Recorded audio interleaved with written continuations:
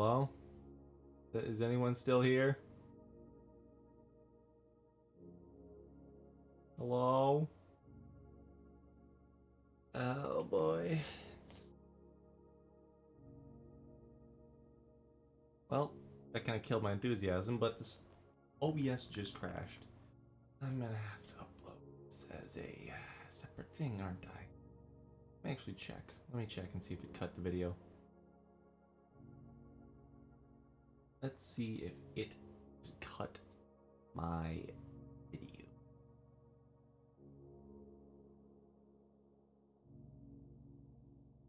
Yep. Why did it do that? Okay, cool. We're just gonna have to upload the dang file itself. That'll be fun. This is gonna be one solid recording. I'm not splitting this into multiple. By now, it's about lunchtime, meaning I can hang out with Damien and Liz. Definitely needed after all this. After school, I took the metro back home to shower and put some new clothes on. As it turns out, my parents really were on a business trip for the weekend, as indicated by a sticky note on the fridge. Go figure.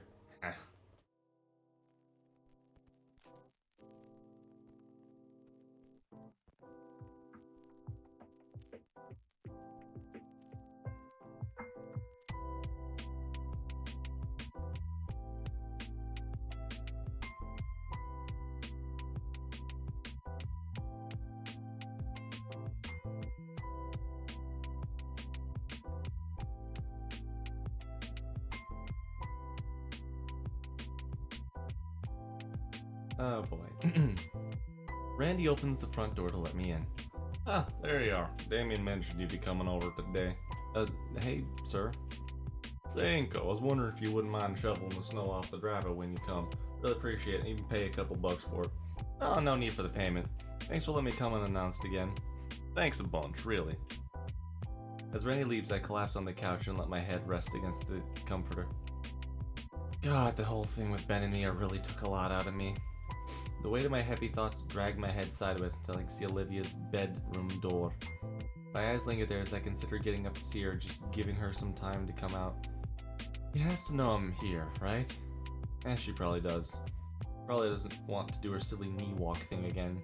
Wonder how mad she'd be if I caught it on camera. Presence then cuts off my view before sitting right next to me. Hey, you alright, Inky? We kinda had it at lunch.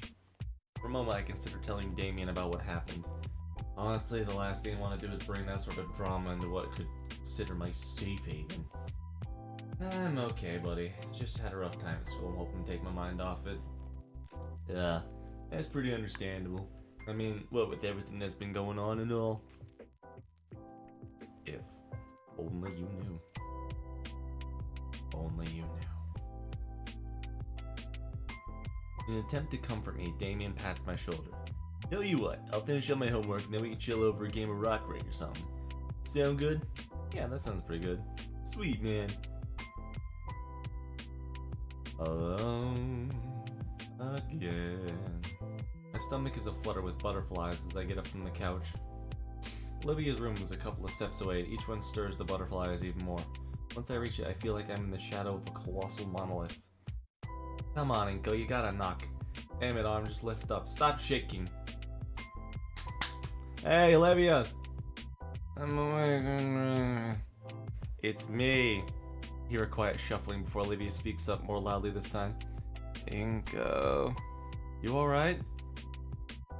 Okay, decent. Damn you, brain. Mind if I come in? Yeah, watch your step. Watch my step. My hand's still shaking as it makes contact with the doorknob. With a deep, calming breath. I need to calm myself down. I'm a little bit upsetty spaghetti. With a deep, calming breath, the butterflies finally start slowing down, and I'm able to push the door open and see blackness. Olivia? The room is extremely dark. The only source of light is coming in from the entryway. I have to take my sunglasses off in an attempt to see through the darkness better. Olivia, what the hell happened here? Why is it dark? Olivia?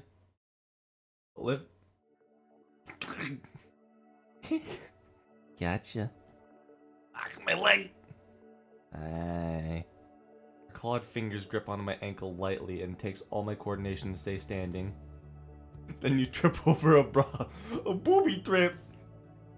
It's a booby trap. A trap with boobies. Olivia, what are you doing? Let go my Lego. The light's doing. Why is it dark? Reasons? I'm turning them on. Oh boy. I flip the switch. Olivia's laptop lies shut in her bed alongside a drawing pad. Someone's been sketching by the light of a digital screen. Looks normal enough. How is the dark that... Olivia? Yeah? Why is your window painted over with black paint? Light coming in offended my blackened heart, and my window became a canvas to the new darkness in my life. Yeah, it's dumb, I know. Are you alright? Olivia crawls back to her bed and flumps on it, continuing her deep sigh the whole way through.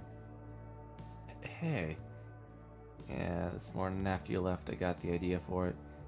Whole speech and everything, something stupid about my old sketches. It was a moment of passion. A while later I realized how silly it was, but the paint had already dried. At least the atmosphere is good. It's embarrassing. I look at the covered window. I don't see why you're embarrassed.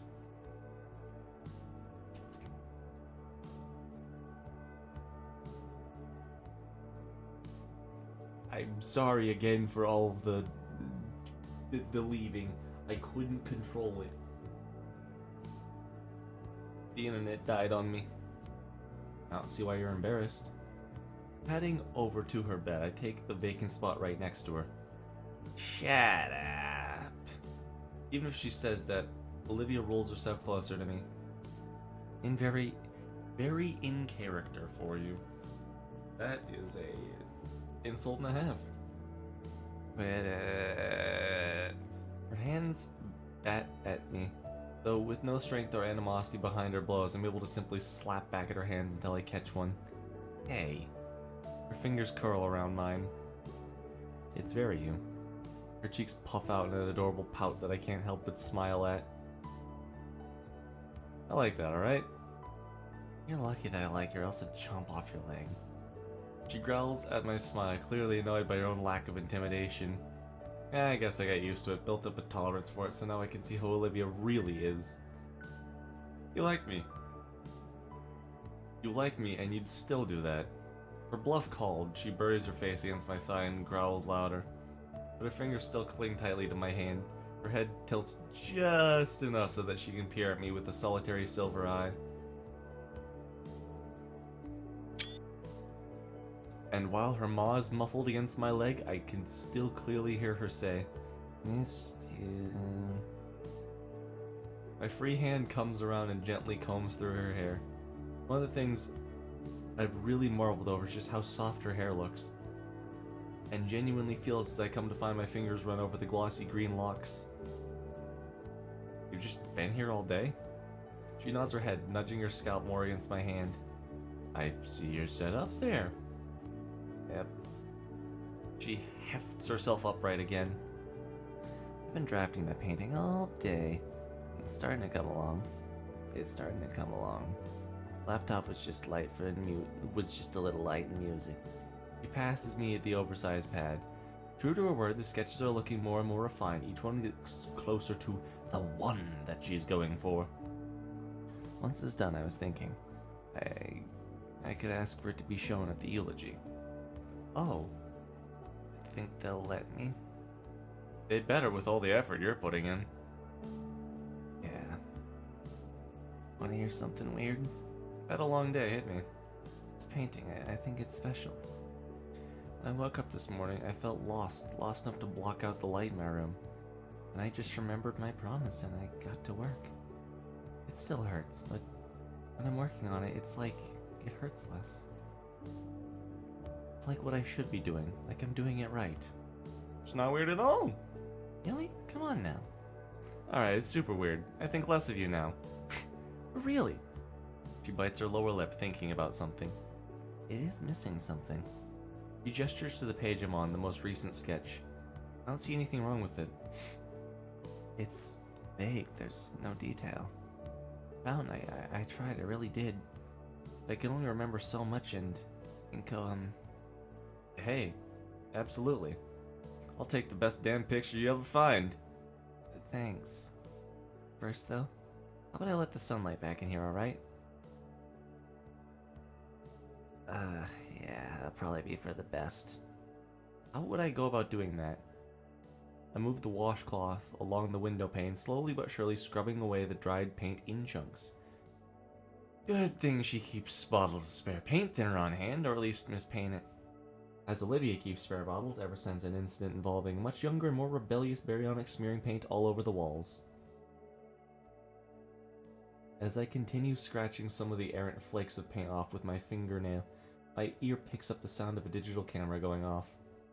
In my peripheral, I see Olivia holding her phone towards me. Taking a picture when I'm not looking my best? For shame, Olivia. Oh, hush, you look fine. What's so special you need to take a picture for? Nothing, just using you to mess with unstable human women by posting my catch on their forums. Oh, that's wait. Most of the paint is gone anyways. I toss the rag aside and scramble to take a seat beside Olivia.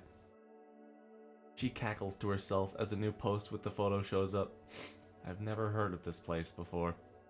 It does look like a forum specifically for women. What was it that Damien said?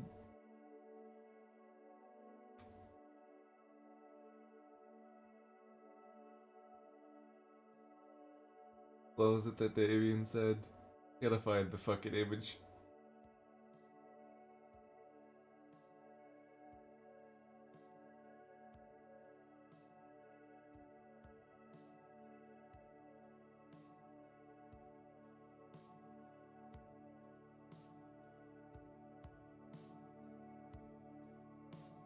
Racial segregation! Yeah, that was what it was.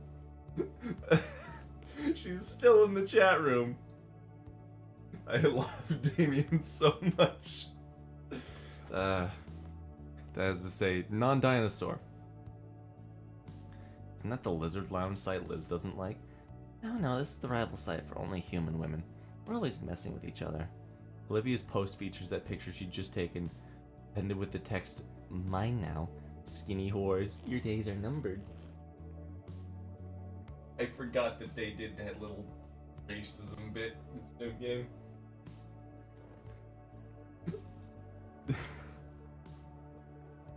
There's a reply calling her I don't want to say that.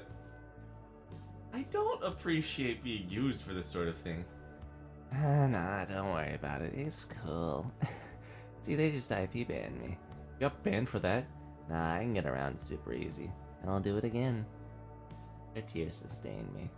Okay, that's enough internet. I'm taking you outside. I shake Olivia's leg to get her moving. Come on, you've been stuck in here all day. Come to the world of the living. Though I insisted to Olivia that I didn't mind carrying her, she opted to shamble her way towards the couch on her own. You don't know how bad I want this. I hope you understand. You don't know how bad I want this. When she reaches the couch, she pulls herself right into the cushion long ways. She sprawls out and exhales. Well, we're out here. Now what? You dragged me out here, you tell me. I didn't think this far ahead. You're insufferable. 70 pounds of gator butt is a lure for any sane man. One thing, I'm insane. I'm not talking about the butt, I'm talking about the person. I much like the person more than the tail. There's some of Damien and Vinny's games by the TV. There's some classic co-ops if you want to try one out. You sure? I don't play games that much. Yeah, it'll be fun. Sort of like repayment. You carry me to the couch, I now carry you to victory. Har har. I stand before Damien's chosen collection of entertainment. There's definitely some plain DVDs mixed in here. I pick one of the more worn out looking cases and show it over my shoulder. She gives me an approving grunt, so it seems like I picked well. The disc slides into the console and I start setting up the TV. It's not working. You guys smack it on the left side. Vinny left some magnetic toy near the screen once. Whap! TV comes to light, flickering screen displaying the console menu. I pick up two of the controllers on the floor and... What are you doing? What? Oh, used to playing like this. She rubs her head on the cushion next to her, inviting me to sit normally. Her head? I read that wrong. Her hand. Nope, her head. What? I'm trying to visualize that. How the hell? So what's cool about this game is... That makes much more sense than how I thought. I thought she was laying on the couch long ways. This is adorable. Hey, what's cool is the co-op campaign. It's its own story. You just play through that because there's no way I'm letting you near the online scene yet. With a few quick button prompts, the game starts. She contemplates skipping the cheesy introductory cutscene she's seen dozens of times by now, but lets it play out for my sake. When the game starts proper, I'm faced with a very specific problem. I am not good at video games. I'm good at watching them and listening to other people dissect them, but I do not play them. Okay, follow my lead. Shoot anything that even looks like it's moving. Right, Livia's already getting ahead in the game. I try to follow, but now my screen is pointed at the floor. Huh? What? Maybe the other stick? Now I'm moving, but still looking at the floor. He's literally the virgin meme. Start shooting already. What? Try one of the triggered looking things in the back of the controller. Some arm manifests at my side of the screen and throws something the floor I'm looking at. There's a splash of bright or who would put grenade as the trigger? I died. I looked down at Olivia. She's looking at me with the utmost horror. What? There's no way you are this bad. I have never played this before. Fine, we'll do this tutorial and we'll start. A few presses on her controller, back at the menu, and then the same blank space area on the screen. From there, boxes on the screen along with some AI voice read out the instructions. I digested them slowly, having to double check the buttons on the controller as I went, but after it was finished, I felt somewhat confident I wouldn't throw a grenade at my feet.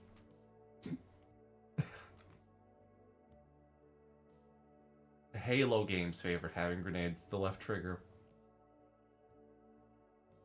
What?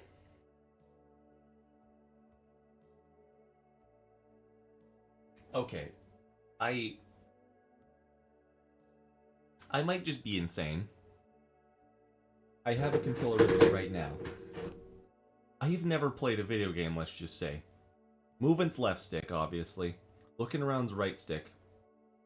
B is crouch, Y is reload, X something else I don't know, unimportant. A is like jump or movement if they don't have jumping. Left bumper's grenade. Because you don't need your grenade that often. It's a power weapon. Use it sparingly. Right bumper is maybe melee or some shit. I don't know. Right trigger is to shoot. Left is to aim.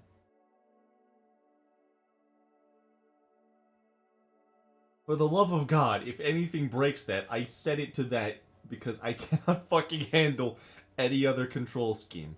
Also, apparently I play like a goddamn madman. People have told me I play like a madman. So, imagine a controller, right? What I do is I have, depending on, let's just say it's an Xbox controller.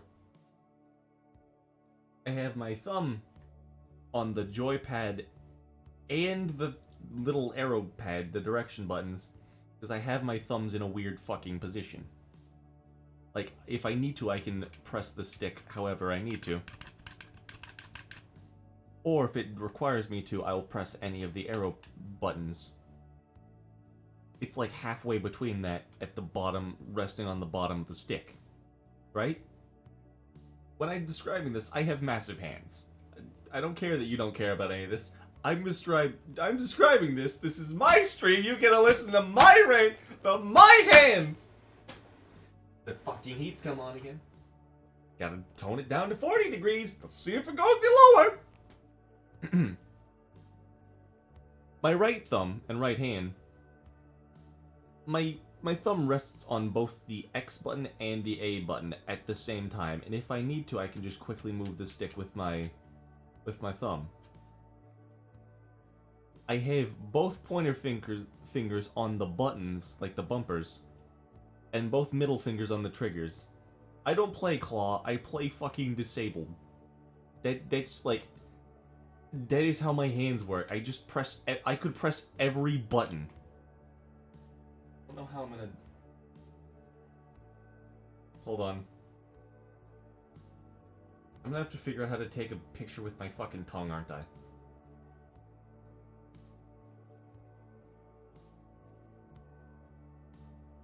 This is not going to work out. Wait, set a delay with my phone.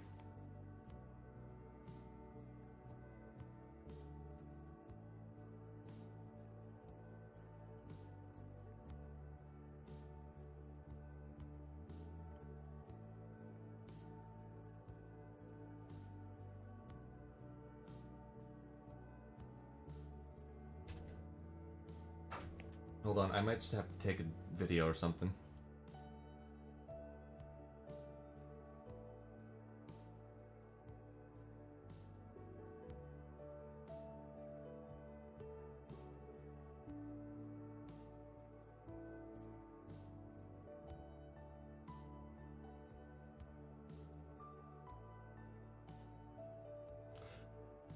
Nope, I just held the phone with my mouth. I'm gonna post this in the Discord, by the way.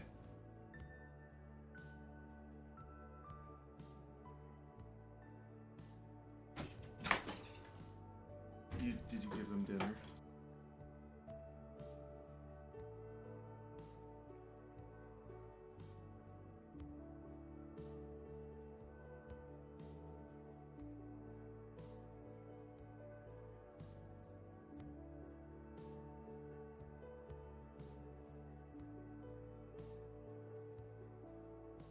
It's in the Discord, Fi.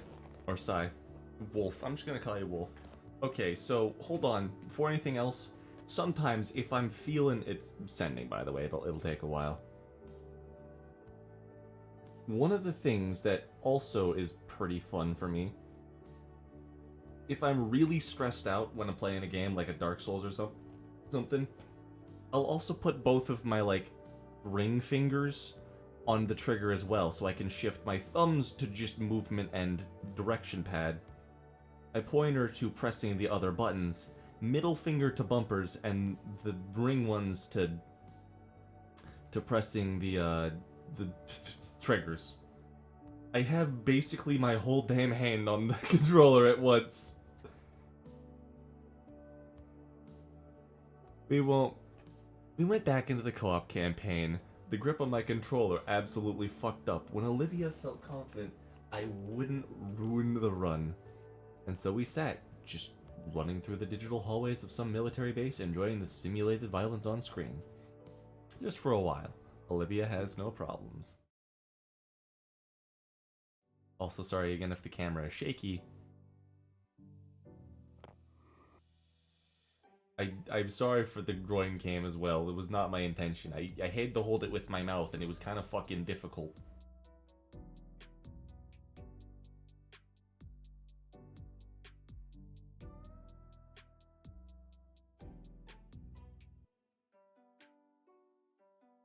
And after a few minutes, Damien hops up into the recliner. Hey, you guys didn't tell me you were starting a Friday game sesh. You kicking your ass yet, Inco? Nope. I'm not great at this game. Whoa, really? It's the co-op campaign. Wait, it's the co-op campaign. Yeah, you get used to it. I'm rooting for you. Yeah, dude, you're being an excellent diversion while I gun them down. Someone's here.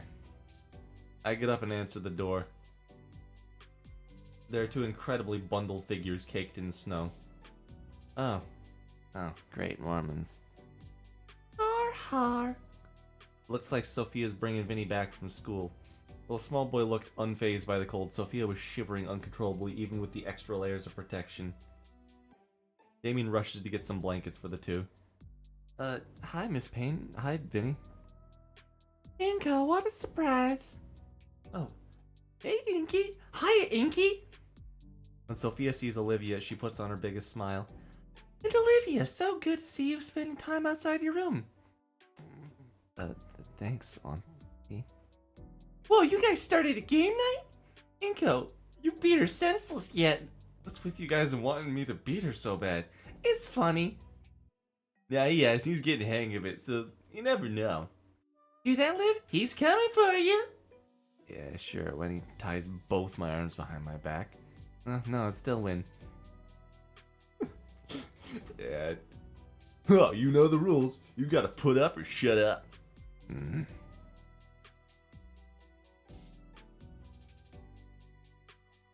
She won. It leaves a certain sting I don't think will ever heal. The uniform yet thoroughly disappointed grimaces on Damien and Vinny's face tell me they won't let it heal either. There's a knock on the door. Vinny jumps up to get it. Hi, Dad! Hi, Dad! The figure stumbles in through the blizzard and removes the heavy jacket. Geez, this weather. Hey, y'all. Inko, didn't expect you to still be here. Good evening, sir. Randy tosses down the bag of salt that's on his shoulders to the living room floor with a loud thud. Playing games together, I see. Hope that means you got all your homework squared away. Yeah, it's all taken care of. Vinny threw his in the garbage disposal, though. I didn't. See? He's denying it. Hey, War Club, huh? So. Nope, he hasn't. It's embarrassing. First time, then? Even if it weren't, he's just bad. Fine, you guys want to try? No way, this is something else. I'm watching this to the end. Then he nods in respectable agreement. Well, I'll join you kids, but it's my turn to figure out dinner tonight. Need something warm after everyone's been out in the frigid cold all day. Your mother's nearly frozen solid. Something warm does sound good right about now. Oh, I remembered. I think I got some. Huh. Pulled out the coupon I was compensated with from the art contest. 2 large 2-ton pizzas for $13. I'm unsure if Damien or Vinny's face lights up more at the mention of pizza. Randy outshines both. The insane price drop. Even if Olivia's heartbeat slightly intensifies. You say pizza, all of them just for different reasons. Holy moly, that real? Pass it over to him. I haven't saved it for a while, seems like a pretty good time. Well, alright, let's make it a pizza party then. Randy takes a moment to dial the number and make the order. I go check in on Olivia, who just looks as ecstatic as the Payne brothers. Pizza, no need to hyperventilate. I so need this right now. It'll still be about a half hour. What's your favorite? Anchovies. Really? Yeah, they don't sell much these days, though. Well, something to keep in mind. Randy finishes his call and gives us a celebratory fist bump. You're a lifesaver, Inko. I was planning on getting together some sashimi or something. Sophia said she finally wanted to try my speciality. Whew! Got 2 large meat lovers coming in. The place is pretty fancy. They got stuff you like, Olivia. Ask for an extra pie, piled high with as much as they can put on it. That's what my dad always says. Olivia's face beams with joy, the end of her tail wagging like an excited puppy's. I take the distraction to snipe her from across the map. It's fair, he got you. Randy shoos Damien off his spot in the recliner. He joins us on the couch. Kick his ass! Kick her ass! Kick each other's ass! We play a few more games and I keep losing. Every time I'd get close, she would come in clutch and completely annihilate me. Somehow a betting pool got started. Olivia gained a few bucks from the rest. I can't beat her even once. The pains encourage me as I get ever closer to actually scoring. If anything, I want to get at least that. At some point in all the excitement, the feeling occurs to me. Being in the comfort of a warm and inviting home surrounded by such caring people, having fun with my friends. It's like I have a real family. She really don't cover while she reloads. I see it. Hey, that's cheating! Nope, just insider information. He's gonna get you! Nope, if that's how it's gonna be. I got one last trick on my sleeve. I think you're just... Aww! I don't know how any of you are keeping up with all this. Oh, that'd be dinner. Randy heads for the door with a hand already reaching for his wallet. Pizza? What's a special occasion? Gonna treat ourselves good and eat tonight, hon. That's a special occasion. Not that I'm complaining about pizza, but isn't delivery pricey these days? Randy returns with the boxes stacked in his arms, flashing the used coupon in his other hand. Her face dons an expression similar to the others earlier. See? Okay, everyone, get a plate and get some. Feel free to make a mess if you want. Clean up duty. The screen keeps cutting out of weird places. Damien and Vinny leap from their positions and have their plates in the blink of an eye. The air is filled with the delicious scent of sauce and cheese as Randy opens up all the boxes. Damien and Vinny immediately dive for the meat lovers pizza like ravenous sharks.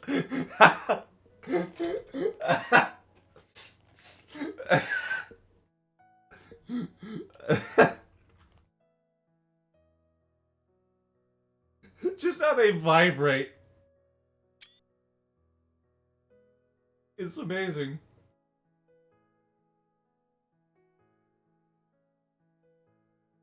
The pepperoni and sausage looks appetizing, but Randy passes a plate with a slice of anchovy over to Olivia. Thanks, Uncle Randy. Dang, the anchovy one looks pretty good, actually.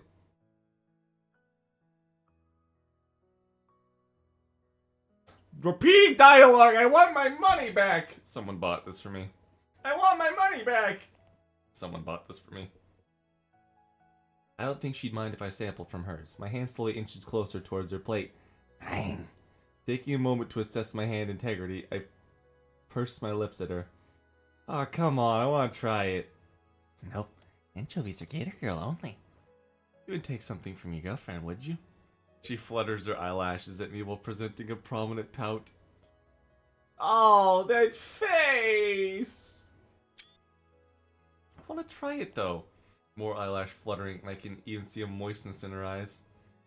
She gives a new meaning to crocodile tears.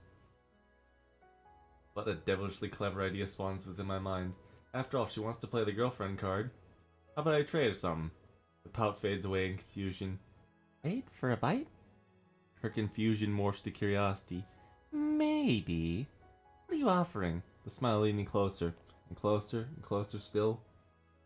Her face is aflame with her blush, growing hotter and hotter by the second. Feel a puff of hot air on her nose flow against my chin. Her eyes are as wide as saucers. Her eyes are as wide as saucers now. My lips tap lightly on the edge of her maw. Huh? The gator successfully stunned. Now's my chance. I quickly go for the kill and chomp down the slice. I pull away from her while chewing my hard-won prize. It's salty, but rich with flavor. I can taste why she likes anchovies.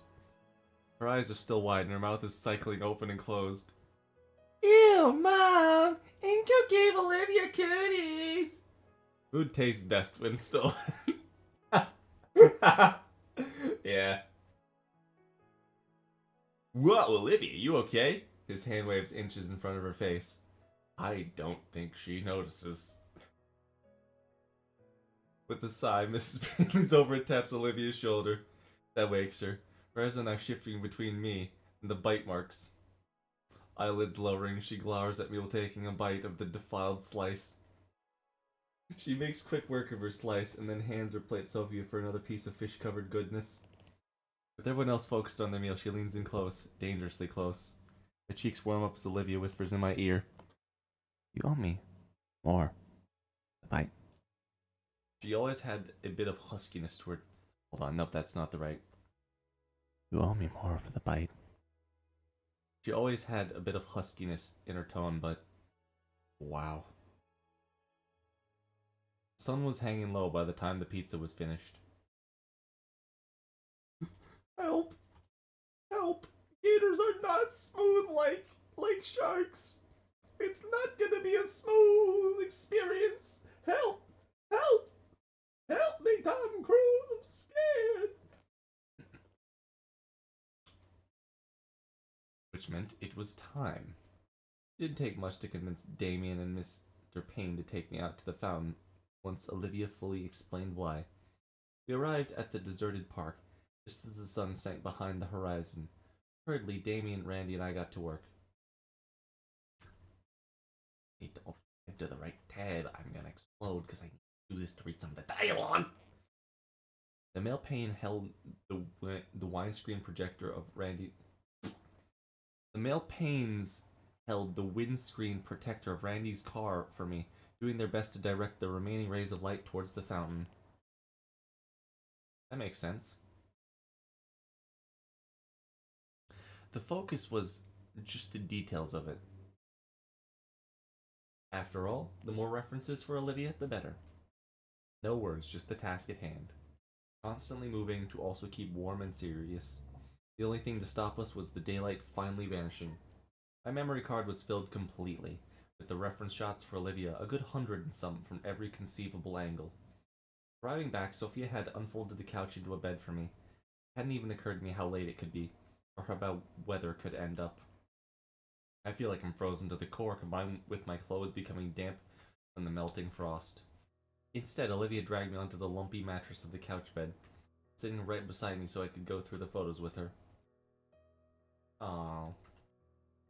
My heart.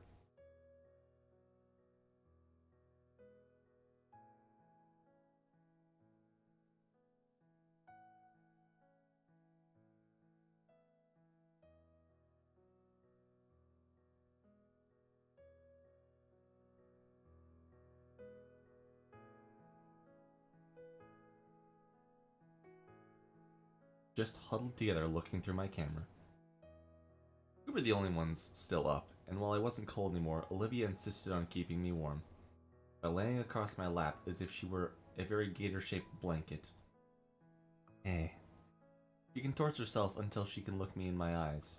Yeah? About earlier. You still owe me. Seriously? It's just a bite. It isn't just a bite. Her face is on fire, but her eyes remain locked on mine. It didn't count. What? Peck on the nose doesn't count.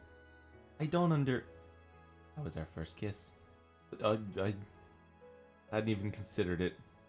Suddenly my face begins to heat up rapidly. Just can't even felt so natural to do it. Alright. She crosses her arms. Olivia might have looked intimidating if she weren't also splayed out across my lap while she did it. Do you want an action? With interest. Oh, my heart! My fucking heart, dude! My heart! My soul!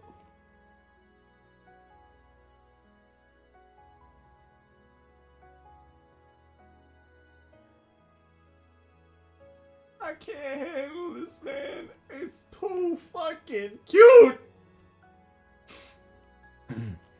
A fair trade. Even as I look down at her with incredulity, Olivia maintains a serious face and posture. Locked in a staring contest with her, I feel my lack of shades has weakened my defense. I cave in. Alright, fine, you a real one. What else? I wanna go on a date. Actual romantic date. Split second I get my chair back. Alright. So the first part. Olivia's hands reach up, latching onto the sides of my head. I expect her to drag me down roughly, but instead I can feel her hands shake as she slowly guides me downwards.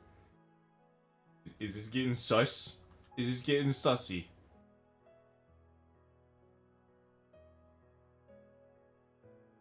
I'm scared. It's awkward and slightly painful how I have to twist at my waist to meet her, but it's worth it. Non's doing the suck his own dick thing. It's a dumb meme I've seen. I'm not putting that in the video. Wow. It's soft. Chaste. Skin and scale pressing lightly together. The hot air of our breath intermingles. I support myself with my arms over her. Her arms move from my head to around my neck. Our eyes grew heavy. I don't know who faded first, but Olivia clung to me as we drifted to sleep just like that. I stir from my sleep as the morning sunlight begins peeking through the glass back door. It's quiet. The only sign of life is the light breathing out the grill. It's quiet. The only sign of life is the light breathing out of the girl holding me close.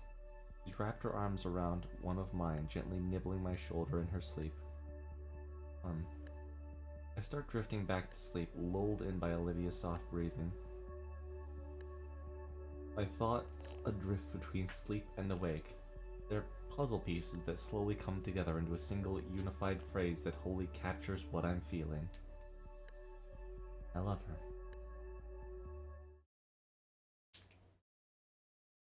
I feel a horrible disturbance approaching. Inky, Liv, wake up! The cursed beast plants both of its feet into my chest, shaking me by the collar.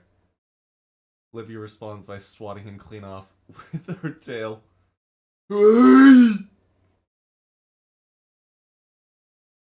He's fine. Olivia sets herself up, wiping the sleep from her eyes. Morning, Inka. Saturday morning. Checking my phone says it's 7:30. 4 hours too early. Barely.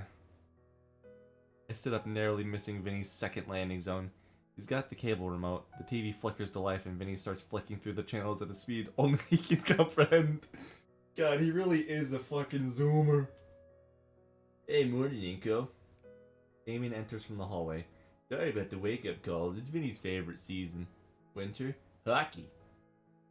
Vinny cheers loudly, and I look at the screen.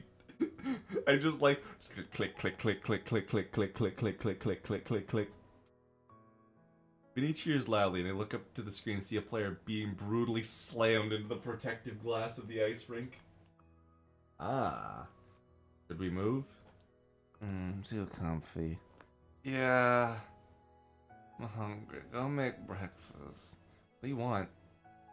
Big plate of eggs. I think I'd burn the kitchen down. There's plenty of cereal if you want some. Olivia drones dramatically. Fine. Gently untangling myself from Olivia's grasp, I shoot Damien a thumbs up as I make my way to the kitchen. A quick search through the cupboards and fridge nets me the necessary components, and I manage to avoid destroying the kitchen as I pour cereal and milk and... I managed to avoid destroying the kitchen as I pour cereal and milk into the 2 plastic bowls. Also, Wolf, they intentionally didn't include a kiss scene to make it more romantic, so you have to imagine it. I know this because it's actually better to do that type of thing. It is better sometimes to let the audience imagine the romance. I give each bowl a spoon. A vibration emanates from my pocket. I whip out my phone and check what it's for, but it looks like a new 3-hour analysis of the 3rd place speedrunning world record of Wii Golf. That's... What? The thumbnail displays the record holder's face with an arrow pointing to it and a text proudly advertising the Polnut Slurps Stretch. I'm really not that much in the mood for these recently. I'll mute the notifications. And done.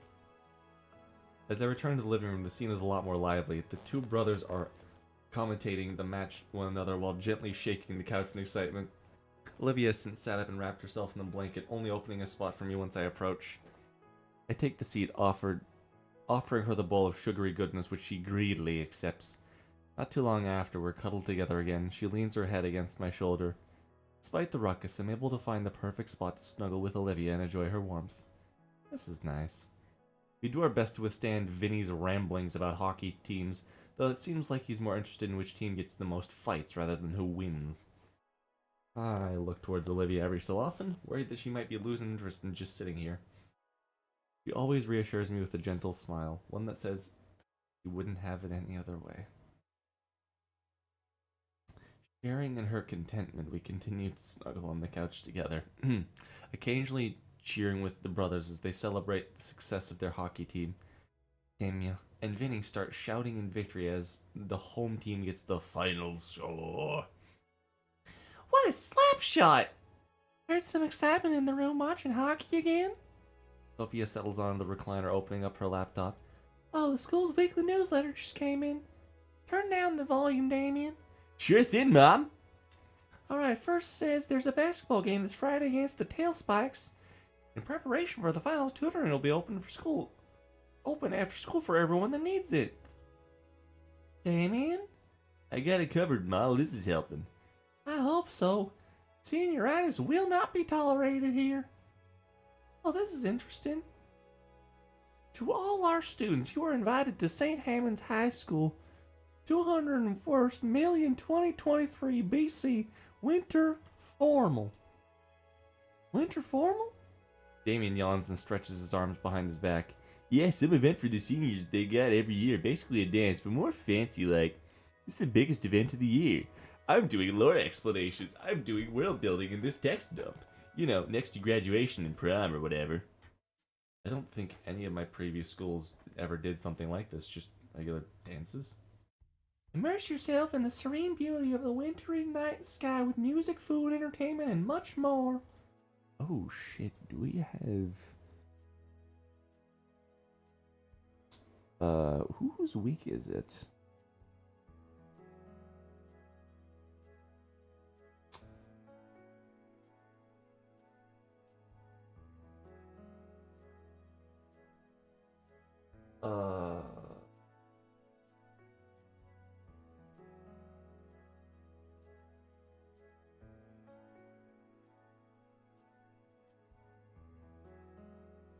It's Wednesday, not Thursday. I'm stupid. I was thinking that I had D&D tonight, and I'm like, nope, that's not tonight. That's tomorrow. We will also be hosting a special memorial for one of St. Hammond's finest teachers who recently passed, Mr. Trent Edacane. Oh, shoot, that's gonna be tough to see. The event will take place at the Volcadra Convention Center on Friday, December 15th, from 7 p.m. to 10 p.m. Tickets for the winter formal are now on sale online at Miss Pollen's class, room 211, $15 for one and $30 for couples. Please read our event dress code and know what will and will not be tolerated for the formals.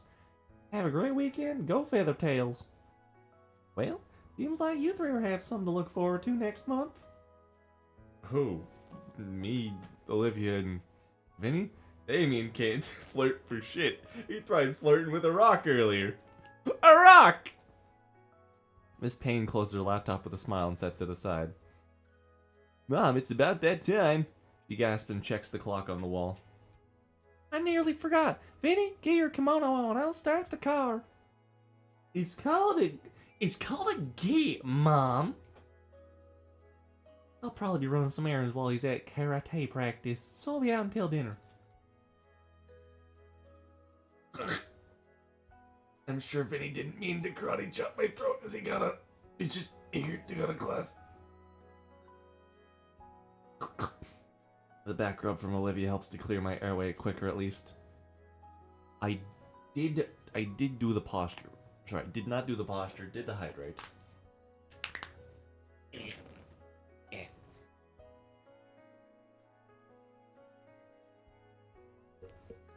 I kind of panicked because I remembered some other stuff that happened as well.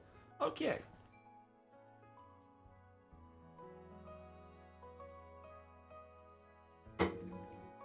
I have no idea how far I am in the story, but I'm imagining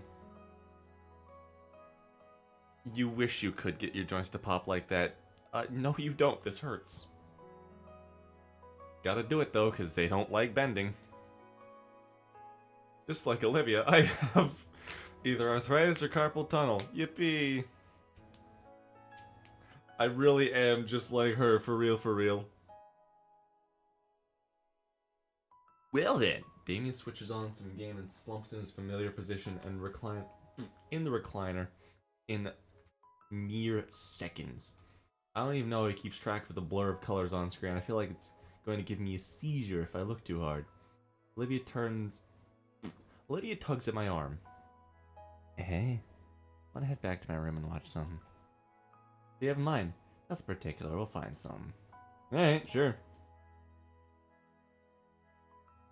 I follow Olivia's proud march into her room. The scent of paint is still a bit strong. Dude, she's an artist. What are you gonna expect? Not paint? But when is it... Yeah, exactly. When does it not smell like paint in here? It's impressive how she manages to actually hop from kneeling on the floor to kneeling onto her bed. Her tail pats the open spot next to her as an invitation.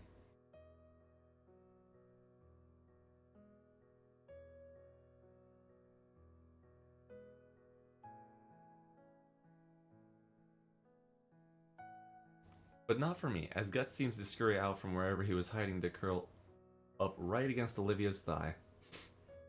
So I take the spot opposite of him. Settling in right next to Olivia, she opens up her laptop. On the screen I see a plethora of folders with incomprehensible names, with multiple brackets alternating between kanji and English. Olivia's cursor flies between each folder, her eyes scrunched in concentration. She tries to find the perfect show. She finally makes her choice, though what it is, I don't know. The name is all Japanese, written in English.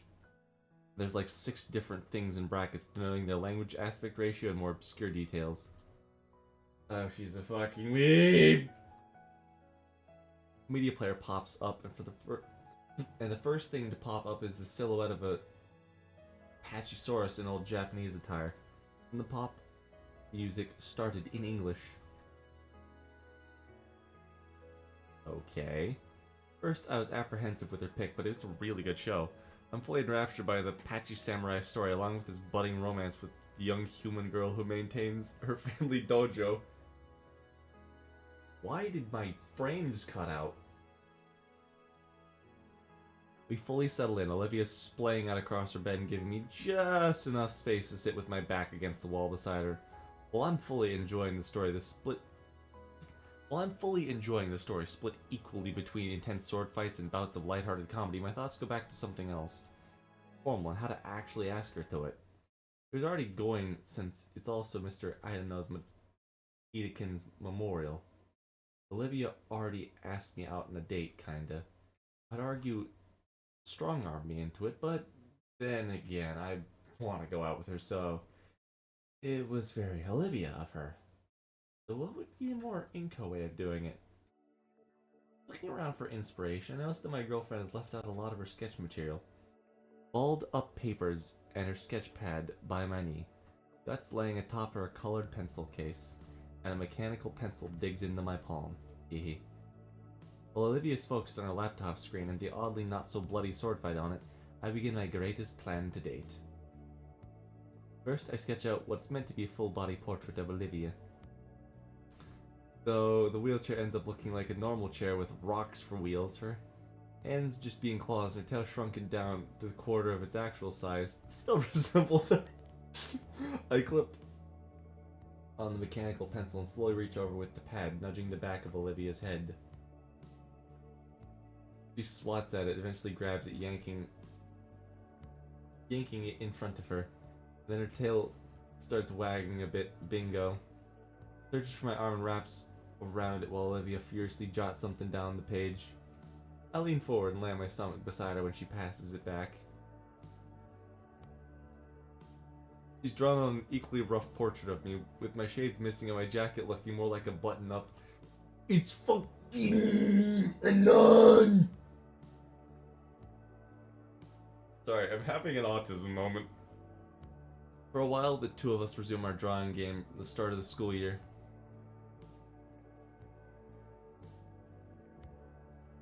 You can't just fucking skip this! You can't just fucking skip this. This is comedy gold. Oh, holy shit. Okay, so... this is not easy.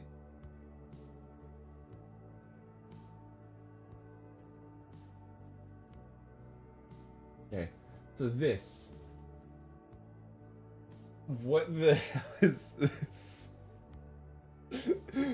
Is that Vinny or someone stabbing him with the tail? I don't get that. Who is this? Is that Liz? That's Inko. That's this thing they started with. That's the guy who's the thing. I don't remember his name, but oh, I'm Mr. Inko. This is Guts. The hell is that?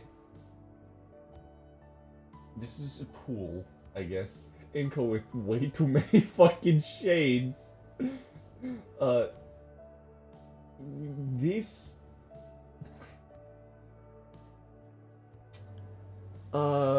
This is Saturn devouring his son, except it's Mia doing something. Inko with shades, Olivia drawn by Inko. Racism. That's John Wick, Olivia with the shotgun. That is just a rage face. That's just a rage face. Over the course of the Samurai Show's run, we decorate numerous sheets from our sketchpad with nonsensical doodles. Alright, it's time. I make sure my arm's position is shielding the page, and the next drawing has to be special.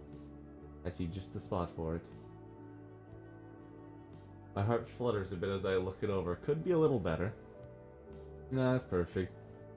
I pass the sketchpad over just as I have a half-dozen times now.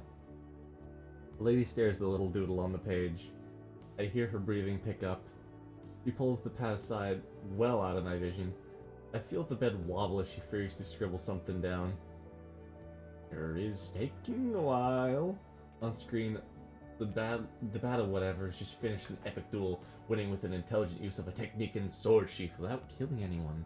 Ooh, stylish. Has plopped in front of me. Oh boy. Olivia buries her. God, it's so cute! That's not the right button. That's...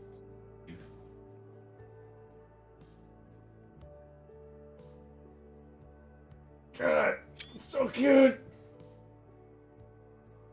You have Olivia's Day, the winter formal, special vacation after that, so you're about halfway through the end. Oh dear God! That's a lot of stuff! I was thinking of getting done at in like an hour. It's gonna take 2 or 3. Ugh. Olivia buries her snoot into the back of my head, nuzzling it aggressively. She's making those bellowing noises again. I'll take that as a resounding yes. You're not gonna let me up, are you? No, you're all mine. She keeps bellowing, but her focus slowly returns to the episode. For the rest of it, we remain like this. I need it. I need it. I need that. Like, that would heal me. That would fix all of my fucking issues. Sorry about that, fellas. I lost my composure a little bit. What I meant to say about that was, I fucking need that! Nope. Still don't have my composure yet. That would be nice.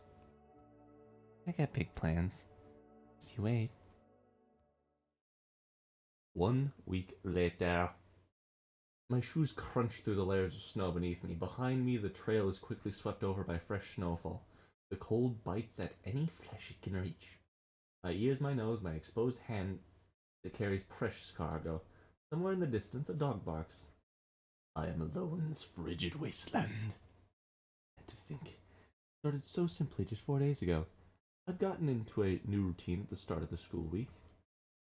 Wake up, head to school, do my thing until the bell rings.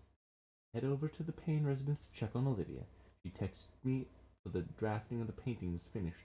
Now it was time for the real task of filling the canvas with color. Every time I'd come over, I'd find her sitting on the edge of a bed with a brush in hand, analyzing the canvas with the kind of fire in her eyes that only a visionary like hers could have. Back on Tuesday, I got a real craving for root beer. Olivia told me there was a gas station up the street and around the corner and asked if I could get her a normal color with a strange side-eye. The trip was frigid and probably shouldn't have seen where this was going, but the soda was well worth it. Once Olivia found out I could survive the journey, she started requesting I go make more resupply missions. And I got caught on a return trip by Vinny and Randy. Short version of the story, I'm now the resupply man for the household. You can survive the cold! We need that! Okay, fun story. Not really long this time. I actually do not mind the heat because I got a lot of blood inside me. And that sounds like a what the fuck? I have, like, more blood in me than most people have in them. I don't know what that means. But I donated blood, like, once or twice. And yeah, the doc said, "Hey, buddy, you have a lot of blood in you.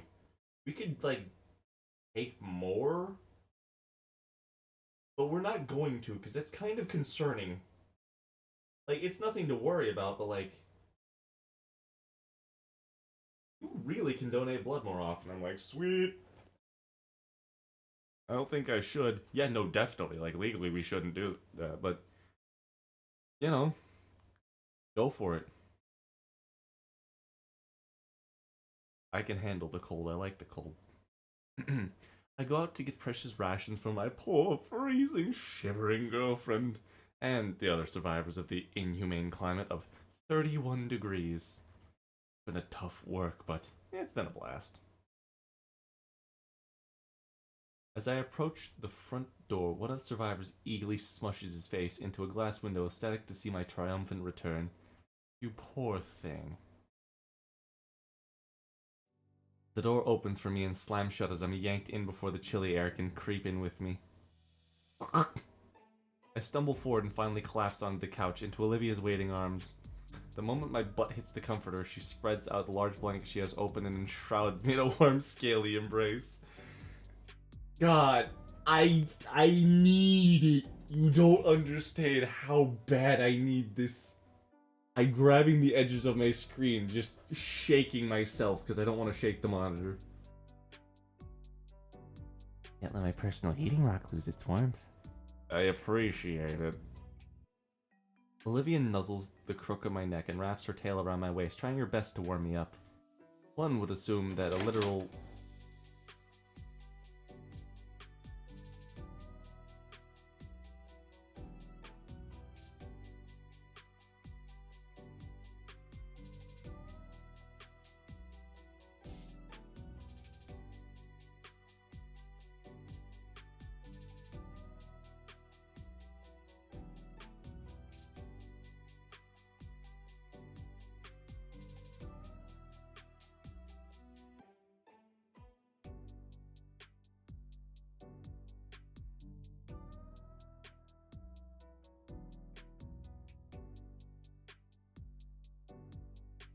My dad just walked in and said, "Hey, where are the pita chips?" Like, I had like 5 of them. Yeah, your mom doesn't want that. She doesn't want you eating those. And I'm like, why? Those are hers. Okay, but...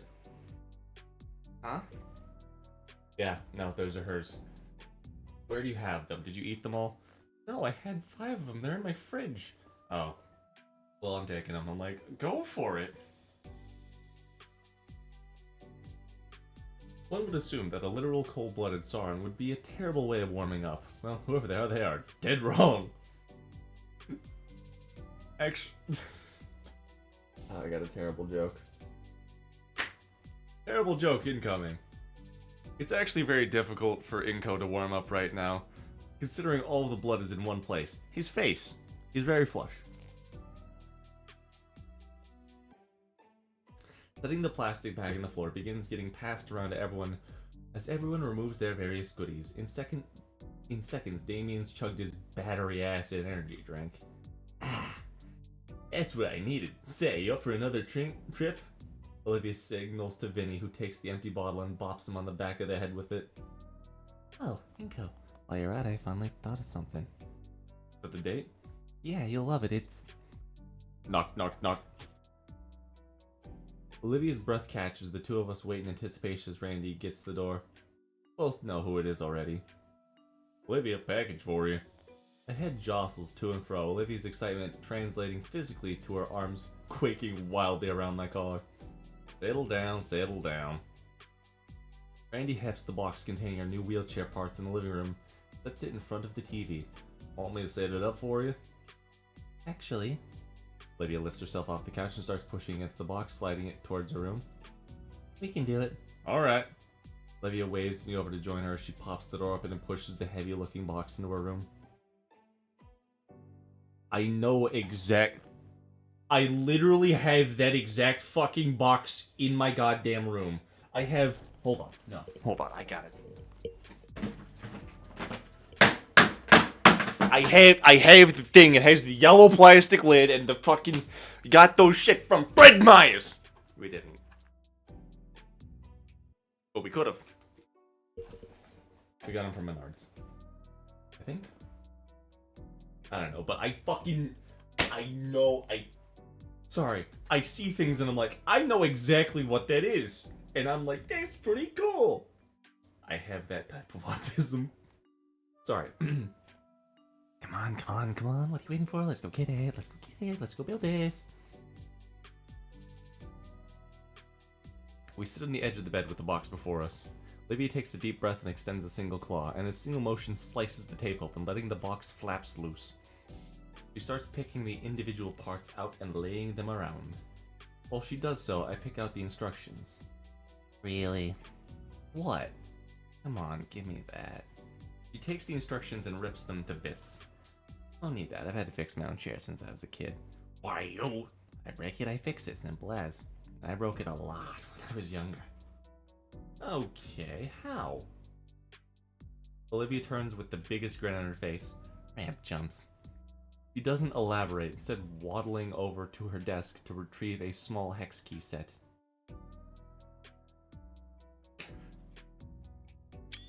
For the next 15 minutes, we begin assembling the wheelchair. As it turns out, building the thing isn't as complex as I thought it would be. Most of it really just as simple as connecting tabs A into slot B. There is an innuendo there. We're near finished now, and the metal frame stands proud, missing everything needed to make it comfortable. There's also an innuendo there, like the seat. This bit connects to the handles there. Alright. She's about to tell me the idea you'd love for a date. Oh, yeah. You ever been to Hibachi Grill? Hibachi's fucking slap, dude. They're great. Like, I've been to 2 of them. The second one wasn't that good, but the first one was awesome. Like, they did the whole shebang. They did everything. It was awesome. They just, like, see that shit in front of you. It's amazing.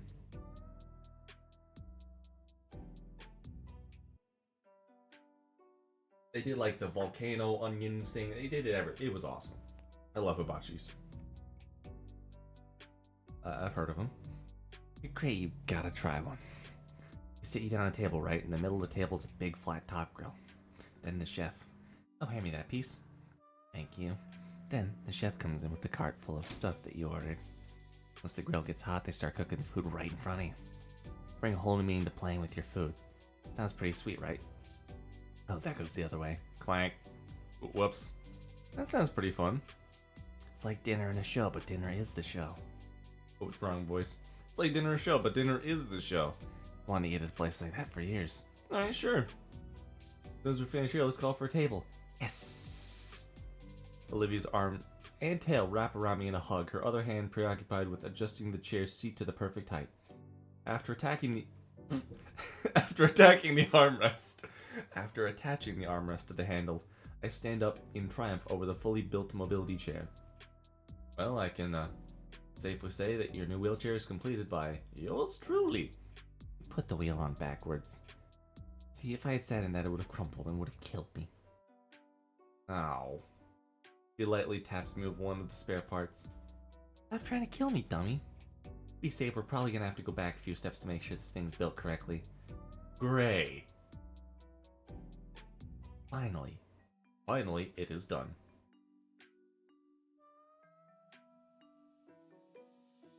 Olivia inspects my work, nodding in approval on occasion and adjusting a few parts. Carefully, she moves herself from her bed into the seat. So, how is it? Alright, my legs still don't work. You did great, feels just like the old one. Great job, Inky. Don't sigh yet, the night's just getting started. Tail slithers around my waist, inviting me to take the wheel. You ready? Yeah, it'll be cold. Be fine. Got a personal furnace with me. Moon's silver irises turn to me, half-lidded, letting me know what a real role in Olivia's life is now. Furnace? Not something sweeter like heated blanket or comforter? Yeah, no, I say that and then my aunt and uncle would be giving me the talk all over again.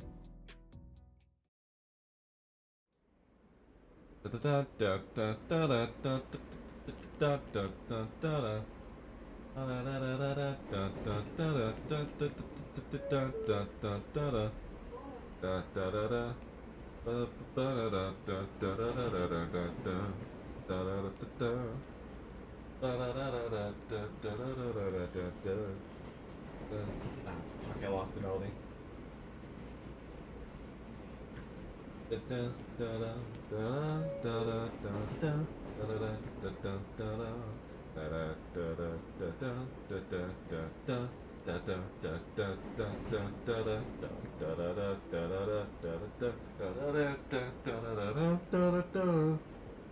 I'm gonna sing that song. Not right now, it'll play and it'll get copyrighted, but Lag Train, great song.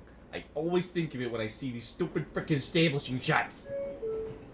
Before we knew it, we're admiring passing buildings as our rail car races towards the city. You know, I really want to make a romance game like this a little bit. One thing we noted were the Christmas lights tangled about inside the metro, which gave it a much cozier vibe. As we near the concrete jungle, even the streetlights and buildings grow infested with holiday cheer. I can only imagine what this place will look like in the coming days. Definitely coming back here later with Olivia, along with my camera. After a bit of walking and sightseeing, we arrive in the city's Japanese district, Little Rudon. As eager as I am to look around and immerse myself in the surroundings, Olivia's appetite for hibachi outranks it. We can always check it out later, I guess. Heading inside, there's a distinct scent in the air that enters my nose. I can't pinpoint what exactly it smells like, but the word aromatic comes to mind. Konnichiwa! Welcome. Table for two, I presume? Yeah, I called earlier about a reservation. The waitress takes a moment to look at the table placed in front of her. Ah yes, table for Miss Donator and guest. She grabs us a menu and leads us to the main dining area. As we're guided through the restaurant, I take in the interior design, seeing various set pieces, decor, and portraits of famous actors posing with who I assume is the owner of the restaurant. Entering into the main dining area, the sound of lively conversation floods my ears, as does the savory fragrance of food being cooked for other patrons. Just as Olivia said, each table had a grill in the center where the chef was chopping, dicing, and slicing. I can feel my mouth watering up with drool with each passing moment. Oh, this is so cute. Hold on.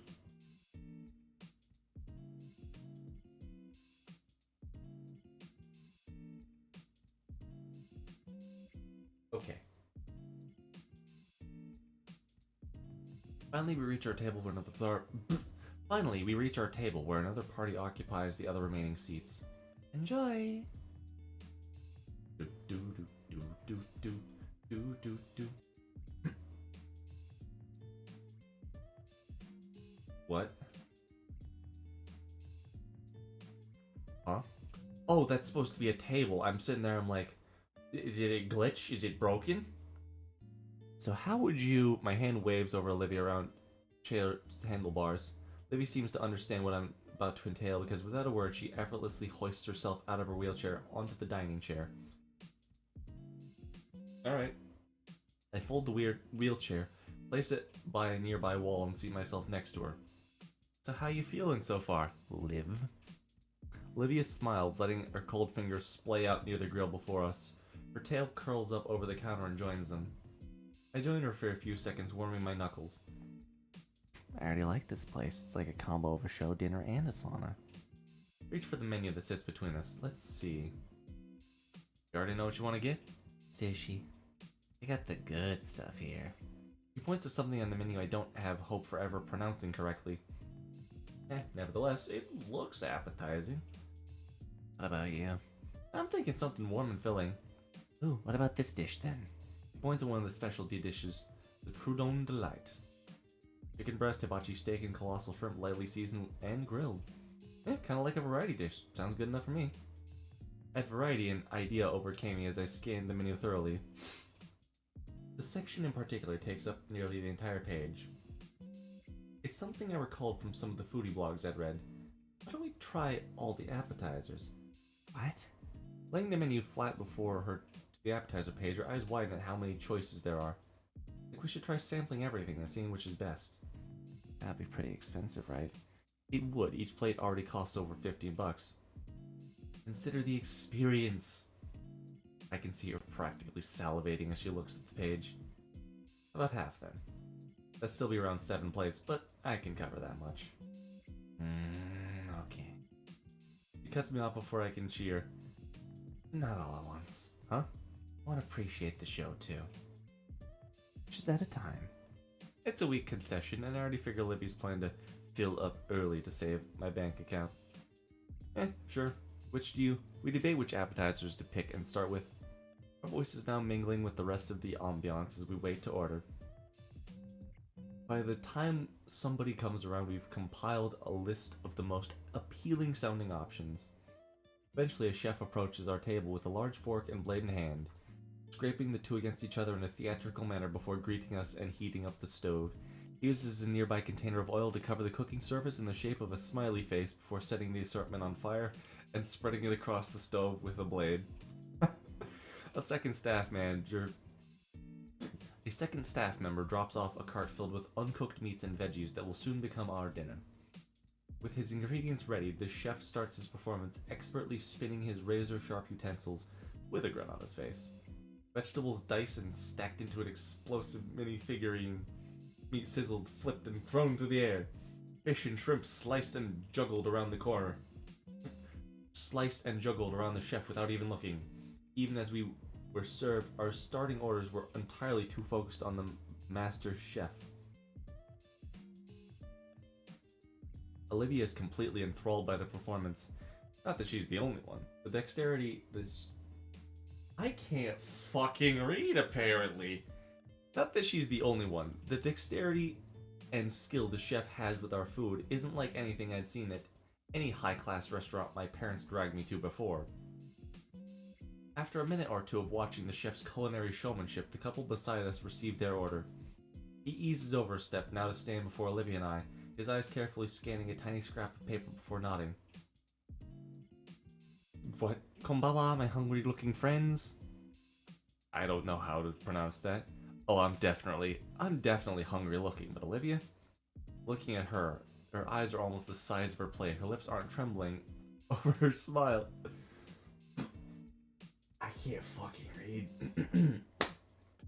Looking at her, Olivia's eyes are the size of her plate. Her lips are trembling over her smile, and her chopsticks creak with her fingertips. Our first time here, I assume? Yeah, mine too. I know friends to our lovely city. Allow me to give you a proper Volcadra welcome. Before I can tell we aren't tourists, the cook sets down a pre-peeled onion on the grill. With his sharpened spatula and tongs, the onion is cut expertly, and then its rings separated and stacked into a neat cone. When he then raises a finger with a smile, I can't help but lean forward.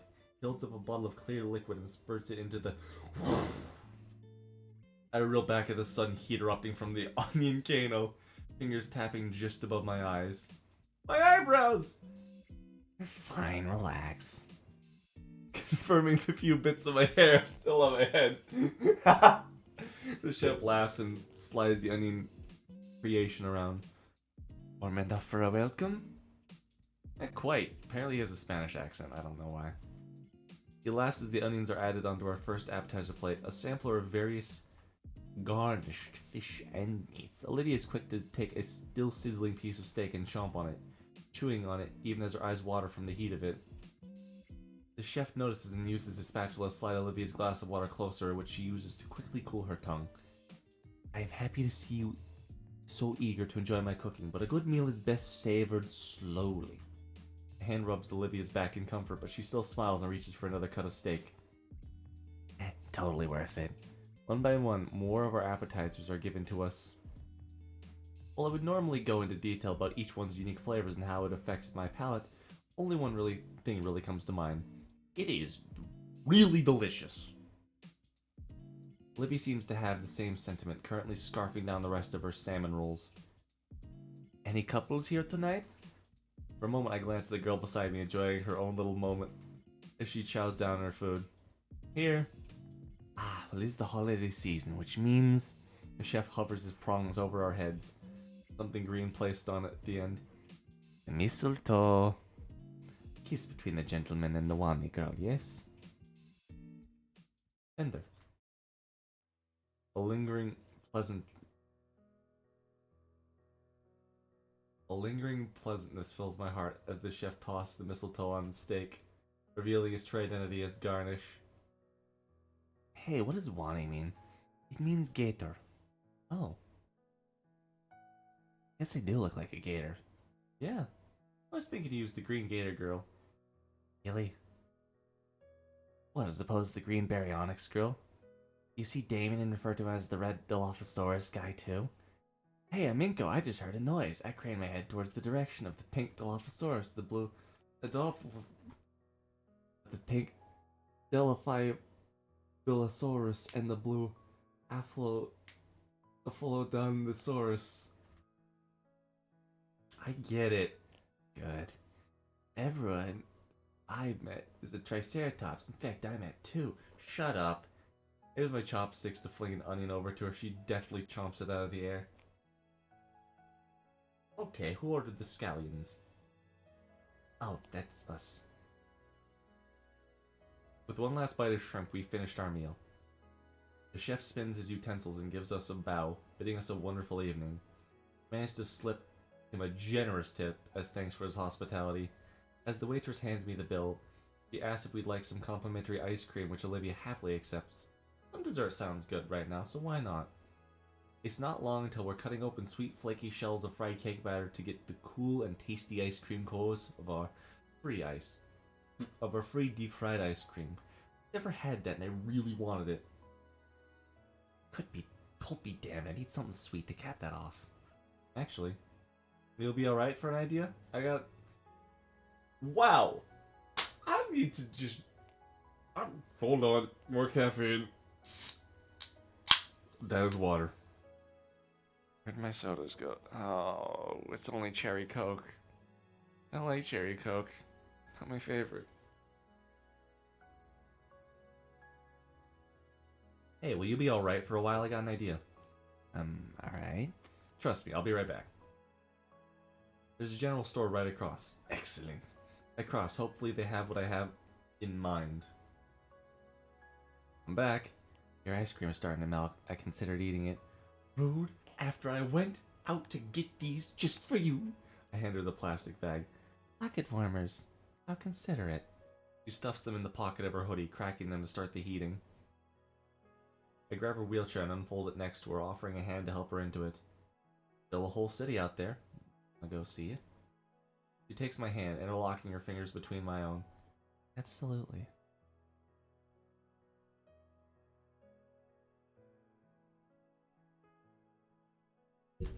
I need it. I need it. God. God, I need it. I'm losing my composure as I keep playing this video game. Back outside, I finished the last of my dessert and let out a sigh of satisfaction. We're up there in the middle because I took some water. Make me do this.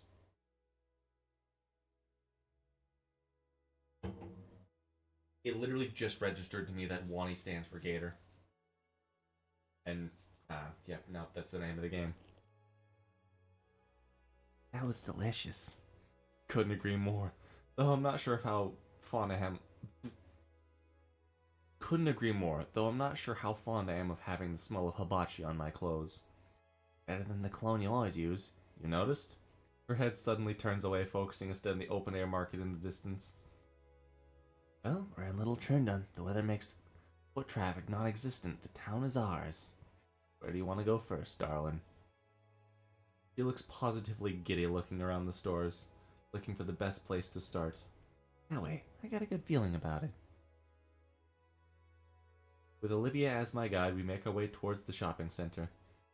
Man, as if the main part of the city's holiday lighting wasn't captivating already, Little Trundon's just as whimsical. Fairy lights wrap around the street lamps while paper lanterns hang along the streets, illuminating our path in a reddish hue. Holiday cheer and cultural tradition meshed together perfectly. We're here. You're looking to be some kind of a brazen bazaar from a movie except built into a building. That's a difficult sentence to say. There's walls and even a ceiling. No shit! There's walls and even a ceiling, though the ceiling is plastic and semi-transparent. But the walls are cut into with cheap canopies jutting from the tops of the openings and so many colorful knickknacks hanging from them over tables equally fitted to bursting with a plethora of items. Every other stall I see a seller stationed right next to a cheap heater, waving and shouting at anyone who passes by. While the streets had looked devoid of people, the shopping center was packed to the brim. That's the one. Over there? I just know it. Lead the way. As we get closer, I can't help but notice the variety of interesting items being sold. We're gonna find a phone Roomba. Cheap-looking toys that light up and make music, t-shirts with various decals, and vulgar jokes. Jade jewelry that looks like it was handmade this morning. All of which have signs of marking their prices that frankly reflect their quality very poorly.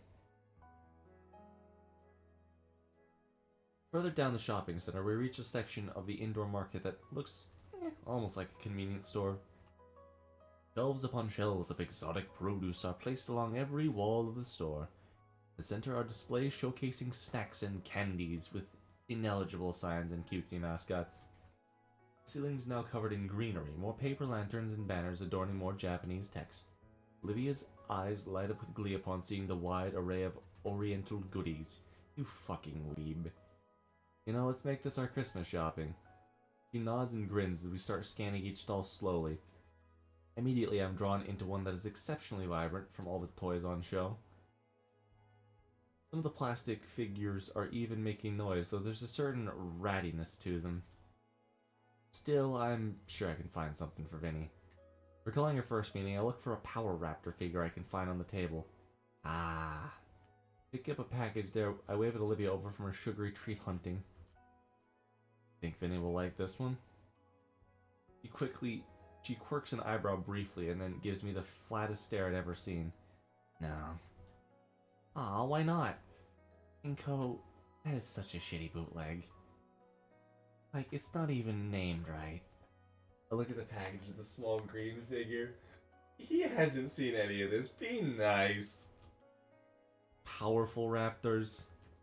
Yeah, a lot of the stuff is cheap knockoffs. Want the good stuff, you gotta look in the back. The back? She rolls her eyes but motions for me to follow. Ba ba ba ba ba. Olivia wheels herself past the table and deeper into the stall. The first thing I notice is how there's even more boxes of toys along one wall. And up opposite to that wall, covered in a lot of swords and knives and other pointy lethal things. Instead of looking at the toy wall, Olivia's eyes are glued to the weapon racks. I don't think Sophia would approve. Oh, yeah, no. It takes a colossal effort on her part to turn herself around. Partially from how cramped the space is, but mainly from how her eyes lingered on a particular sword on the shelf. Looking closer, it kind of looks like the one from the show we watched together. Neat. Maybe. She wouldn't approve. Doesn't take long for Olivia to pick a pair of toys to gift Damien's younger brother. Though I don't think the wooden weaponry counts as toys. Our purchases were made, we moved on to the next person on our list, and the next stall. We ventured through the halls deliberately, throwing ideas back and forth and the ideas for the rest of the pains. I was astonished to find a jacket close in design to mine, but for the fraction of the price, just the right size for Damien. Olivia pointed out a neat little statue of an insect carved out of amber stone. She said it'd be perfect for Randy, so I added it to the pot. That left Sophia, and Olivia had brought us to a stall filled with textile materials. I hadn't known she was a seamstress, but Olivia explained that it's one of her favorite hobbies. Not knowing much on that matter, I let Olivia go and talk with the shopkeeper about what she was looking to buy, while I stayed close to the front. Near the cash register, I spot one of those tiny novelty prize dispensers. One in particular catches my eye. It's like some variation of whack-a-mole featuring little alligator heads. They're cute. She would have loved one of those. Just so happens I have 5 quarters. I turn the crank and get a sphere capsule in exchange. What you gettin'? Got this for you. Ooh.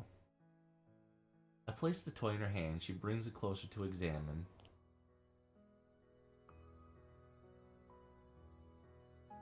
Look, you can bop it with the little hammer. Ing. Ing. Ow. I know just the place for it. It's going right in my little treasure hoard. The thought brings a smile to my face. Did you find what you were looking for? Yep. She pulls out a few colorful bottles from her chair's compartment. Babies will look great on the canvas. They just had the colors I needed too. How's that different from regular paint? It just is. But it just is. Okay. I also got Auntie a roll of faux silk. She's always wanted to work with silk. An hour later, we've seen just about everything. Looks like it's just in time too. All the friendlier stalls are starting to close down. I don't want to get caught in tight alleyways in the city after dark, so Olivia and I call it a night and start heading back to the metro station. We make one last turn and come to the entrance and whoa! The large circular clearing, the widest space I'd ever seen around. Probably meant for performers and such. In the center is a huge Christmas tree, with colossal strings of lights connecting it to the surrounding stalls. How did we miss this coming in? Oh. We both crane our necks to see the star on top. It looks mosaic. Each panel a different color to create a star within a wreath. The entirety of it aglow from a singular light source from within. The colored lights bounce off us as we approach. They color Olivia's snout in reds, blues, and purples. Even some more vibrant greens. Even her breath, coming out as vapor, is lit up like it's part of a Christmas tree. For a moment we stare at the Christmas tree in silence. All I can hear is the subtle ambiance of the surroundings. It's serene. Was this a nice break? Yeah. Now me. I'm itching to get back into it.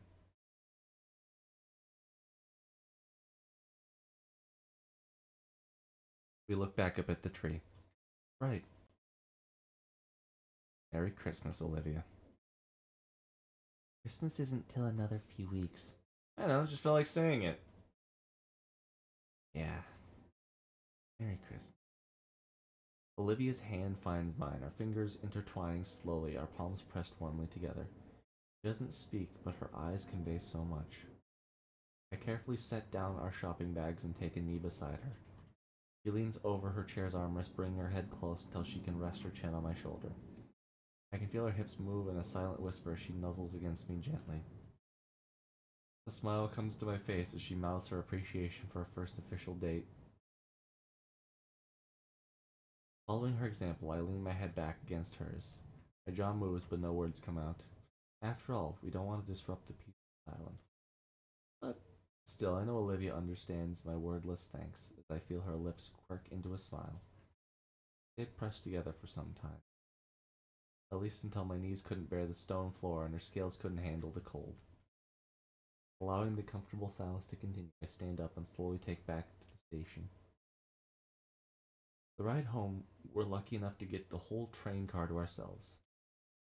Olivia huddles close the whole way back. It's officially winter in Volcadero Bluffs.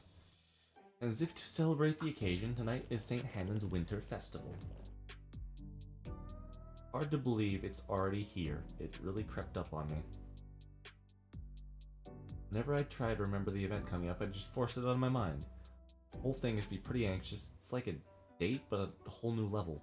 Like there's some formality to it. I better not mess this up. Why does he look like Andrew Tate?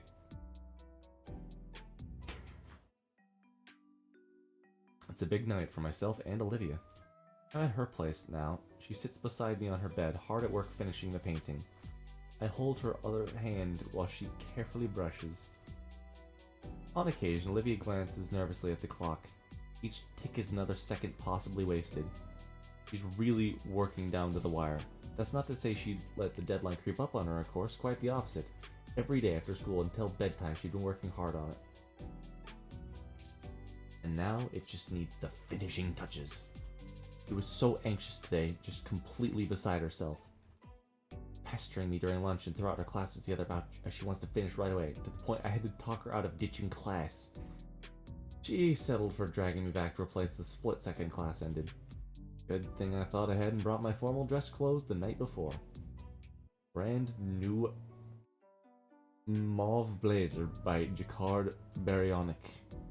Freshly tailored slacks pressed to perfection. You're a rich asshole.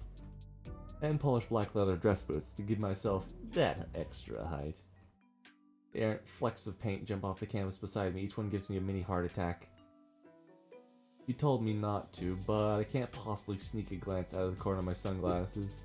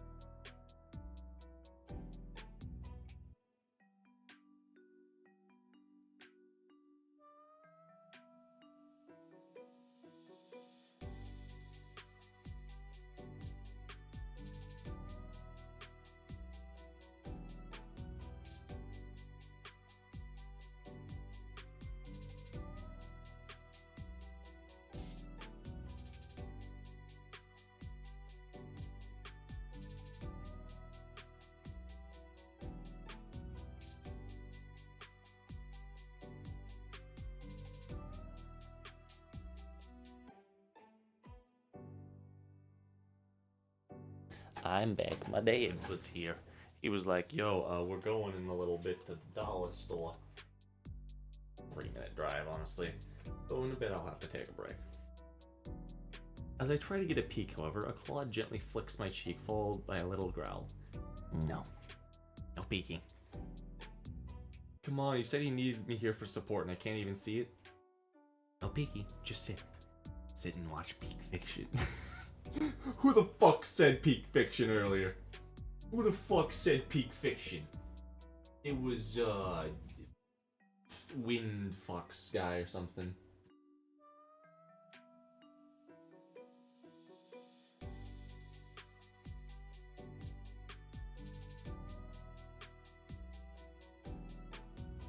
Windblown bird.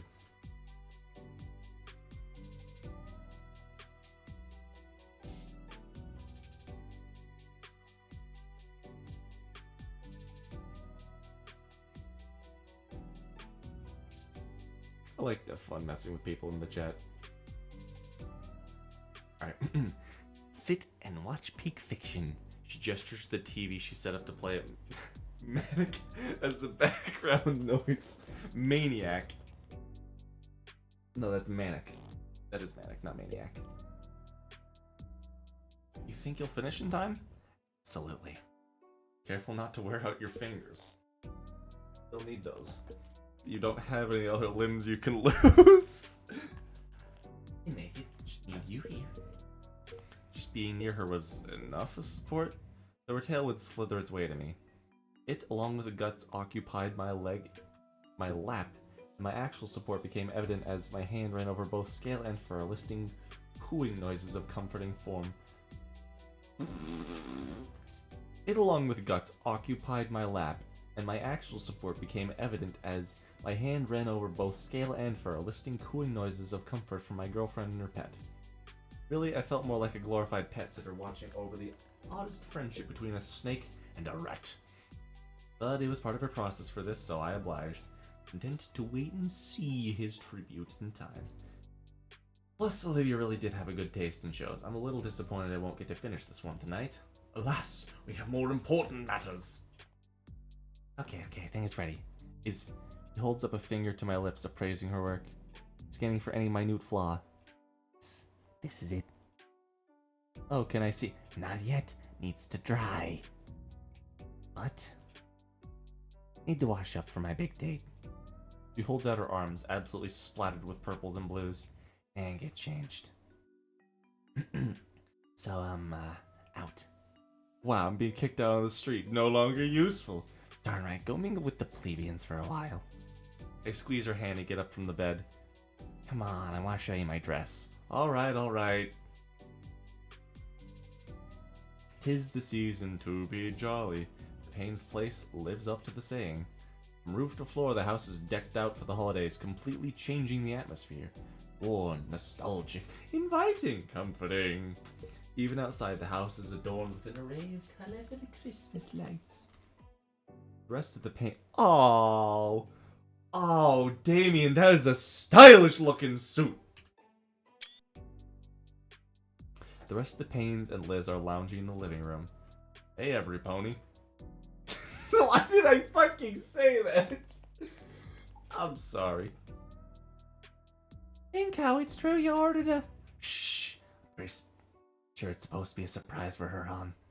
Oh, my bad. Thanks again for covering most of it, Inko. It's pretty exciting to get one of those. Yeah, Livy's gonna love it. Though I can't help but feel like we should have pitched in more. Don't worry about it. It was my idea after all. Nice jacket. Thank you. Just then Damien takes a seat right next to Liz, casually slinging an arm around her. Hey! Damien looks my way with flickering eyebrows and a smug, toothy grin. He knows he's won. With suave moves like that, I should keep him in mind. Sophia looks like she's about ready to burst with excitement and can't hold it any longer. Oh, my little boy's all grown up and being a man. Mom! Well, now, sons, every parent's God-given right to tease their kids. One day you will do the same with yours. Yippee! You guys... Wait, hold on. How do I... What's up, man? Yippee! You guys are gonna be like this all night. Wait. Yippee! You guys are gonna be like this all night. Where's Vinny when you need him? I didn't want your little brother being left out and having some fun tonight, so he's having a big sleepover with his karate team. Let's be fair, I'm not gonna risk that little rascal accidentally making a mess of anyone's outfit before their big night. As much as I love the little guy, the last thing I want is acid damaging my evening gown. You know, I think I'm coming down with something. Oh, stop it. For the next couple of minutes, we simply relax and wait for Olivia. Well, Damien and I relax. With the way he has his arm around Liz's waist, a blush begins to steadily grow from her cheeks down her neck. Kinda reminds me of an upside-down thermometer. Damien scooches her closer to him and uses the other hand to guide her flustered face towards his. He leans in, seeming to whisper something in her ear. Whatever it is he said makes the Lizometer hit 1,000 degrees with an altered yelp. His parents are grinning from ear to ear. She squirms in their gaze. Despite the embarrassment radiating off her like a fireplace, I don't feel too bad for her. I'm pretty sure this is what she wants. Though, what the heck did Damien say to her? More so, is he doing this on purpose? Are we all looking at the giant licorice whip? Hold on. Why are we all looking at the giant licorice whip? A scratchy voice draws my attention as I turn to see. I'm genuinely floored.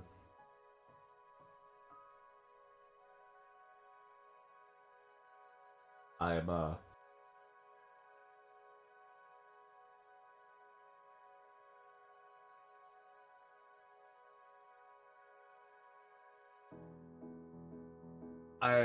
don't think the hairstyle does her justice. I'm gonna be real with you.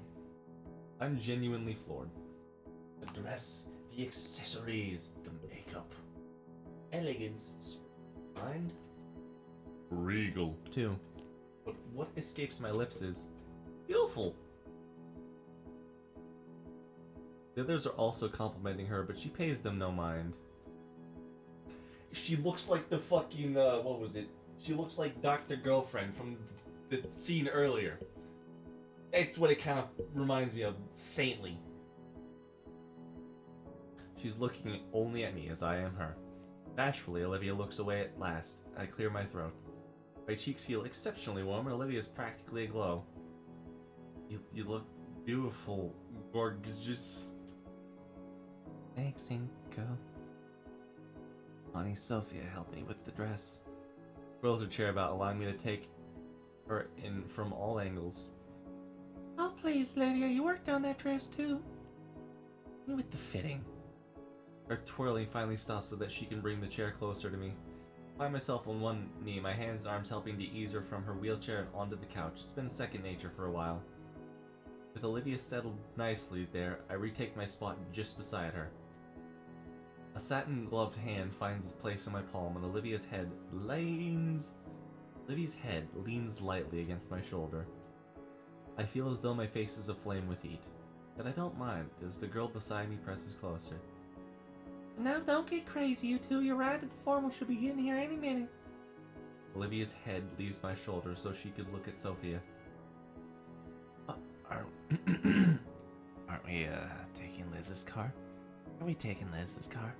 I wouldn't mind, but with these clothes? Nuh-uh. Inko thought of a better idea. Bill pitched in, though.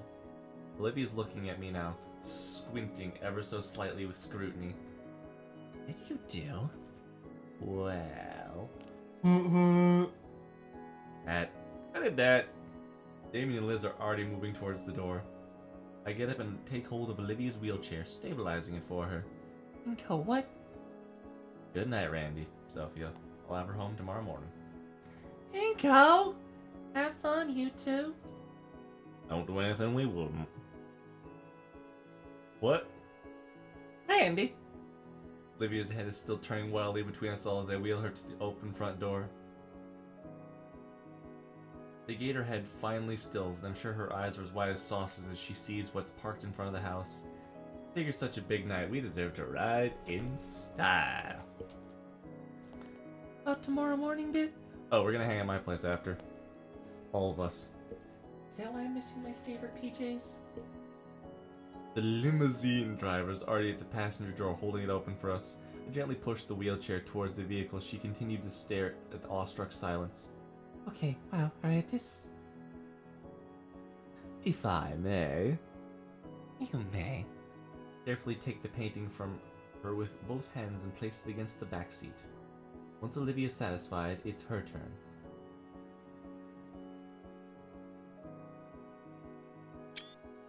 You can take a shot every time and take a screenshot, let's be honest. Oh wow, it looks even nicer than on the website. Hey Inky, the bar's free game, right? I throw Damien a thumbs up. It's all paid for, amigo, with a little help from Liz. Well, I some. Damien's already pulled 2 glass bottles of cola from the tiny fridge. Using his tooth like that was impressive, I'm not gonna lie. He cracks open the second one with relative ease. For you. But for you. He gestures with his bottle, if I'd like one. Sure. Careful you don't spill in the painting. You'd be wasted by now. Granted, you don't drink, so probably a super low tolerance. Let's actually check the amount of screenshots I've taken.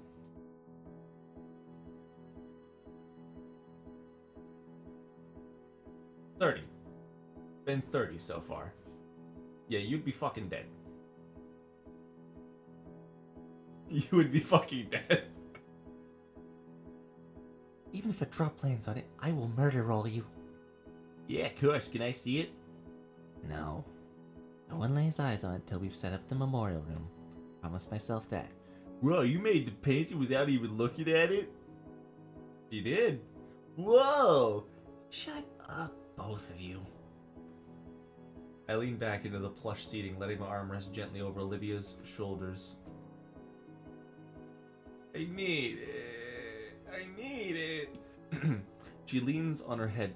She leans on her head. Yes, that's a sentence, definitely. She leans her head into my shoulders in response, a low escaping her mouth. The skyline of Volcadra is painted with an evening glow as we relax to the low rumbling of the asphalt on rubber. Christmas lights dance and flicker across the face of buildings, turning what would normally be a bland color palette into something much more vibrant. The whole ride there we shared drinks and stories of the past semester, like the party's already started. I've heard they got a big name disc jockey this year. I can't wait to dance. I'm dying to check out the buffet they've been posting about on the school site. I didn't know you checked that. Special occasion, they got everything tonight, man, you name it. Burgers, pastas, steak, tacos, cakes, even some of those yummy leaves through Liz. I'm glad you thought of me. I'll be gunning for the buffet room first thing. You guys join us for dinner, right? Well, maybe, but first, I want to get this painted on display as soon as possible. Thanks for helping me do this, Inko. I smile and squeeze Olivia's hand. She squeezes back. Witty gator girl. The shining moment finally comes as our limousine pulls into the open carport in front of the venue, drawing the attention of the crowd. We wait for another minute or so in anticipation before the passenger door opens wide. Taking initiative, I step out into the open as the driver sets up the wheelchair with a flourish. Our ride makes a great set piece and naturally draws the attention of everyone nearby as I ease Olivia into the chair gently. Whoa, is that Olivia and Inko? Her dress looks awesome! Man comes in a whole ass limo. I get here in a beat up wagon. Olivia's smiling nervously while she carefully removes the painting from the back seat. I forget sometimes, not everyone's so acclimated to this sort of attention. Have a good evening, sirs and madames. I thank the driver before we make our way to the entrance. A decorative red carpet stretches from the driveway and right into the venue, giving our walk a sense of glamour. We approach the sign-in table where a sizable line of other partygoers look our way. Oh, I'm an organizer with the painting for the memorial. You are too, sorta. What's that mean? Means we can walk in. Sweet. Circumnavigating the line, we see a familiar blue dino handling the sign-in and looking exceptionally exhausted. Though he smiles as usual when he sees us, his shifting eyes and rapid finger tapping indicate otherwise. Hey you guys, you made it in a limo. Go travel in style. I couldn't agree more. Ben then makes contact with Olivia. It's nice to see you up in again, Olivia. Oh crap, I didn't mean it like that. Hey, Ben. The tired teen double takes, clearly surprised that Olivia actually replied to him. Damien takes a moment to scribble a bit of clipboard Ben was holding. Alright, we're signed in. Come on, Liz. Oh dear. Be seeing you guys in a whoa!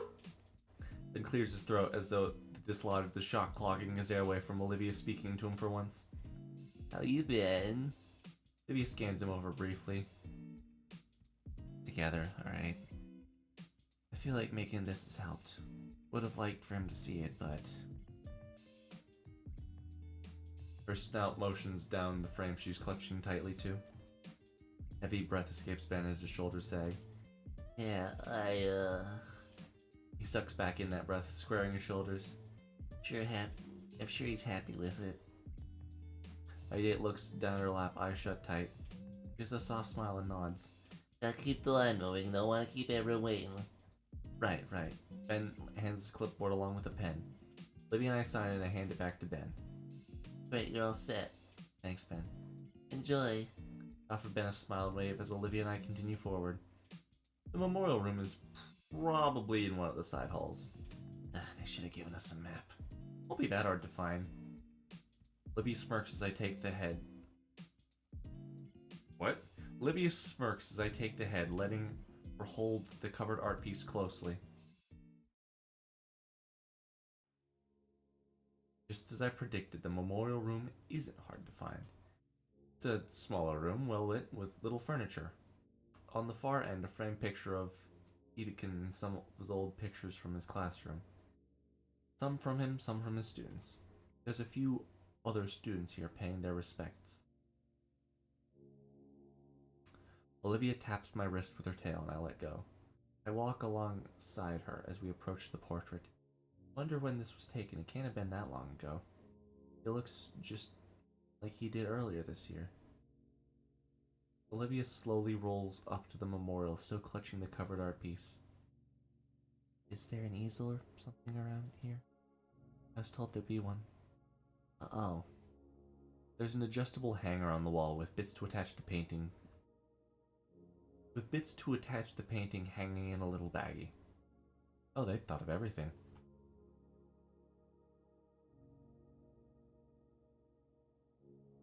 Yeah. Can you put the hangers on? I'll hold it steady. Sure. Oh no.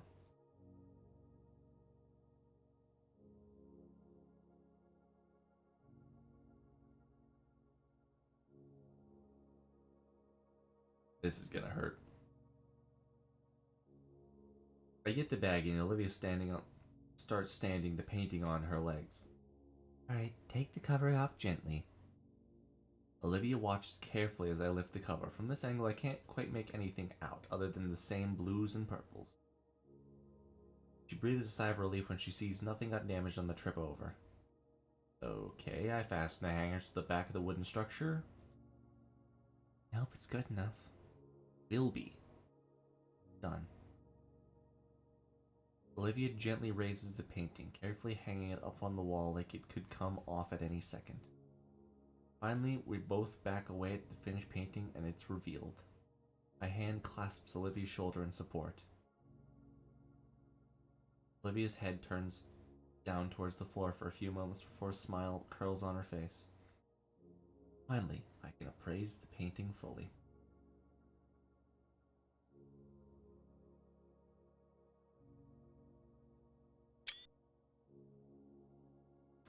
It's definitely the fountain, as well as the park we found it at. But the colors are brilliant, suiting a heat to it with warmer colors than Olivia used in the past.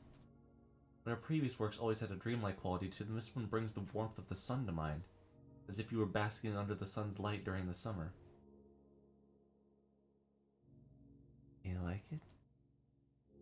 Do you? I do. I'm proud of it. I was gonna say something about how my opinion wouldn't matter if you did, but better answer. I'm proud of it. It's beautiful. You knocked it completely out of the park. I think we did. We? Yeah, without you, I really don't know if I could have finished it. Silver gray irises turn from the new painting, focused entirely on the portrait at the center of the display. While the sounds of the dance are still in the background, the pervading silence within the room overshadows it. Olivia's gloved hand covers mine, still on her shoulders. Standing before our teacher's mural, I bow my head and offer my quiet thoughts.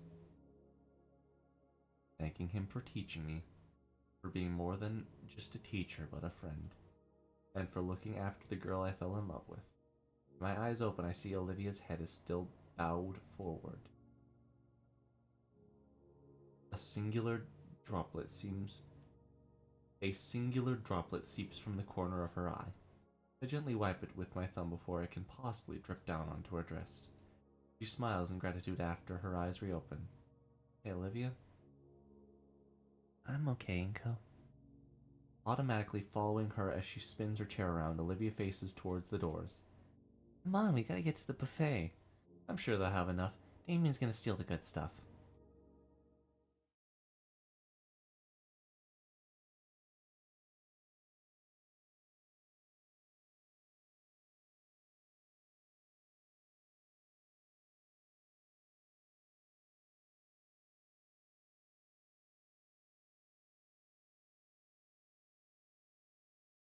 She turns a wry smile my way and speeds up her wheeling. I doubt Damien could, but I imagine him trying.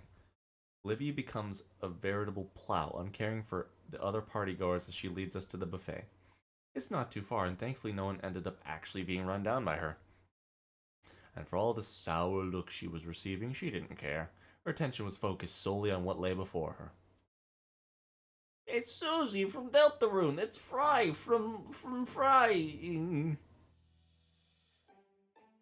The cafeteria isn't far away. Tables line the area. Some for seating and others containing nothing but food. It smells.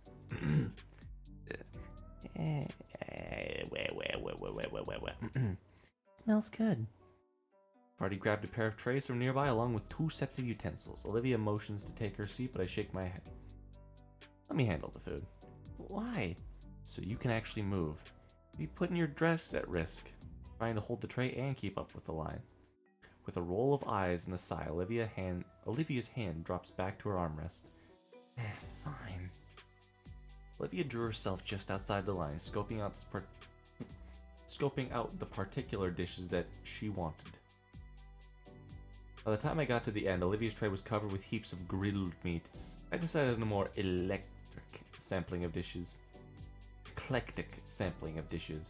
I wanted to savor my meal as opposed to Olivia's plan to devour hers. She holds our meals while I push her ahead to hunt down a table. Thankfully, the search is short, as a particular red hand waves for us in the near distance. Just her popping in like that always gets me. Once we get situated at the table, Damien greets us with a sauce-stained grin, while Liz nurses a tall glass of ice water beside him. The two looked happy yet exhausted. Having fun? You know it, just stopped by for seconds. Busting a move ain't easy. Seconds already? Told you if we got here any later, the cafeteria would be closed. I'm not even gonna question how you eat so much and still move around the way you do on the dance floor. Bro, you are throwing it back. It's all in the method. Oh, please. You two plan on hitting the dance floor? Absolutely, I'm getting a dance tonight out this guy. You say that as if I'd even consider turning you down. So cute. Damien's eyes closed for a moment in thought. Feel like I forget. Oh, you're painting. Did you set it up okay? Yeah, I hung it up in the memorial room. You can see it now. Really? Hold on. He sprints for it. He fucking did! He fucking did! He just books it.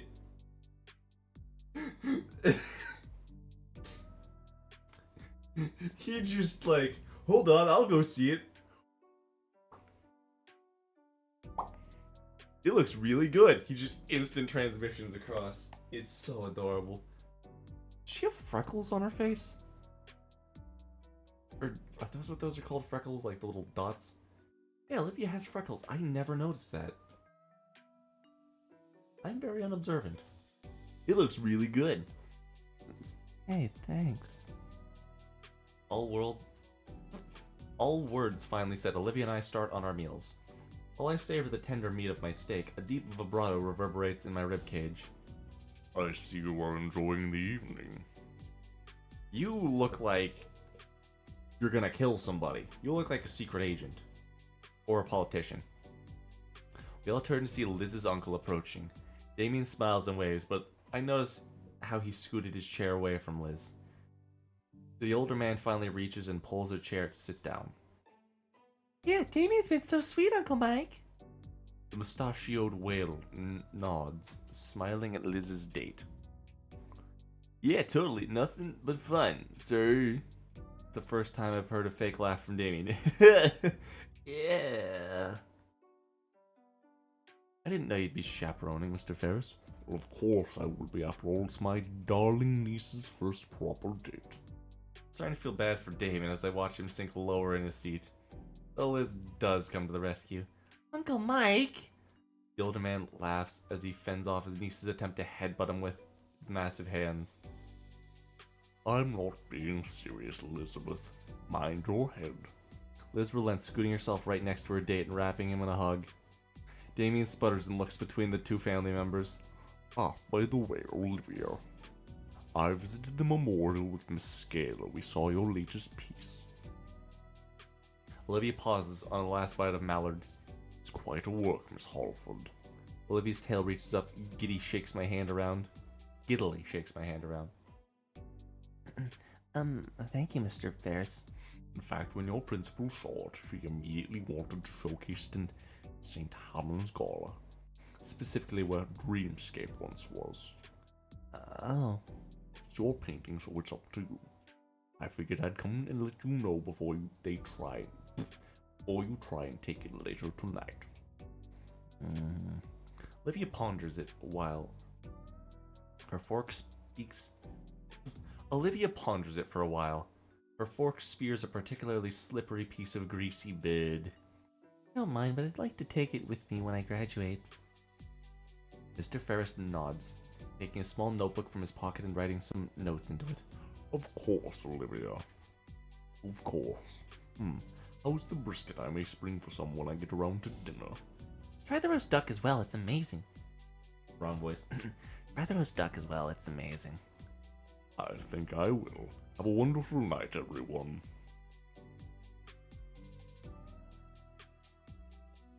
He starts to turn, but stops and looks at Damien and stares. Damien nods his way. With that, Mr. Ferris leaves us to our meals. I'm by no means a fast eater, but I managed to finish my own meal before Olivia finishes hers. How?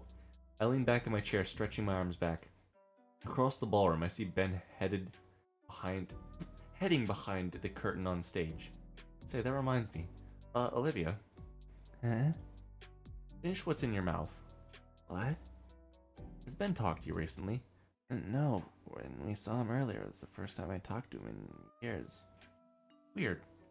What's weird about it? He told me weeks ago he wanted to apologize to you for everything, and I said that he should tell you in person. He said he would, and it hasn't happened. Maybe he forgot. He has been very busy lately. Well, we got some time, right? Why not go say hi? Olivia finished off the last rib on her plate, gnawing it as she calculates this decision internally. Alright, I guess. You think it's a good idea? You guys go ahead, I'm about ready to get back to breaking it down. How about you, Liz? You don't want to tire you out? Oh, I can go for a bit longer, yeah? I'm here to party the night away. I collect our plates and quickly walk them to the collection spot for them. Olivia's moved aside, freeing the table for another group to take it. Taking her chair's handlebars, I take us around the dance floor. We can clearly see Liz as we pass it, though Damien is hidden by the press of bodies. Her face and neck are once again scarlet. Geez, wonder what Damien is doing to elicit this kind of look from her. I didn't read any of that. Well, I read that, but...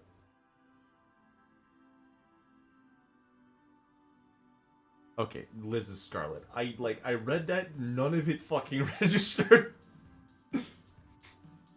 That must lead to the backstage area then. Should be back there. Only way to find out, though. Olivia's hand grasps the door handle as I draw her chair back to open it. Reaching over her, I keep the door open so that she can wheel herself in, following right after her. Inside the backstage area is a lot quieter. Despite the DJ blasting music just a few yards away, the curtains must be thick. Well, and the speakers aren't facing us anymore either. A few lights are on so the staff can see, although barely anyone's around at the moment. Across the way, sitting on a crate, swirling a glass of soda to himself, is Ben. He doesn't notice our approach and jumps a little when he sees the two of us. What are you doing back here? This place is off limits. Libby and I want to say hey, check up on you. Oh, hey. This place is still off limits now. I'm on the only break I get all night. You said you and Olivia wanted to see me. I don't want to hold a grudge anymore. I don't want to hold a grudge anymore. What? Oh, this is gonna suck. Changing between Olivia and Ben's voice is like complete opposite mouth movements. He puts his cup down, suddenly more attentive. That's surprising. Told her about our conversation. She said you never went to see her, so I got curious. Oh yeah, I said I would, didn't I? I forgot. I've been busy. Alright, let me gather my thoughts. Ben runs his hand through his hair, thinking of how to string his words together. Olivia, I'm sorry about all those years ago. Thought I was doing something to help you out. Instead, I pushed us apart and hurt you. Made you doubt yourself. Made you feel cornered so you felt you had no choice but to shut off everyone else. I didn't know it would affect you that much, and I've been regretting it for years. I'm sorry. Beyond the muffled beats of music playing just beyond the curtain, a silence hangs in the air. Hey, thanks, Ben. Means a lot to hear that, actually. I still want to ask, why? Why? Why'd you do that to begin with? Ben flinches and looks aside in hesitation. I felt bad for you. Wanted to do something nice. And? Oh, that's it. Damn. Sorry if the answer isn't satisfying. It's... it's fine. I'm not sure what I was expecting either way. Just know that it's well past time to forget about it. So we can be friends? I'd like to take it one step at a time. Okay. Maybe sometime in the future. A lot to process even this conversation. I get you. I thought we'd never be able to talk it out like this. Yeah.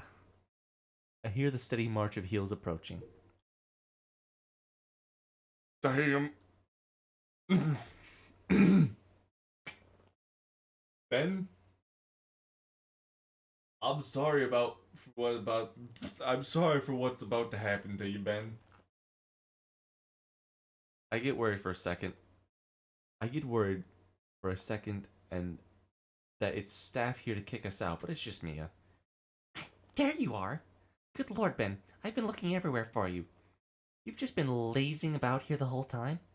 Out there looking like a chump with no date. I told you already if you want your...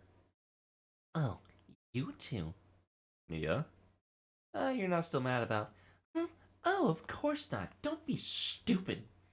As far as we're concerned, it's water under the bridge. So how you been? Make any new pictures lately, Olivia? I just finished a new one. It's hanging in the memorial room. I saw it. It looks good. Hey, how come mine don't look like that? I'm joking. I haven't gotten a chance, unfortunately. Oh, it's great. I can hardly put it into words. It's a piece by Olivia, that goes without saying. An air of calmness settles on us as we just stand here in the low lighting of the backstage area. Even Mia seems to have fallen into its grasp as she leans against the box Ben is sitting on nonchalantly. Well, only one semester left. Yep.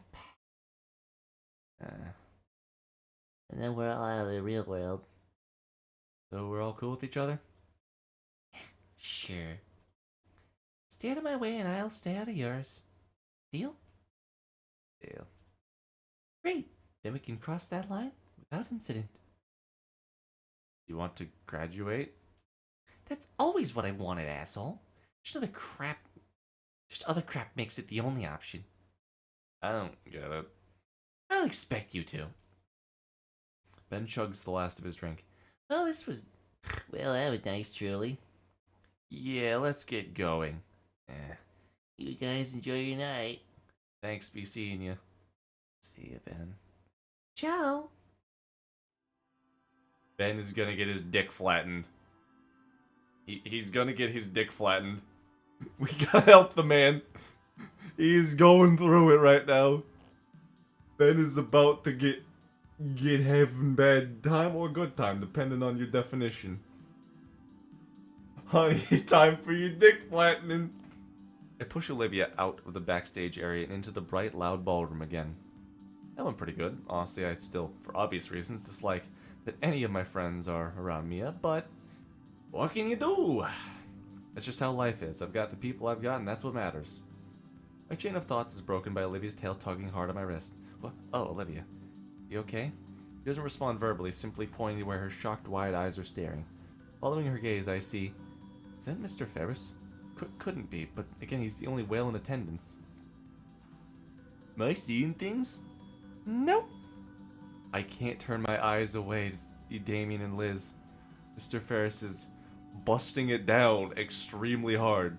Like, genuinely worried for the dance floor hard. How is that even possible? Uncle Mike's actually an avid dancer. There's avid dancer, and then there's bringing that amount of heat to the dance floor. Did he always know how to do that? No, actually, that's the first time I've seen him dance like that. The crowd around Mr. Ferris has broken their silence, cheering him on as he thrashes the dance floor like crazy. Ah, I see now. Mr. Ferris finally got some swag.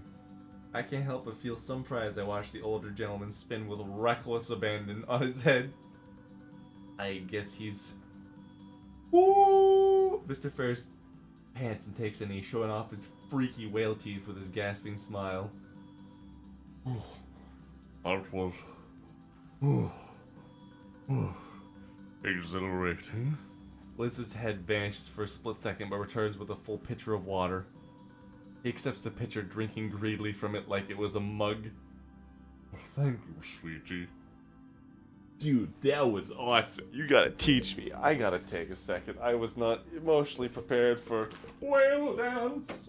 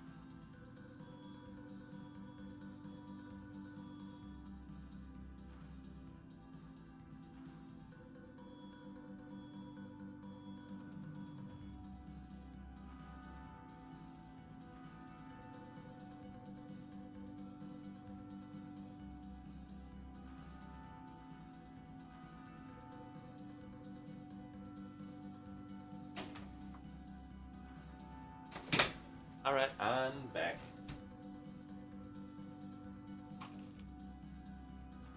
Dude, that was awesome. You have got to teach me, brother. He was going so goddamn fast in his wrist guard. I just punched my microphone. That is my sin. I'm sorry. Gladly. Though not any time soon. I'm a bit worn out. He practically collapses on the chair beside us, sipping from the pitcher some more. Mr. Ferris has busted it down so hard he made someone in a different reality have to take a breather.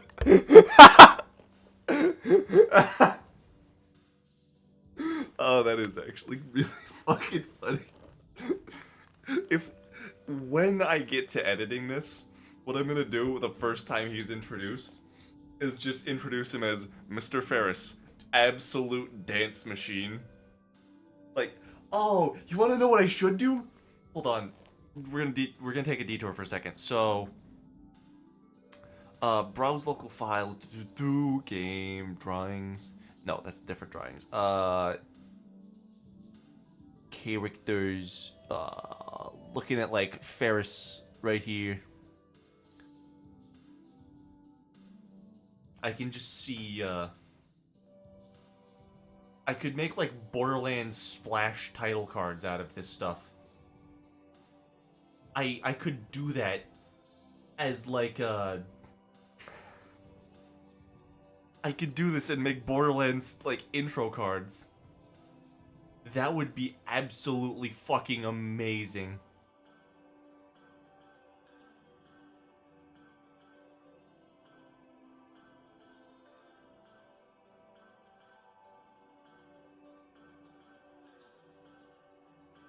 That would be fucking... I'm writing that down.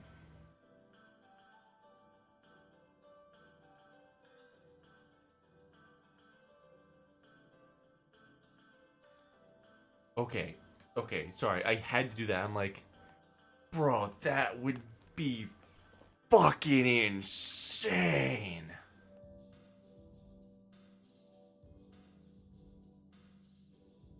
Why don't you all take my spot? I left a sizable opening in the dance floor after all. So he did. Our peers are still in the middle of uploading their phone recordings of Mr. Ferris, and the music is still pumping. Once I start wheeling Olivia to the floor, shock vanishes completely. Mr. Ferris, breakdancer extraordinaire. I'll try and remember that. I'll try and write that down. Actually, I'm just gonna put that in.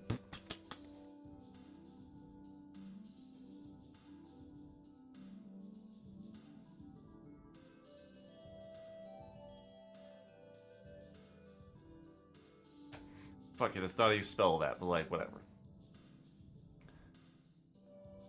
Once I start wheeling Olivia to the floor, her shock vanishes completely and switches to excitement.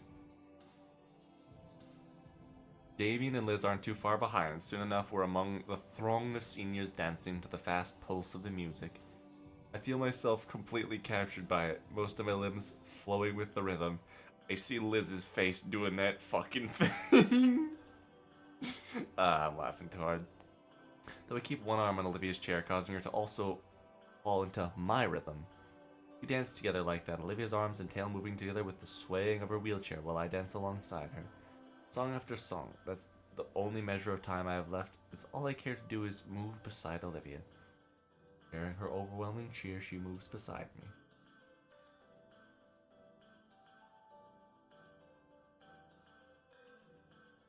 At a certain point, my throat's too dry to ignore. Olivia caught me rubbing my throat and decided it was good time to break for soda.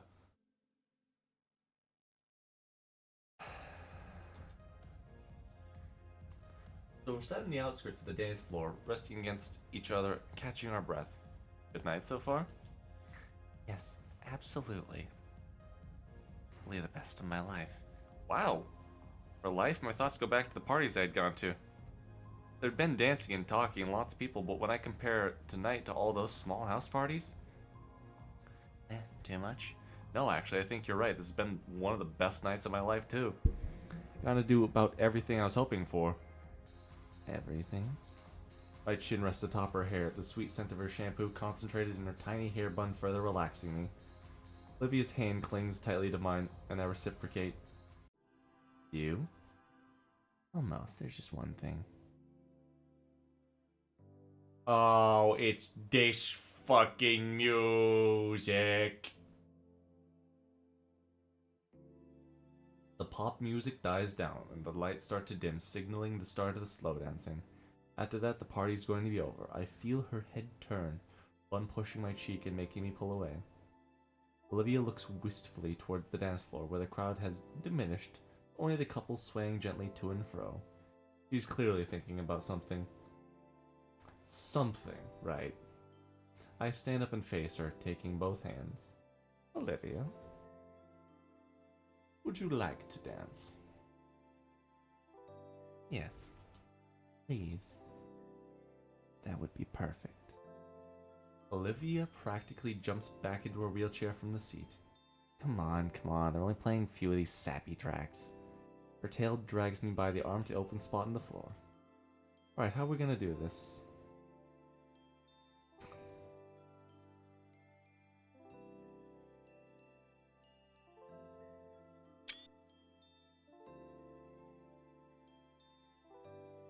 I could stay like this for hours, I'm not gonna lie to you. Like, I'm sitting here looking at it and I'm like, I could straight up just live like this for a little bit. A hum of mirth slips through Olivia's smile. She takes my hands in her own, takes the lead of our dance. My date sways side to side within her chair, slowly falling into the gentle rhythm of romantic music. Her grin grows wider as I match her pace, stepping left and right in tandem with Olivia. Your beautiful silvery eyes are almost hypnotic as I find myself lost in them. I feel as though I could linger in this moment for the rest of my life. It's Olivia's voice that dispels the trance she had over me. So, with a brief moment, I hear the worry in her tone. This is good, right? I present her with the most reassuring look I can manage. Absolutely. Olivia's eyes turn downward. Yeah, but there's still hesitance in her voice. My fingers squeeze lightly to draw her eyes back to me. Olivia, what is wrong? I've been practicing for this just... What? I've been thinking about it a whole lot, too. It's been bothering me we can't really dance, you know. This is perfectly fine, though. I mean, I want this to be the best it can be without letting my dumb condition get in the way. You do too, right? I don't mind one bit. Can't dance like everyone else, so what? We're still dancing. Olivia smiles, though it carries a hint of mischief. Trust me, alright? Is this the fucking Megabyte pose? I want to show you something. He breaks away from my embrace. What? Keep your eyes on me, Inko.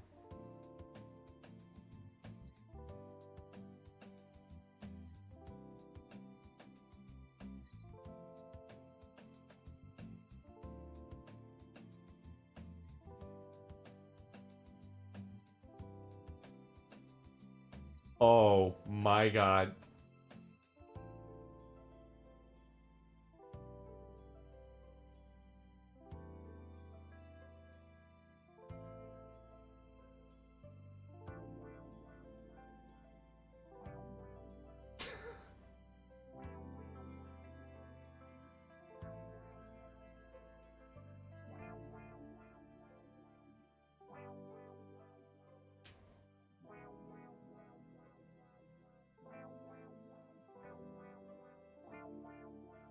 Oh my god.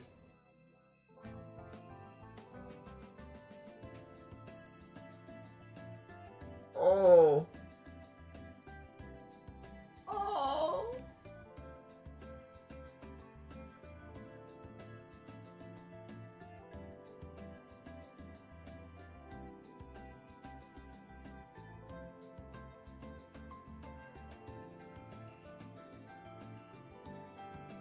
Oh my god.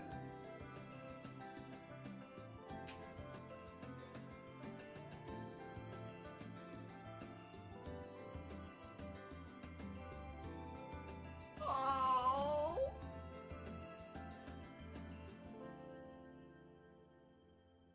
Good fucking shit. Good shit, Damien.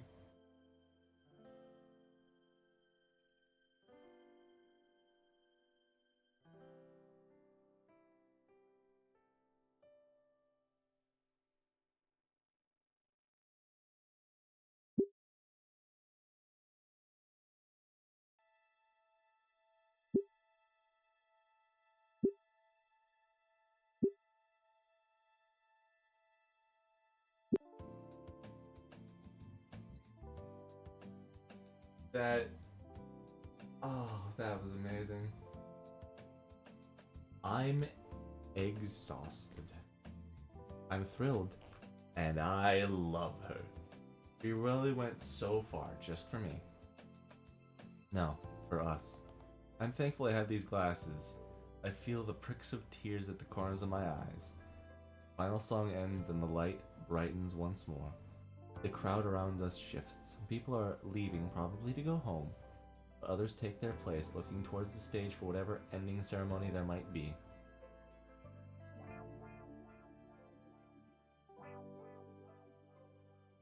Ben approaches the mic on stage, leaning into the microphone after making sure it's turned on.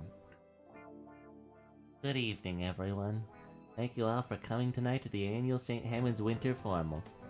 A huge thanks to our student council team for putting this whole thing together. I hope everyone here made some memories they'll treasure forever. With that last dance, our time here is up and you're all free to go. Good night, stay safe, and enjoy your winter break. Be seeing you all next year. He waves once more and returns backstage. Some students start milling out towards the doors to their cars. Damien and Liz find us through the crowd. That was amazing! Thanks. You guys ready to bail? Yeah. Limo's out front. Still, we got him until midnight. Why'd the music cut out? Whoops, I went backwards. Heck, we can stop somewhere if we wanted. Oh snap, like ice cream? In this weather? In any weather. Olivia. Well, I got to...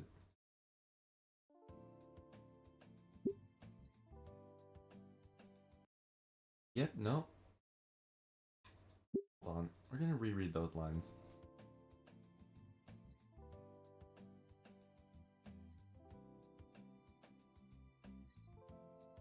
You guys ready to bail?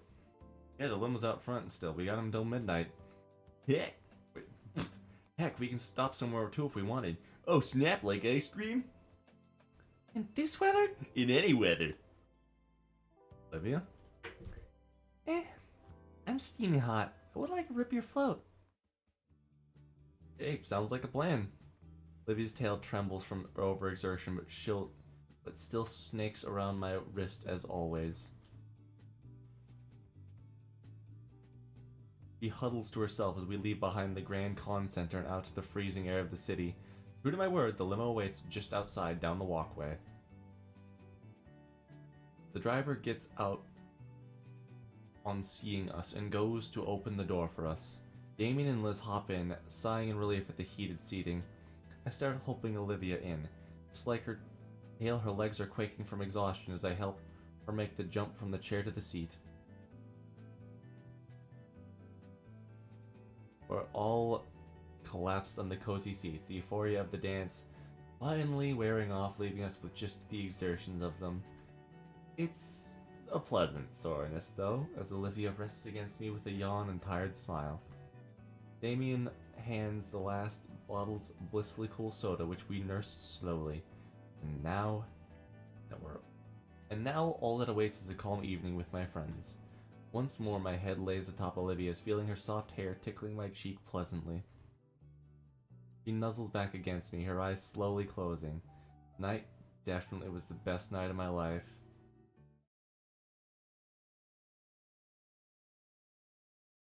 Wait, I'm supposed to give a speech.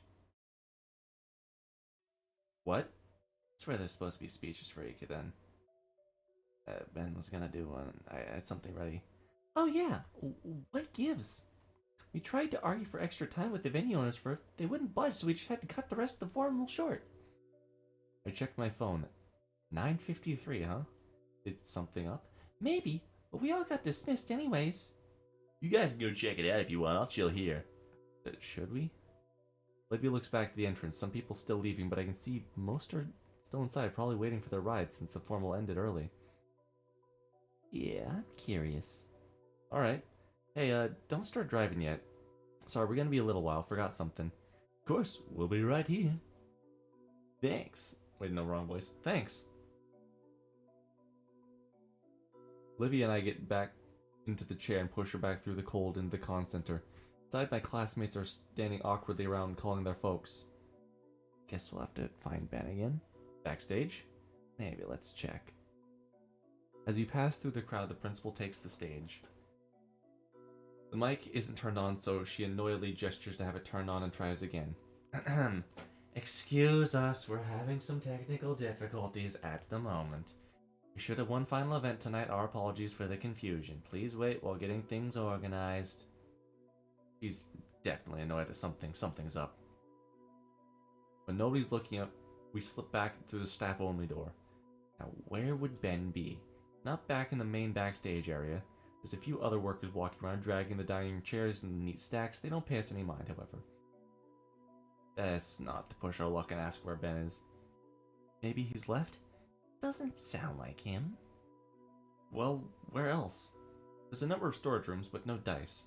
Just as we're about to give up, Olivia points out the last door in the back. Like the memorial room, only it's in the far back. There's a few tables and a fridge. Ah, this is the lounge. Occupied. Thankfully, we found Ben. Though it seems like he's being accosted by Mia. Doesn't seem like she's noticed us as she looms over Ben. This is unbelievable. I don't ask much of you. Could you, at the bare minimum, not be a jumpy spaz in front of my friends? I'm sorry. You better be. Tonight was important and you ruined it. Yeah, I'm sorry. I've tried my best. You know I can't help it. Listen, I've been good like you wanted. Please, I need my... Whoop. Mia holds a finger to Ben's mouth. She jerks her head our way to direct a silent threat of violence at us. People are listening. What are you two doing eavesdropping like this? Ah, crap. Hey, Mia, we're looking for Ben. Oh my... Why? Clearly not a good time. In fact, you picked a very bad one. Show's over. Scram. Go home. I was saying, Mia, please, I need. Shh. How much longer are you holding it? You promised. I said shush. I'm serious. Holding, what are you keeping? Wait, like you what? You said you what? Alright, you know what? You should talk about this on the way home. Come on now. Mia, it's over. It's been a whole month. I'm sorry I didn't listen to you. Please, Shut up already! You do to Ben. Nothing that concerns you, Wheelie Bin. Come on, Ben. She hustles him by her chest. What? She huddles him by her chest and starts walking out the door. Naturally, we follow. Oh my god, I'm gonna kill the both of you. I thought we agreed to stay out of each other's way, huh? Do you want a kick to the face? You said Ben would regret not throwing Olivia under the bus. Fuck off! Are you okay? Do we need to get security? You're not doing that if you know what's good for you. She quickens her pace, stomping across the floor while Ben is struggling to keep up. We're about halfway across the backstage. No, Olivia, don't do that. You just need something she promised. Everything's okay. Dude, you look like you're about to have a heart attack. An heart attack? In fact, I just need the... Ben, you shouldn't be talking now. You're going home.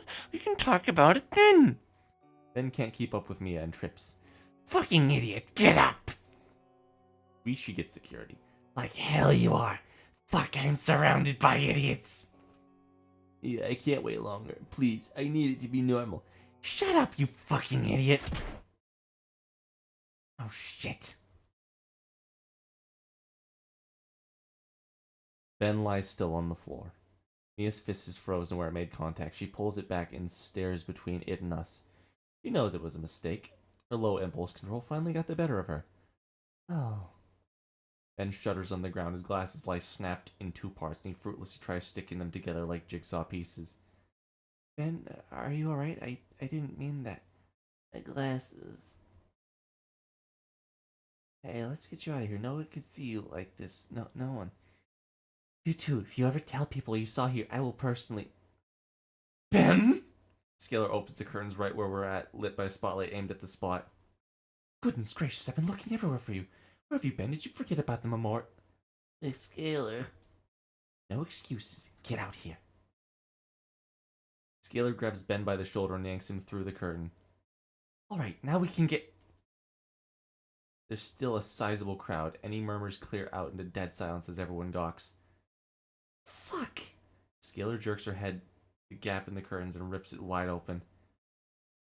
We're exposed to the bright stage light, and Scalar rips her gaze between Olivia and myself, the broken glasses, and the person trying to hide them. Mia. She's caught like a deer in the headlights. She's caught like a deer on a dark road. Nowhere to run. No place you could possibly hide.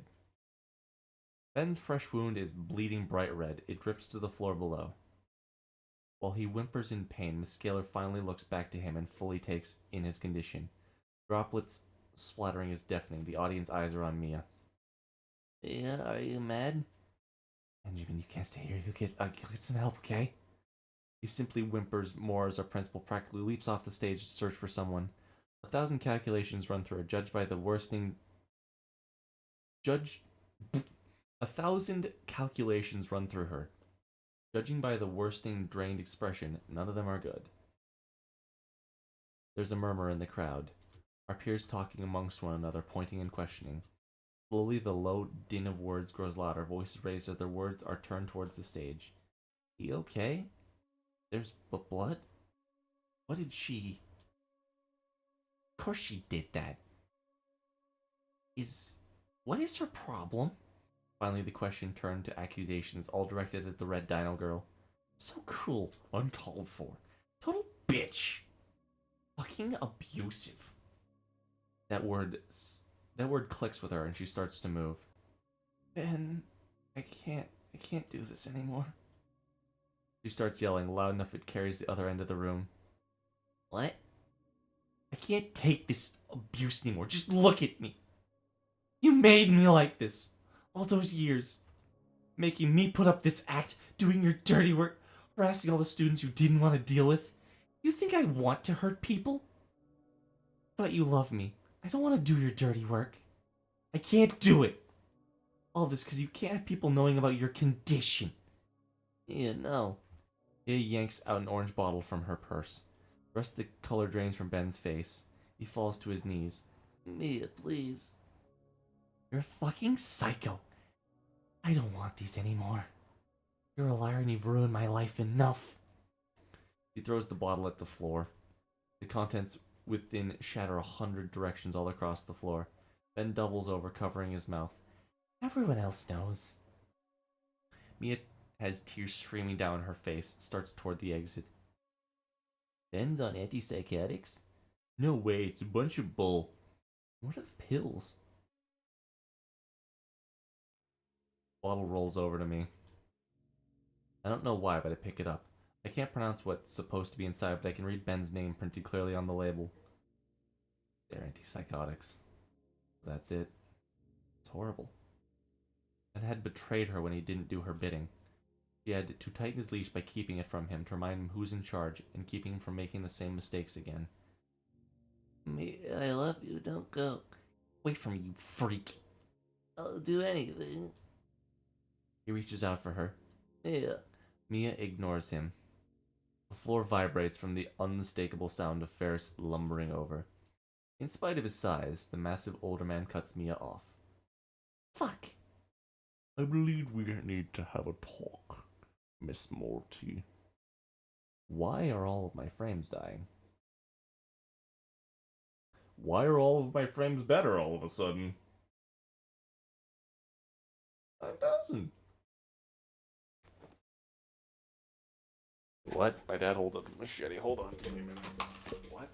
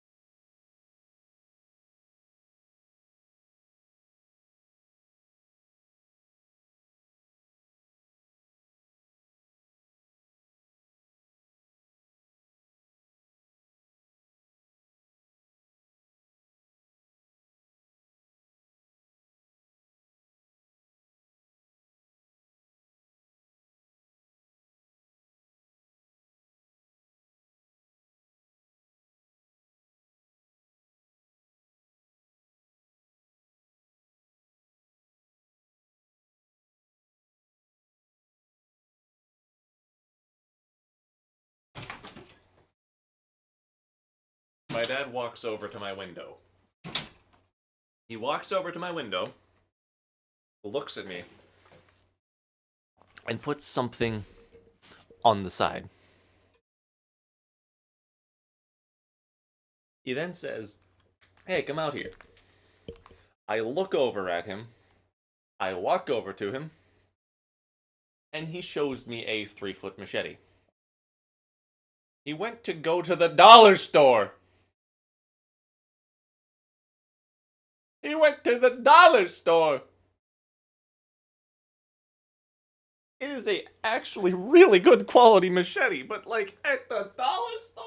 Really? Really? Okay.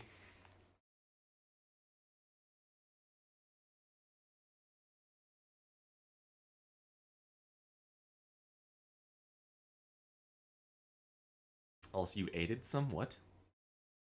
There's a mosquito in my room. I just got it. And then my hand's covered in blood. My blood. The blood. I believe we need to have a talk, Miss Morty. He reaches out to take her by the shoulder, but she ducks low, his grasp barely avoiding her as she bolts past him, shoulders the backstage door open. You aided some of the frames. Which one? 4? And just like that, she's gone. Scalar returns to stage with a first aid box in hand. He retakes the mic, her troubled words tumbling freely. I'm terribly sorry about all that. We'd planned to have some eulogies in honor of Mr. Edicum, but... Scalar's pretty deflated after the commotion. And Ben. Where is Ben? Olivia tugs at my arm. She points off to the side where Ben is sulking off in the hallway. Halford? Looks like you're the only one left. Would you like to say a thing or two? It's fine if you don't. Olivia turns to me. Her eyes are fitted with determination, sending me a silent signal. Of course, Miss Scalar. Nope, have to do it deeper.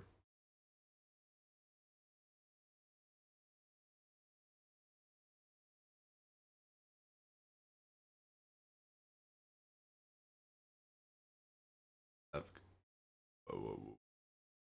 course, Miss Scalar. Speak on behalf of Ben, too. Olivia looks pointedly at me, waving me to go off after Ben. Nodding, I take the medic box from our principal and follow after the injured friend before he too can escape from view. I'm turning my voice down like halfway. I need a medic bag! Do that more often where I yell but make it really quiet. That could be fun. Start doing that more often now. You're stuck with me yelling. Hello, everyone. I'm gonna say a few things about our old art teacher, Mr. Edicum.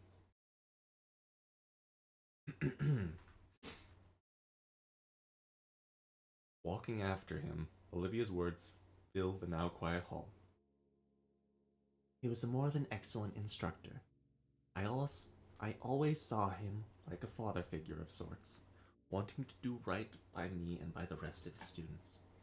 I recall I spent with him, teaching me everything he knew, doing his best to guide me. Only as an artist, but as a person.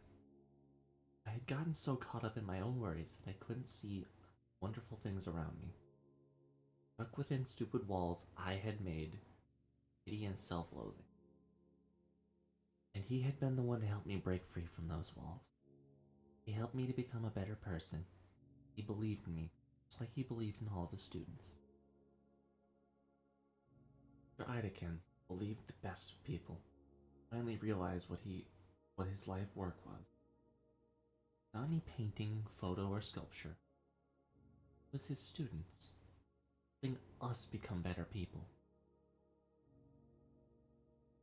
Thank you. You were a wonderful teacher. Ben sits on the ground in front of the memorial. He's not crying. He's unresponsive. He's in shock. And I guess I would be too. This has to be the worst case scenario. Standing one. Hey. Set the first aid kit on the floor by him and sit as well. It goes unopened. Ben just stares up at the painting on the wall. This is... This is hers. yeah. It's good. Oh, hang on. Shut the bottle from my pocket. The few remaining pills clatter in it as I pass it over. Takes it and stares at the contents before downing the last dose. So? I'm not gonna talk about this. Alright. With respect to Ben's wishes, I stay silent, and Mr. Idekins smile. Yeah, as Mr. Edukin smiles from his picture. He's been able to do something like this. Meanwhile, I'm just running around making things worse for myself. I look to the ignored first aid kit. He follows my glance and grimaces. It hurt? It feels better than what's inside. Probably only talking now because of the adrenaline. I don't feel like crying. I feel empty, like throwing up. Now everyone knows. I tried, you know? All the social classes, all the times I forced myself to be a social person. I have noticed how well you get along with everyone. I did everything right, and now it's all for nothing. I don't think they give a shit, dude. Will they? Tell me, do you see me the same way after hearing the word psycho? Neither does anyone else. It's natural. It can be the mildest thing in the world. Label doesn't discriminate. Even with all the good impressions I made over the years, I'm a threat. I may as well just drop out and finish high school online. My friend still. You're Olivia's friend. Am I? Given time. We just sit a while staring at the painting. You know, little Trundon? Took Olivia there. She loved the place. We got herself some fancy Asian paints for this. He nods. Earlier I told her there wasn't a big reason to what I did. That was a lie. Oh? You look at her instantly and know her whole deal. For better or worse, she can't hide what's wrong with her. Someone like me, who had to be told, that means as long as I can hide it, I'm normal. If I ever seek help, it doubts me. That hurts. Seeing her actively refuse it and taking it for seeing her actively refuse it, take it for granted. My frames keep dying. Why? Stop eating them. Spit them out. One thing led to another. It was stupid. Just how feelings are, Ben. How's my friend looking less tense now?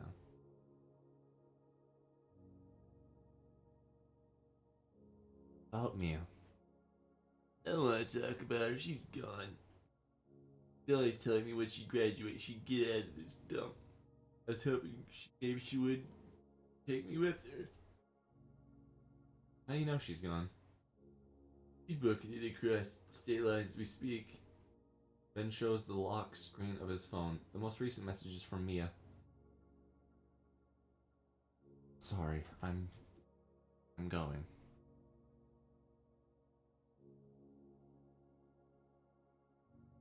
Oh boy, he sighs.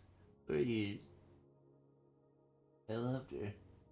He plays with the broken halves of his glasses he picked up. He said they didn't want to talk about it. I won't pry. They just sit. We sit with the warm smile of Edekin a bit brighter from his frame on the wall. I wonder if he would have been happy with how things turned out. Hope he would. It was long and painful, but we finally made it. As the people he aspired we'd be.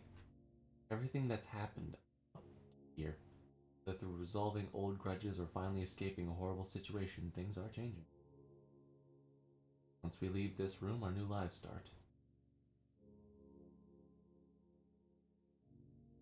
For now, we can't. But for now, we can wait in transit. Ben is like me in a lot of ways.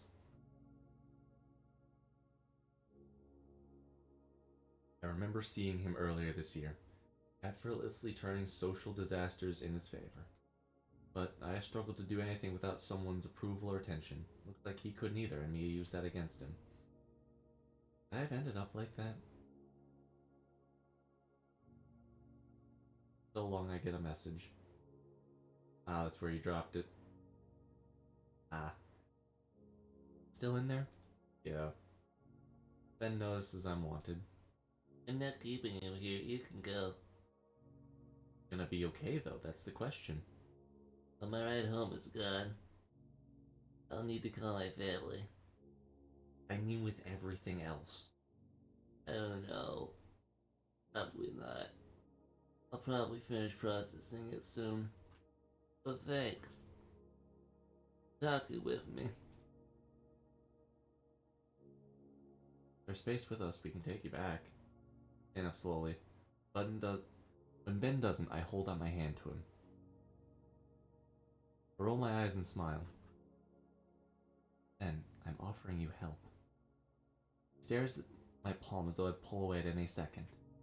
Ben's hand shakes as he holds it up towards me, but doesn't even attempt to grab my hand. So I grab his wrist and pull. Once more, Ben is on his feet now, thankfully more steady than when he walked here. Alright, man. He nods and follows after me. But just before I exit, I look back one last time to our teacher. Mr. Idokin, thank you for everything you've done. We exit the room and walk towards Olivia, who's waiting by the entrance of the convention center. The rest of the place is in full cleanup mode. All the lights are on and staff are lugging around the decorations to be stored away. When I reach her, I automatically take the handlebars and push her out of the building. Her head turns over to Ben, eyes inspecting him thoroughly. How are you feeling, Ben?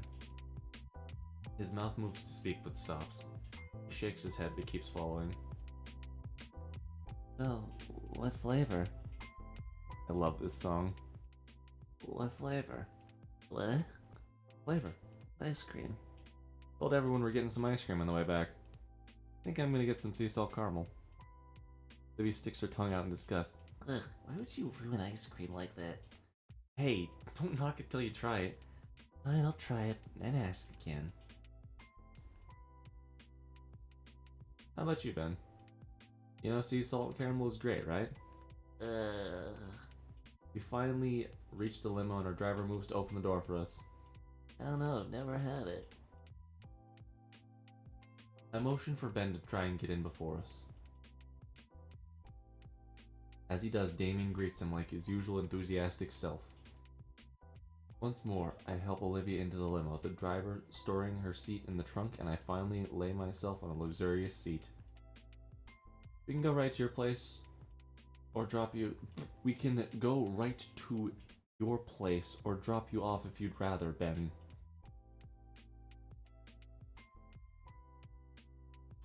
He looks out the window back at the con center. You're totally fine to roll with us for a night, man. Alright, I appreciate it. A limo slowly veers away from the convention center and starts heading back towards the city.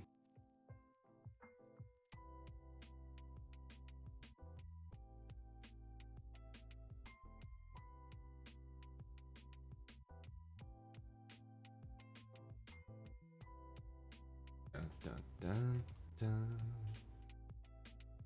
Olivia's head leans on my shoulder. I still need to take my drink.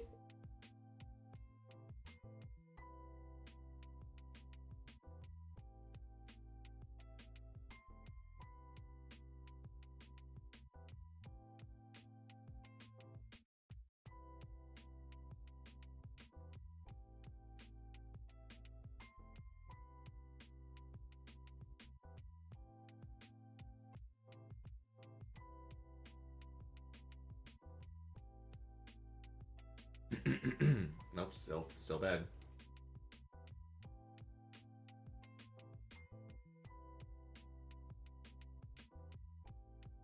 Her content bellowing reverberates through my chest all the way up until we're in the ice cream drive-thru. In the end, all the options were picked. Ben and Liz got some cones of frozen yogurt while Damien chose an entire gallon of chocolate for himself. For him and Liz. Olivia got herself a big old root beer float. Sampled my cone of sea salt caramel.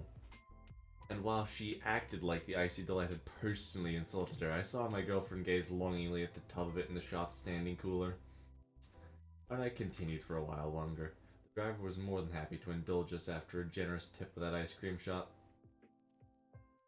We were driven around aimlessly, enjoying our ice cream and simply talking the night away about our winter break plans. As our curfew drew near, Ben was the first to be dropped off. We said our goodbyes to him, and he smiled and waved his porch until we could no longer see him. Crushed a bug. I didn't. I crushed it and then it uncrushed it. You get to live. The walls between him and Olivia seem to finally be coming down. I'm hopeful they'll come. The walls between Ben and Olivia seem to finally be coming down. I'm hopeful they'll come around to each other.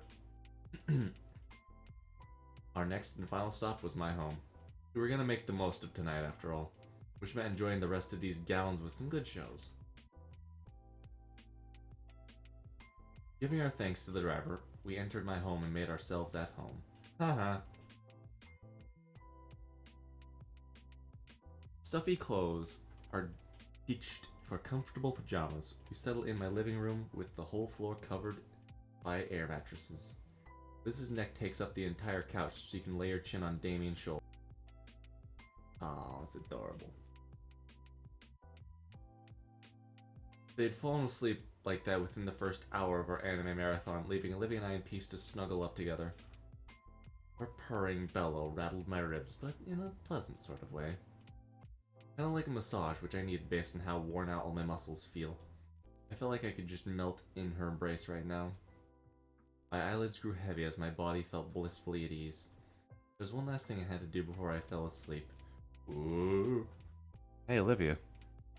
Her bellows subside briefly. Yeah? I had a ton of fun. Me too. She smiles at me. So soft and inviting. I give her smile a soft kiss. She reciprocates with a similar kiss on my own grin. So I do the same. So does she. Back and forth. We're trying to kiss the smile off each other's lips. The war of smooches that I wanted to win, though my tiredness made it difficult. By the time my eyes refused to remain open, I admitted defeat gracefully. Love you. Purring continues, and I realize Olivia's fallen asleep. We drew close to each other one last time, embracing sleep like we embrace one another. Christmas Day.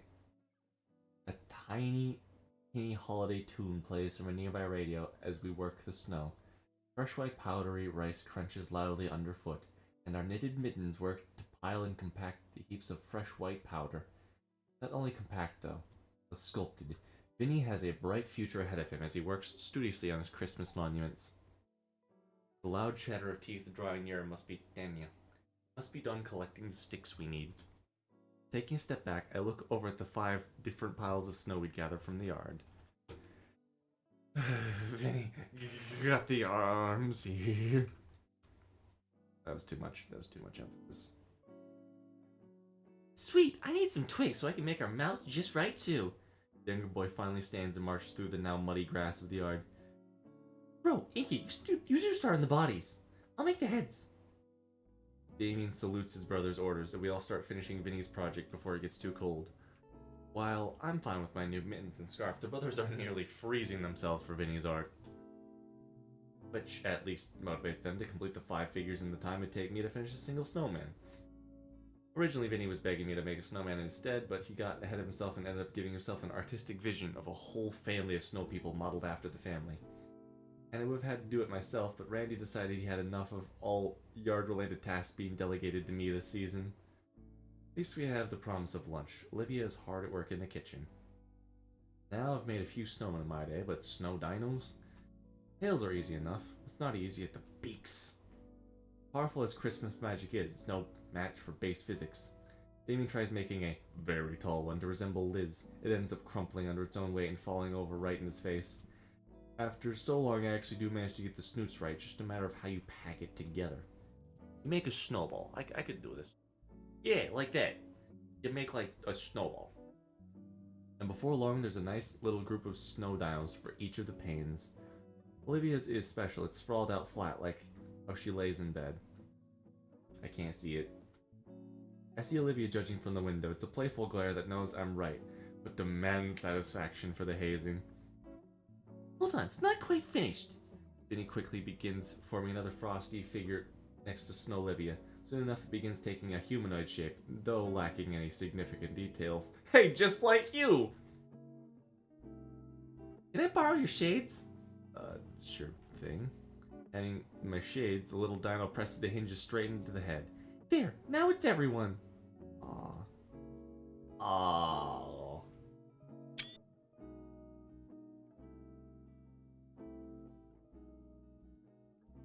I'll let me... Wait, no, that's not what it says. I'll let the Inksicle keep those for now. Just slides in from off camera.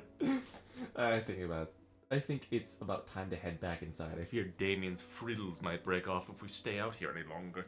He's too cold. It's too freezing out here for the dinosaurs. This is how we win, people. This is how we win the cold months.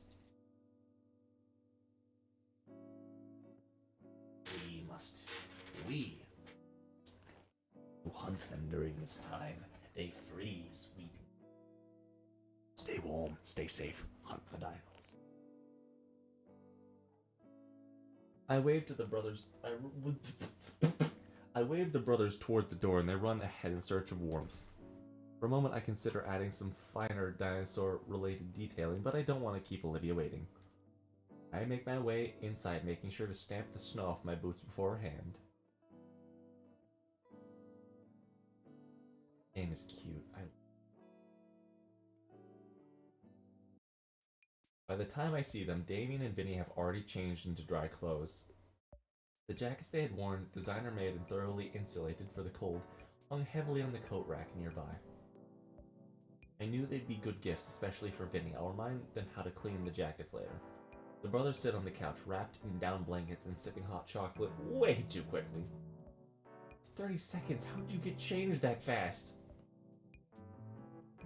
We're just trying to freeze it down as little as possible, brother. It wasn't that bad. It says the Argathoid. Agarthoid? What the fuck does that mean?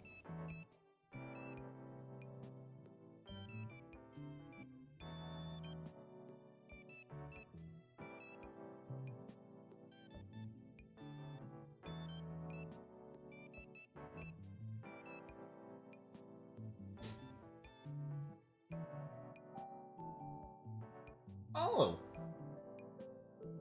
Oh, that is a 4chan joke. Okay.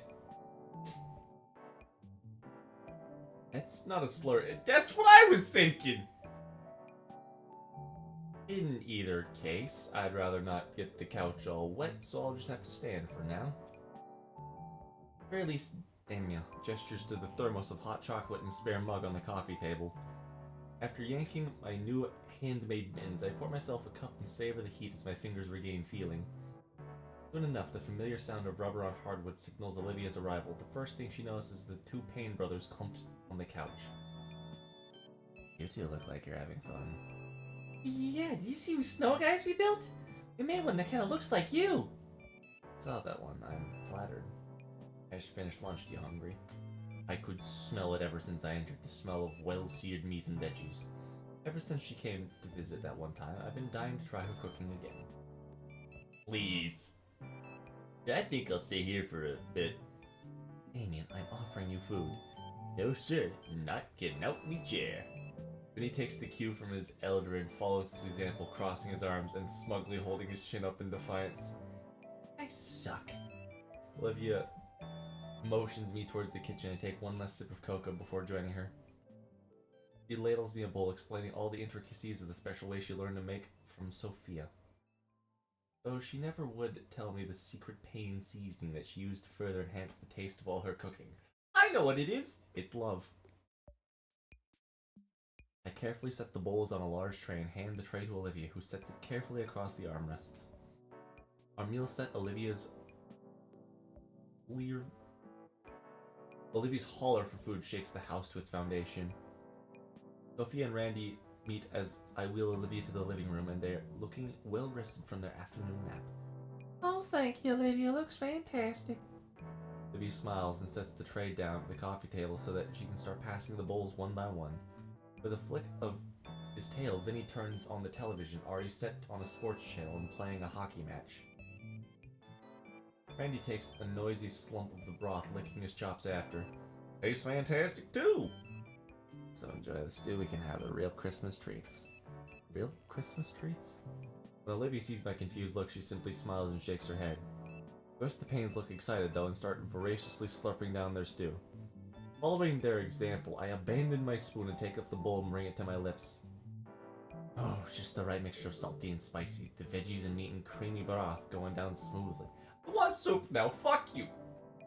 As much as I want to savor my first sip, the others had already drank up most of their meal, so I too greedily slurp down the meal until I can set my empty bowl back down the serving tray in satisfaction. Oh, that hit the spot. Looking around, Olivia isn't in the room anymore. Olivia? Give her a minute, Inko. She's just fetching some things. I can only guess the tree space and how Vinny is vibrating the entire couch with this excitement. Hyperactive child! Look at him go! Alright, wouldn't be Christmas without... Oh wait, no, wrong voice. Alright, wouldn't be Christmas without these. These looking to be a tray filled with some kind of oddly shaped chocolates. Olivia wheels herself right next to me, so I take the tray from her armrest. She smiles and gracefully tosses herself beside me on the couch. Looking down the tray again, the treat looks like bundles of sticks held together by their sugary coating? They're called haystack. Wait, they're called haystacks.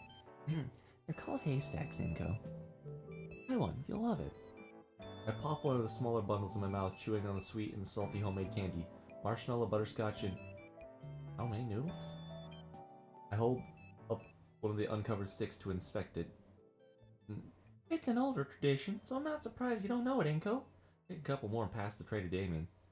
They are quite delicious. Olivia plucks one of the pieces from my hand and pops it in her mouth, crunching the candy to oblivion. Just like the stew, the tray of haystacks is devoured rapidly too. Ah! Randy sinks further into his recliner, drawing his wife onto his lap with a surprised yelp from her. She shakes her head and settles beside him, looking over everyone else with a content smile. This is what the holidays are all about. Andy? No, Vinny, not candy. Hyperactive child. Family, son. About being one with the ones we love most, Vincent. The young boy considers her words. And comes to his own conclusion. Well, I love candy, so we should have some more. He looks to Olivia, who snorts at his logic. Make more later, okay? Sweet! Knowing now that there will be more Christmas candy, the young Dino's eyes focus on the hockey game playing. On screen, the hockey puck is finally about to hit the net. The shot is replayed a couple of times from different angles, all the while the professional commenters talk about the college teams. While they mainly focus on the players' game efforts, the commentators also highlight the players' plans and degrees, which reminds me of what's to come soon. We're going back to school next week, really? Bro, don't remind me. The last semester, bro. We're free to do whatever. College, jobs, go out into the workforce, I don't know. Vinny will finally have a room to himself.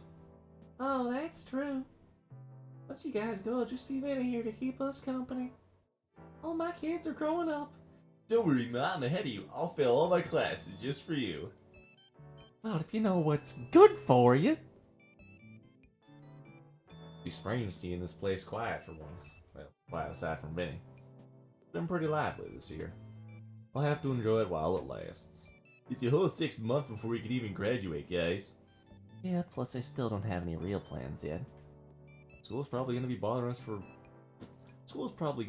us a whole lot about applying to colleges starting now. But you have no plans at all? He shrugs. Not what I want to do, obviously, but compared to Liz, she has the next decade of her life planned out, maybe more. Liz just goes above and beyond. As for me, I don't know either. Maybe college, but I'm open to other options. Guess it's a good thing we got half a year still. Yeah.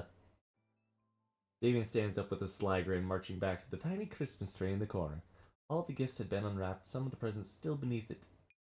But some of the presents were still beneath it, awaiting the pains to make room in their house for them. He scoops up something and comes back to the couch. Ah, see, it's that one retro console. Still can't wrap my head around the concept. Wouldn't you want a console from the latest gen? Yo, leave the future to the future. We still gotta try all the presents.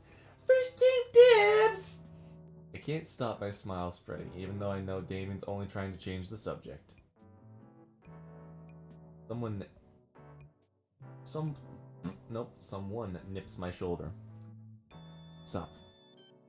We're forgetting someone. I want to give Guts Christmas breakfast. Lydia pushes herself to the edge of the couch seat before he can set her knees down the floor. She pauses and turns her eyes my way. You wanna come help me? Do you want your chair? She shakes her head no and holds her arms out. I can feel my face race.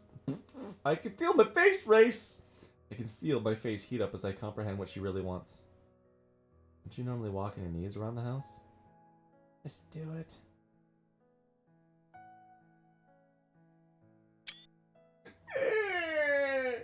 Sorry, not crying. Shut up. You don't see anything. The rest of her family looks amused as I slide one arm beneath her legs and the other around her back. Olivia further secures herself by wrapping her arm over my shoulder. Lifting her up, slowly becoming muscle memory, though my gait to her room still feels awkward and wobbly. Olivia doesn't mind it though. She smiles contently the entire time, and even after I nearly drop her onto her bed. Once her tiny minion is properly fed, it's a righteous Christmas feast. Olivia and I sit together on her bed and just hold each other. Oh, it's so cute. It's so cute. I gotta stretch now. Oh, it's so cute. Oh, my heart, my soul, my heart is still going. It's still going, brother. I can feel it, like, growing 30 sizes. It's not supposed to be this big. Shut up. Didn't mean it like that. Once her tiny minion is properly fed his righteous Christmas feast, Olivia and I sit together on her bed and just hold each other. The hollering of the rest of the family is thankfully muted by her walls, and we finally have a quiet time I know she was looking for. My hands caress her back, drawing out her sweet, bellowing purrs, and she leans more and more against me. With my face in her hair, I recall I still have something in my pocket for her. She pouts and nips my arm as I draw away from her. Let go of me, I got something. Grunts and releases her hostage. I pull the small box from my pocket, still neatly wrapped in shiny violet paper and topped with an emerald bow. She sits up and accepts the present, tilting an eyebrow. By the way, you could have given me this while we were opening the presents. Something special. Olivia carefully tears the wrapping off the box and lifts the cover. Inside is a neatly folded sheet of cloth. When Olivia pinches it to bring it out, it unfolds into its true shape. The stylized tail brace meant for supporting and warmth. It only required commissioning Liz for the pattern, and Sophia needed the materials to put it together. I motioned for her tail, which she delicately sets in my hand. I noticed after our dance it really took a toll on you. For a few days your tail was so scratched up and sore you didn't want to use it for anything. Even now I can feel the muscle beneath her scales are still hot and tender. With all the care necessary, I slide the fashionable accessory over her tail. The elastic bands within are already working, distributing a comforting pressure across her entire tail, causing Olivia to coo happily as she relaxes further on her bed. You know, won't be so rough on you next time. It takes Olivia to process my words. Her expression of content slowly changes to one of surprise, then a gentle smile. Next time? That'd be nice. God! I need I need this! I keep losing my composure, help me. The twitch of her cheek doesn't escape my sight. You okay? Yeah, just... She chews her lip for a moment to think. Something bad? No, it's silly, I don't know, felt guilty for a second. Her fingers ring her blanket. Guilty? What for? At some point while I was making the fountain painting, I was resting when I remembered something. When I was a lot younger, I would occasionally go to these physical therapy appointments. There were some other kids like me, maybe 3 or 4 years old. One of them was able to waddle a bit with his tail. Almost everyone was excited he could manage that. The other kid's tail was short. He was stuck on his all fours still. So it's a miracle I could do what I did. That made me think, and I eventually found the videos of someone dancing like that with her tail. Someone like me, you know? Unlucky enough to have this issue, lucky enough so I can still move around a bit on my own. What about the others? That boy. What they think after seeing us dance? Been on my mind ever since I started practicing. Olivia clears her throat and looks at me with a sadness permeating from her moonshade eyes. That's what gave me the idea, but should I have? I feel like somehow I shouldn't have, but I did it because I love you. It confuses me. What do those kids think? You ever see him again?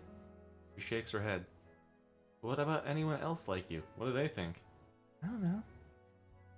Wouldn't any of them be happy to have what you have? So many of them can't ever do something like that. I guess, but it sounds dumb, but it still feels like I'm somehow betraying something. Or maybe insulting? I only danced because I was just able enough to use an appendage just long and strong enough to allow it. I guess it feels like I'm mocking them. The luckiest unlucky person, I get the occasional glimpse of normalcy. May as well not even be called disabled, I'm such an outlier. Oh, you didn't ever want to be. I know. Her face falls, her entire maw trembles. I don't got any answers for her. How would I? She's not some strange exception. She's not some strange exception case because a bunch of crazy variables. That's not why I love her. She's Olivia. I love her because she is Olivia. My hands set her tail down in her lap so that they could cup one of her cheeks, tilt her head upwards. Looking into those beautiful silver irises, my widespread words carry my honest feeling for her to clearly hear. Hey, I got you this because I love you. No other reason. You don't want to use it in any particular way, nobody's making you. The concern in her eyes still exists, but as her lips rise and her eyelids soften, I see that sorrow subsumed by comforting love. Okay. She leans into my palm and sighs softly. That's a good enough reason. Olivia starts running her hand across her tail garment. It's pretty. It's tailor-made, just for you. Like it. Thanks. The gift in caring and being there for me. God, she's so fucking cute! Olivia's comments devolve into a mumbling of affectionate words about me as she pushes herself onto my chest, wrapping her arms tightly around my body, her tail around my leg. I love you, Inko. I love you too, Olivia. I draw her even closer with my own arms, burying my face into her hair as I cradle the girl against me. Eventually, I'll show off Olivia's newest gift, but for now she wants to be held, and I want to hold her. Come January, the new semester starts. Final semester, and the break the new year provides a nice start and end. Even Ben seemed to be bouncing back. Contrary to his fears, it was business as usual once the break ended. Sure, there was occasionally a rumor or whisper, but they were vastly overshadowed. Classes pass, the weather finally starts getting warmer again. It really felt like a victory lap compared to how turbulent the first half of the year was. Olivia, in particular, decided she lived here for too long without exploring much, so she got a new fire in her seat to see the city inside and out. We gotta see it all. Art galleries, grand, luxurious malls, underground tunnel systems, the local state parks, just seeing everything the city had to offer. We even went back to visit the arcade a few times. That brings us here. From a public school standpoint, I consider it our final destination. Not the last class or graduation itself, or even the after party Olivia and I skipped to cuddle together at my place. I had something better in mind, something I'd always wanted to do since my folks moved here. Finally, I was able to make a plan and put it into action. Racial segregation. Liz's hatchback barrels down the freeway. The trunk is completely packed for the week-long trip ahead. Not driving though, the location is shockingly close. Olivia holds my arm close, jittering a bit in anticipation. I always heard of this place, but I never actually had been here. I have once. I was in elementary school, but it was a blast. Did you get Damien, why are you doing this to me, Damien? Michael. Did you get to go surfing? No, and I don't plan on it. Dude, she's like 90% neck. She's gonna go scuba or snorkeling or whatever the hell it is.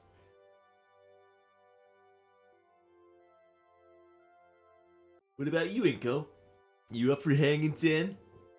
Maybe, although I'd rather avoid a burial at sea. That actually does scare me.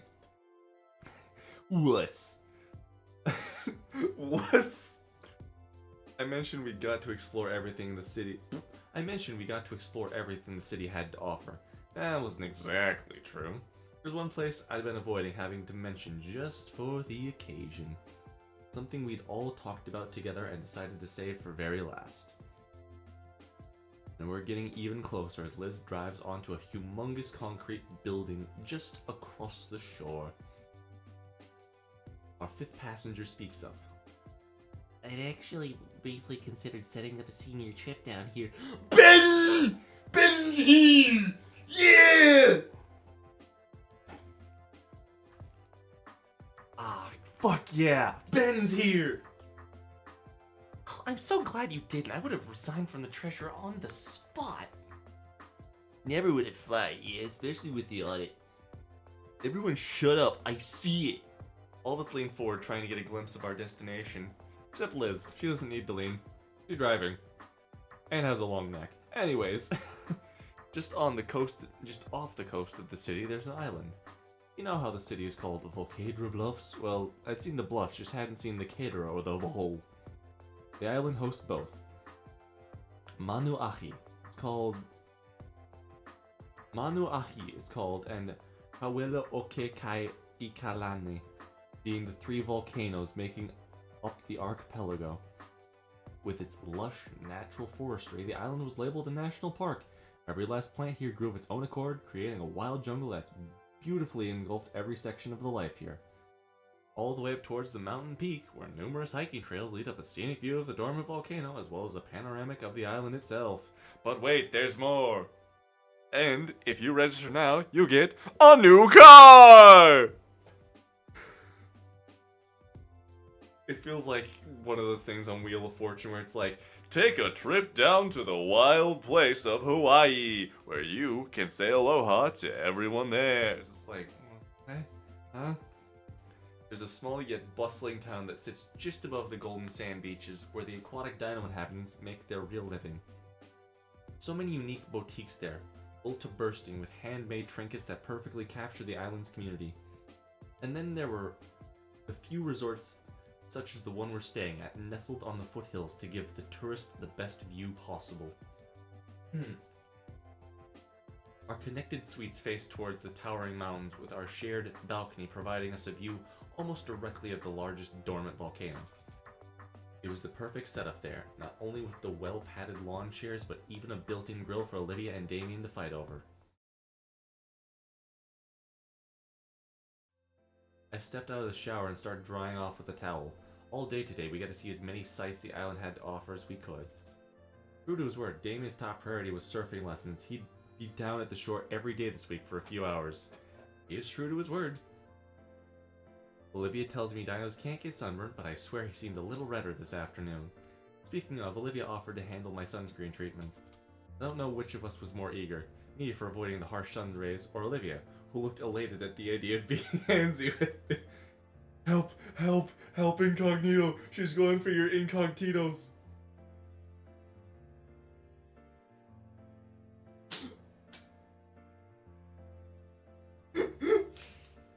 Why did I say it like that?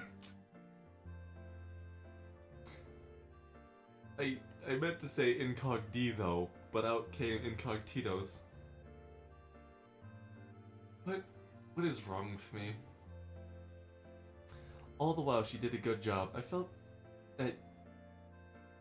And while she did a good job, I felt the need for a sun-based guts tattoo was too much. At first, we all hung together, checking out the shops and restaurants we wanted to visit. But after Damien ran off on his own, we started to disperse and go on our own adventures. Liz found a place that would give a full neck massage. Dear God, how much would that cost? Ben became engrossed in the cultural side of the island, taking a foot tour through the history of Manuahi. If you want to put it in dumb quotes, be my guest. And Olivia and I decided to hang out at a luau, sampling the bonfire cooked meats while watching the lively fire dance show. There's just one last thing tonight, if you ask me. It's the most important part. I know what this is gonna be. I exit the bathroom in a fresh set of clothes, stylish and sleek. Outside, the sky is beginning to darken. The sun is riding along the edge of the monolithic husk of the volcano. That's why I picked this resort. There's not a better view in the state. Olivia lazes around on one of the large beds. She sips an exotic juice cocktail and flips through a travel magazine. Took long enough? You sampling every darn soap they got in there? I'm just thorough. I like to wash my hair. Yep, I wash my eyebrows. I know you take half an hour. I would have gone first. It's about time to meet up. Taking the spot beside her, I see Olivia's phone resting on her stomach. You could have joined me, Olivia. He didn't say that. How'd the call with your dad go? The older baryonyx had called just as we got back to our room, which is why I got dibs on the shower first. We would have talked longer if I had known you wanted to drain all the hotel's water. He's good, though. Said he'd try and come home by summer's end. Aw. That'd be awesome. We could have another pool party at Damien's. Anyways, how long till everyone's back? Soon. I'm gonna go clean up now. Relax, I can wait. Olivia sets herself on the well-cleaned carpet and starts marching to the bathroom. Nah, you go ahead and set. Hold on. She picks out a soda from the mini fridge and flicks the door shut with her hip. The cans drain and crumpled in seconds, and she gives me a piece of litter. Wow, treasure! Yep, I'll come find you guys when I'm done, alright? Sure. The door clicks behind her and I start making preparations. I picked up our room's phone and dialed the number for room service. A brief phone call later and the order is placed for some pizzas. 3 pepperoni, 1 with anchovies. A set to deliver to my next destination. I find the mini cooler I had brought and filled up with ice and more sodas from the fridge. And lastly is my camera bag and tripod, which I sling over my shoulder. Carrying everything, I step out of the bungalow into the fresh, humid air. There's a huge shared balcony nearby, intended for parties and equipped for buffets. To my luck, the whole place is vacant, and I make claim to the tables closest to the edge. From here, the whole town below sits in view of us. I notice it's layered from tropical jungle to civilization to beachfront. Across the water, the city is still visible, near enough to remind us we're close to home, but far enough to feel like we're in another world. A lot to take in. I let my breath out and inhale deeply. Let's make the most of this while it lasts. Setting the mini cooler down on the floor near the wall, I spend the next few minutes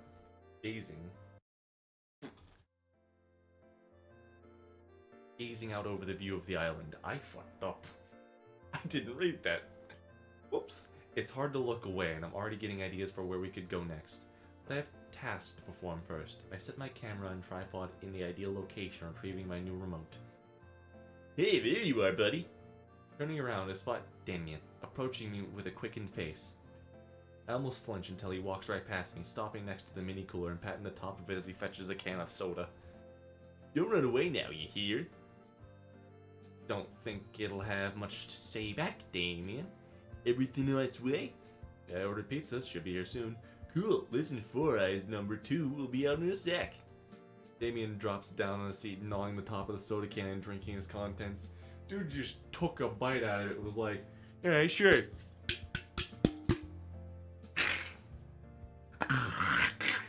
I can't actually tear this off because I need to recycle this. Dang, this place is something else though, isn't it? Thanks, Inko. Hey, no problem. Glad we could do something like this. True to Damien's word, Liz strolls out of her bungalow, still sharing with Damien, yawning into her hand. Her head seems to swing around more than usual. Oh, I feel amazing! I can't believe I never tried acupuncture. Everything's just so effortless, it's crazy. She joins us by the table, continuing to rave about her spa treatment. That's adorable. We're just so coordinated, like a pit stop crew in a race. They called it the Aikuma Ow treatment. I think that's my species in their native tongue. Neat, actually. I took Olivia down to Little Trundon a while back. Told us Japanese word for gator is Wani. Wani. I think I've heard that before. But she's baryonic, isn't she? She's a baryonic, actually. Ben is the latest to join us. I check back at the window to my bungalow and see Olivia's out of the shower getting ready. That's what she said, but the resemblance is undeniable. Oh, absolutely. Elementary school, whenever a teacher did the "see you later, alligator," everyone would point at her. Oh, she hated it. Boy, I know you're not telling everyone about the dark trauma of my past. Olivia approaches, freshly washed off, carrying quite the payload with her. What? Geez, that all your art stuff? You know vacations are get away from work, right? Can it? Unless you want to wake up tomorrow with a mustache. She moves from the chair to the table facing the balcony, unfolds a travel easel. Atop it is a plain sketchbook. Atop it is placed a plain sketchbook, but Olivia produces a small paint palette instead of any pencil. Right away she gets to work, starting with a brilliant red near the top of the page. Don't stare, keep talking. Just going on about our days? I checked a few of the trails just before I got back. Some beautiful stuff around here. You guys should check it out. Ooh. Hold that thought. Heck yeah! He points at an approaching pair of dino ladies carrying large trays. They set them down on the table for fresh, steaming pizzas. Liz has to hold Damien back from drooling a hole in the table.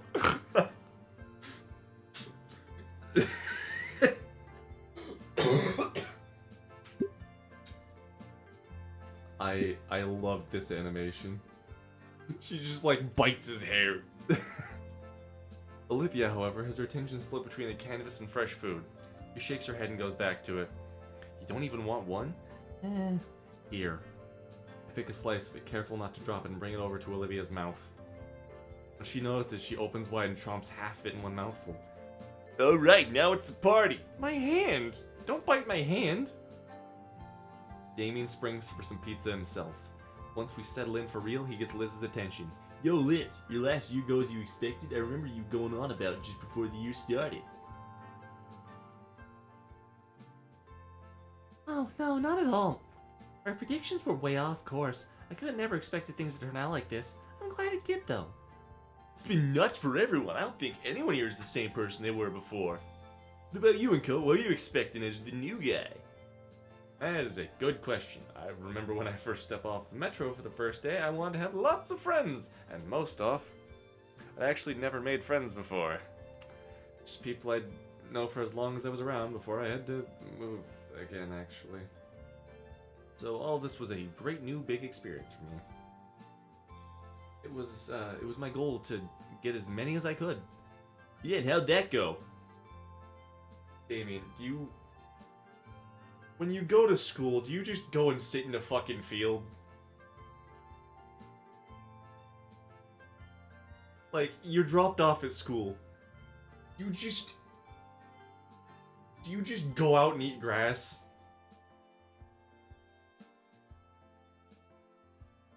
All the trials and tribulations and everything, I think they were all worth it, because I made friends with you all. Look to a certain girl who remains silent but not inattentive as I catch her own eye staring my way. And more. So I guess to sum it up, it's been an experience I'd never want to give up. Ever. Damien. Despite the ups and downs, the twists and turns. I certainly would have guessed new student would be such a wrench in the works. Getting so tangled up in Olivia, Mia, everyone else. And me. I was in a bad situation. I'm not anymore. Thinking on things were set in motion from day one, huh? Hey, I'm grateful. Oh, thinking about it, things were set in motion day one. And thanks, I'm grateful. Fuck, whatever the line is. Yo, Yo, Olivia! I'm going around the table and asking for your input one last time. What do you think? She stops brushing and looks me in the eye before turning all the way with a smile. About the new human student waltzing in and wrecking our ways of life? I'm currently relaxing at a fancy as hell. Skip the dialogue. Wrong voice as well. Oh god, I'm losing it! I'm currently relaxing at a fancy as hell beach resort with some of my favorite people. One of which I thought I'd never be friends with again. All thanks to my boyfriend. He looks back at me. Yeah, you did good, soldier. Damien, I really appreciate you always trying to include me. Damien brushes the back of his head. He's got nothing to say for once. How? He always has something to say. From there, conversation drifts from topic to topic. Liz in particular got into a bragging competition with Ben when she talked about the colleges she was applying to. He rebutted with his own lofty goals. Damien pretended to moderate the whole debate before declaring both of them were eggheads. Olivia joins in sometimes, but for the most part focuses on her little project. Ben busts out a poker set he brought with him, complete with chips. Ooh, what flavor? As the sun gets closer and closer to setting, we all enjoy the evening.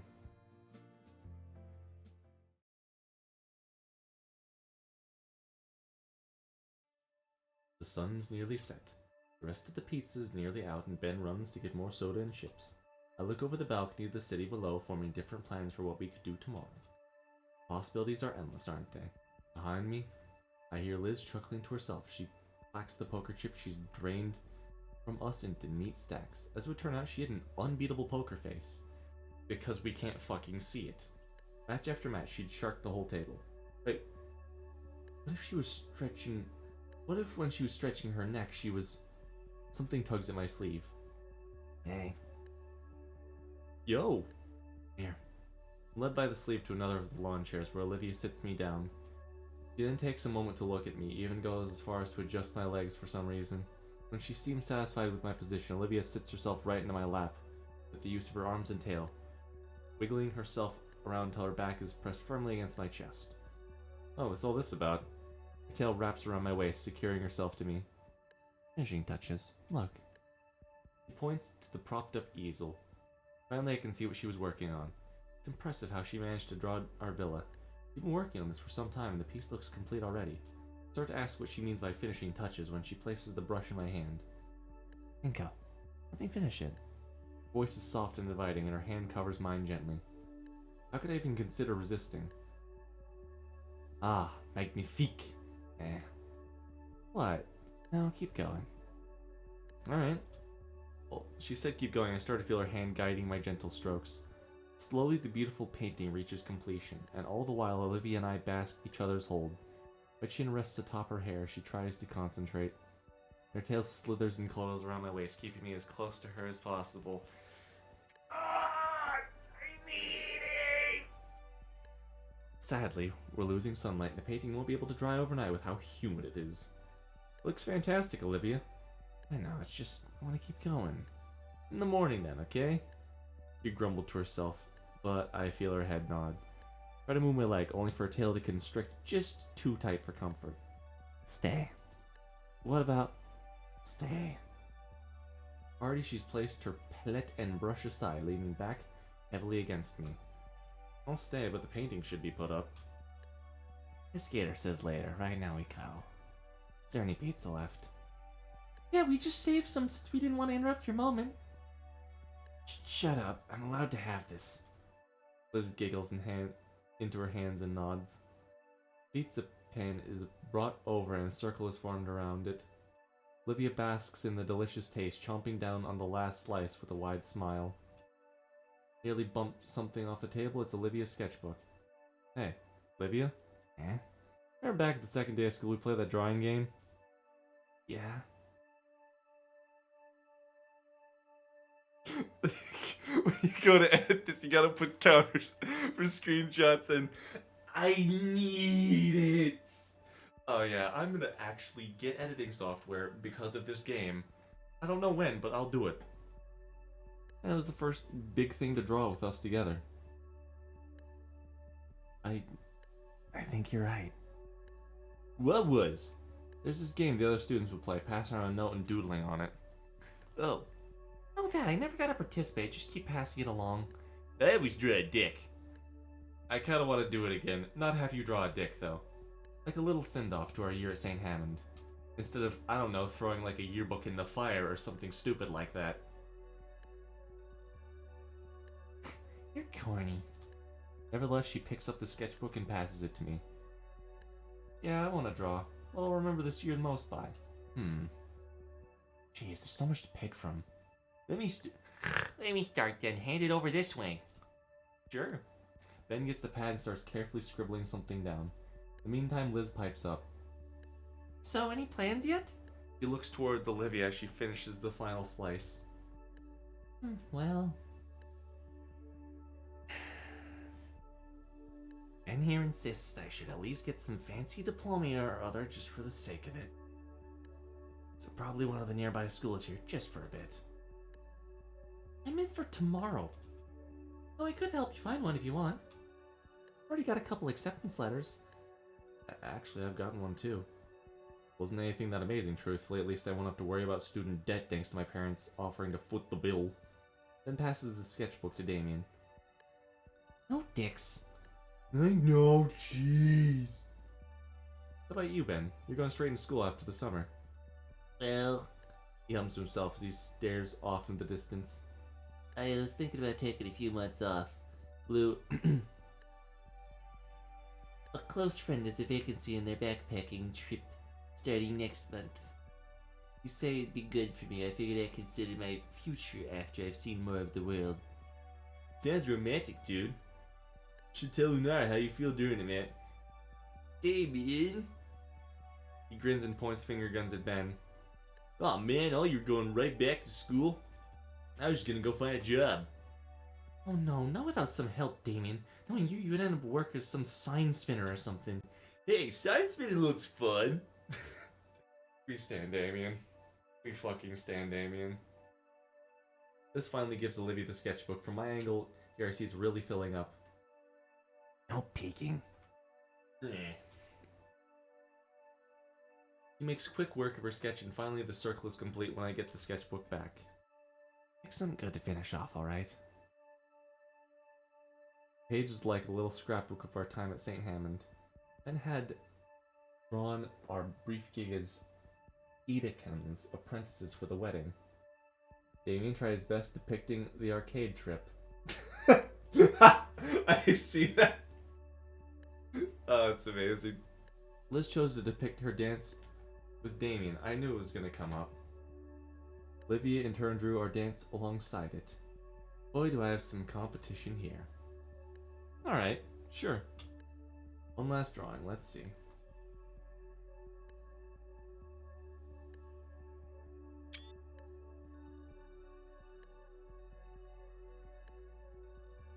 It's actually a very good gator, by the way.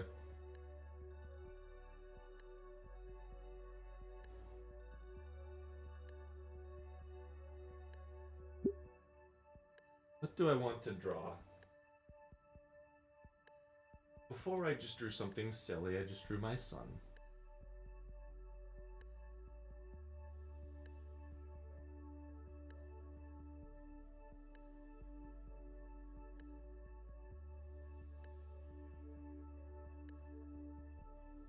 What is the most memorable part of this experience for me?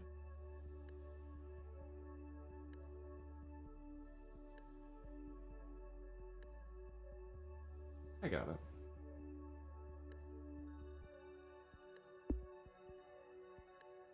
I cannot draw a straight line to save my life.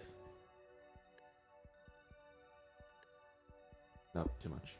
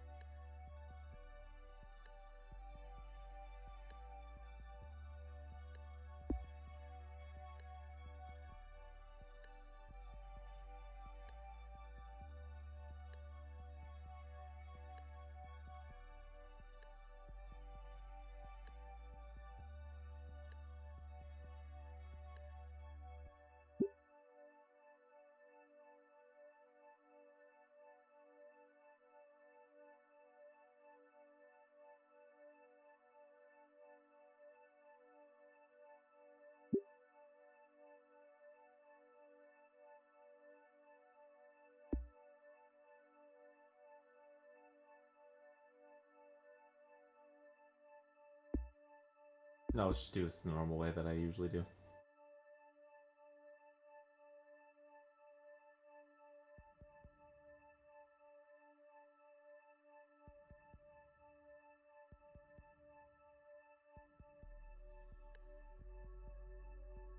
This is gonna make sense in a little bit.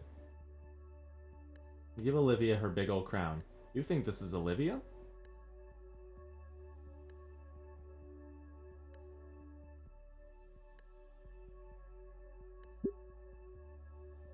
Think this is Olivia? That's your own mistake, buddo. I said bud-o, not anything weird. I meant to say that like kiddo, like bud, like friend. Didn't really work out there though.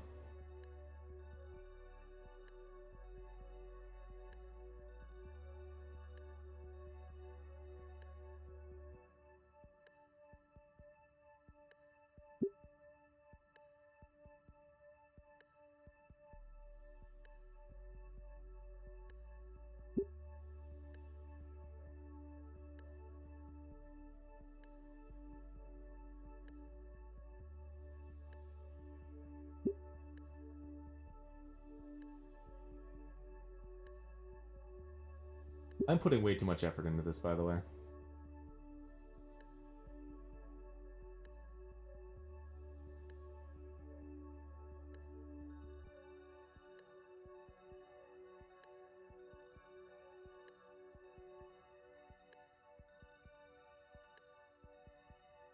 Why did I draw this, actually?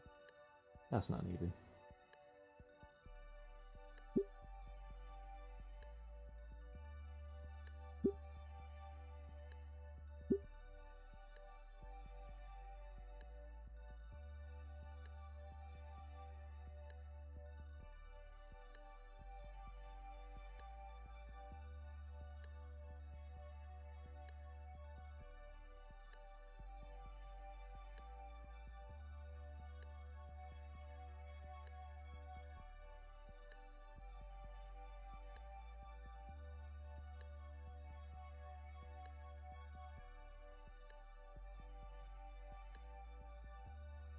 You guys can take guesses, by the way.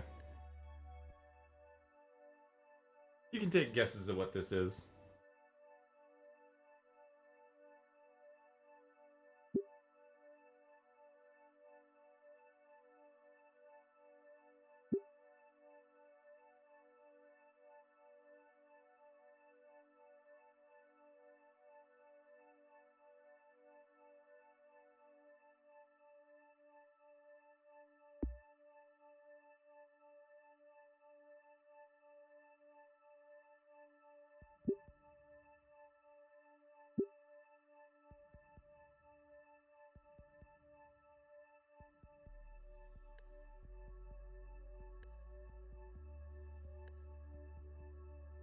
Well, go on, take a guess.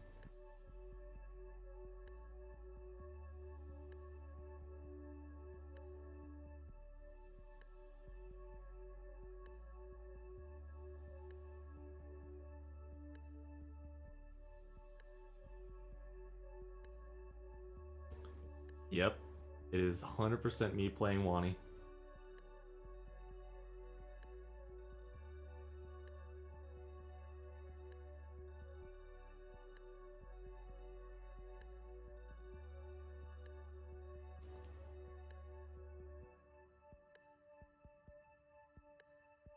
I'm much better of an actual artist in person. I don't like mouse drawing.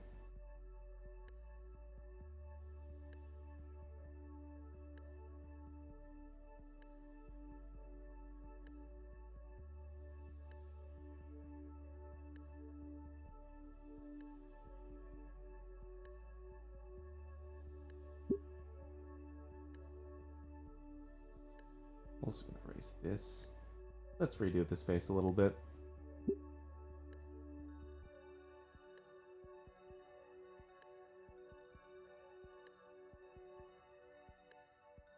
This is more my art style. I don't know how I did that nose. I usually don't do them like that.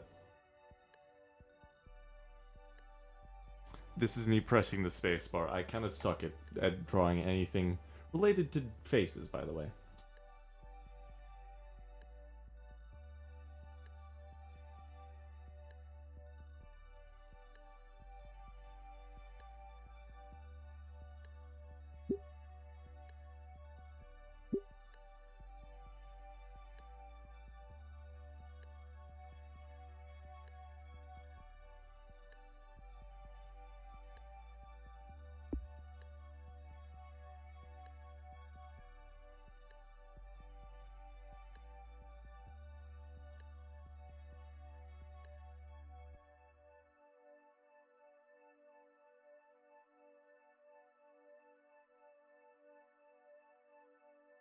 Yeah, I can't do this. I'm so bad at...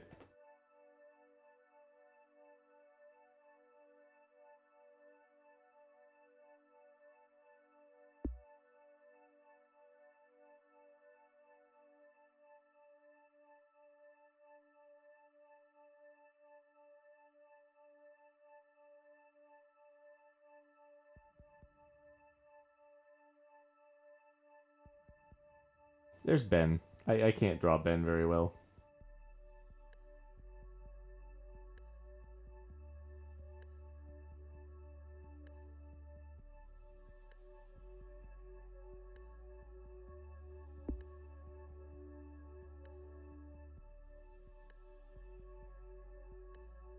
Hey, no, I'm not down myself. I'm just like... What do I remember most about each of these people?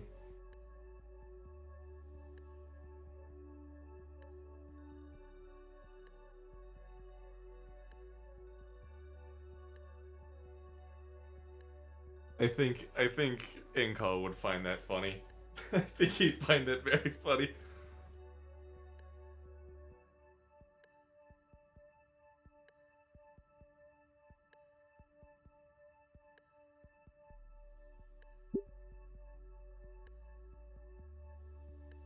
A drawing joins the rest. I look over the whole thing once more. Dude, I think you've gotten a little better. I want to keep this one. It's all yours. We keep talking about our senior year and what comes next for some time. Finally, the sun has set and the moon has risen, framing the balcony perfectly for what I was waiting for. I motioned to Olivia so she'd finally let me stand, which she reluctantly does. Standing and stretching, I feel the pins and needles in my legs slowly fade as I walk to the corner of the balcony. Old Reliable must have taken hundreds of pictures with this bad boy. None of them seem to have noticed it here, thankfully, as I looked again at the chattering group on the balcony. My friends, somehow I think this picture will mark the precise end of one point in our lives and the start of another. Maybe that's what all pictures do. I make quick work, setting everything up just right, the angle of the settings, everything. It's time. Hey everyone! Heads turn, Olivia rolls her eyes but smiles, seeing I'm up to old tricks. I see where this is going, alright, just one. Thanks, I got a feeling this one's gonna be a keeper. Damien adjusts his seating and brings Liz closer to him.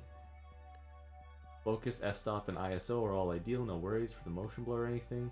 Quickly go sit by Olivia again, embracing her in a similar way. How do we know when it's done? Not on a timer, I gotta switch here. Oh, on cheese? Sure. Actually, better yet, just thought of something. For Olivia. We were talking about this earlier. I tell them what I've thought up, and Olivia's brow furrows defiantly. That's lame, please don't. Camera. One time. You got it, everyone ready? Once more I'm enveloped in Olivia's arms and tail, and I can feel her joy and annoyance radiate from her more brilliantly than the last rays of sunlight. All eyes look to my DSLR set in the corner, smiles adorning faces from the prospect of this moment being immortalized forever.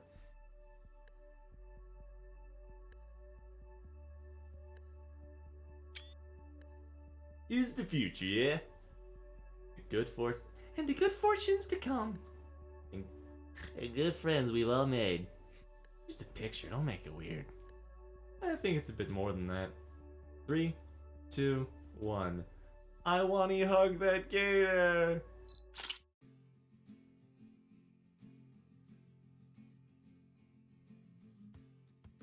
Look at the pizza pan and cup next to Ben. Get it? I don't get it. supposed to be something? I don't get it.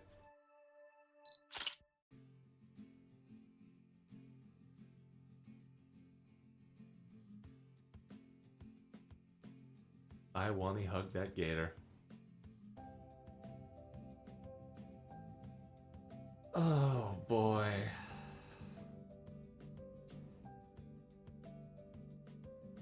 Senator Anon.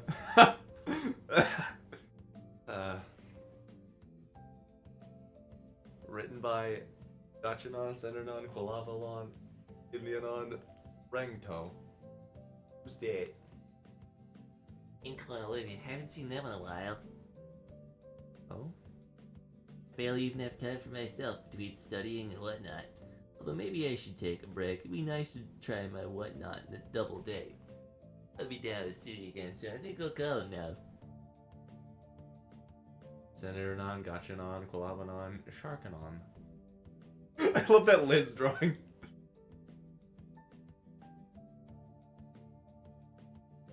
Those two, they're doing great. Thanks for asking. I really don't see what you mean by like, oh, someone's there. I don't see it.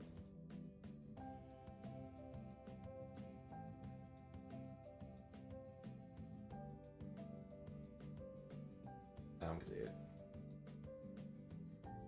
How am I doing? I'm glad you asked. Finally found a career path that really speaks to me. Starting next week, I'm not gonna be Damien any longer. My new name will be Rody the Reading Raptor. Multianon.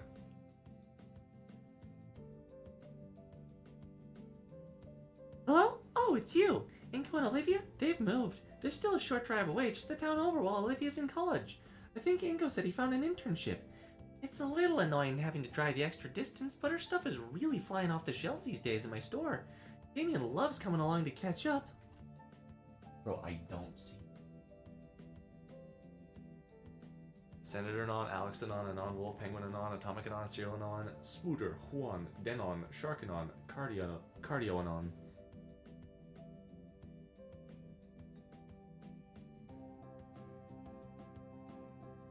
Hey girl, haven't seen you in forever. Like, when was the last time? Oh, it was just before the school dance thing. I didn't even hang out around that bitch. I hated her. She was just a different person before, so you got the designs I asked for? Oh, you know it, sister. I'll make the tribal garbs. You be the next huge thing to take off. Trust me. Oh, excellent. I'm looking at a screenshot. I don't see it. Additional artwork by Nutbuster Anon, Multianon. Where is my wife? Where is my pterodactyl wife? Nino and Halford? Those names will stick with me for better or worse. Mostly for the stress they've caused me, like they were magnets for trouble, always right in front of the auditor. But I am keeping an eye on their careers. They may be visiting again sooner than they expect. Stock photos by Ansel Adams, Larry Coaster, Richard Tolkien, Peter Kaminsky, Frida. Inco and Olivia, I don't watch cooking shows. They were students here, Solly. Oh, the monkey boy.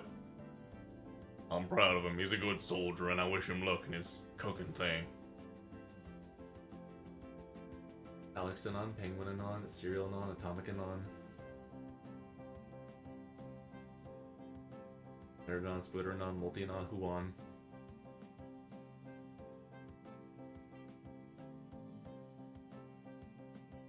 Oh, little Ingo. I kinda see it. I don't. It's a real big stretch. Oh, little Anon, I feel in a world where everyone was constantly giving him advice, I was the only one listening to his at times. I'm grateful for him, truly. I never felt closer to the youth of today. Although after that head slide I pulled, my back was killing me for ages. But it was nice to feel young again. I hope the young love these two I hope the young love those two What the fuck is this line? I hope the young love those two blossoms into something beautiful. Programmed by Multianon, Dystopianon, Monsteranon, San Manon. Dot Quad, Nutbusteranon, Devnon. That's Guts with a coat. Ah, those two that came to visit us just last week. Guess they missed the cooking too much. It was nice to see them again, especially since we only have Vinny with us in the house now. I do miss those times when the house was more hectic and, as surprising as that sounds, They're their own people now, but our little nest is always open for them. It doesn't look like Mia was supposed to be there. I'm gonna be real with you. Music by Meloanon, Devnon, and Dunnon. Inky and Livy? Yeah, they came by not too long ago. We spent the whole morning just playing games. After that, Inky tried to play street hockey with me. It was so funny. He looked like really happy, even after I accidentally hit him with a slap shot. Even Olivia agreed he had fun. He was too tired and needed to take a nap because he was getting old. Stock music by Jibby, Holozoe, Koi Discovery, and Benzol. Emanon, Wax Lyricist, Loyalty Freak Music. Freak!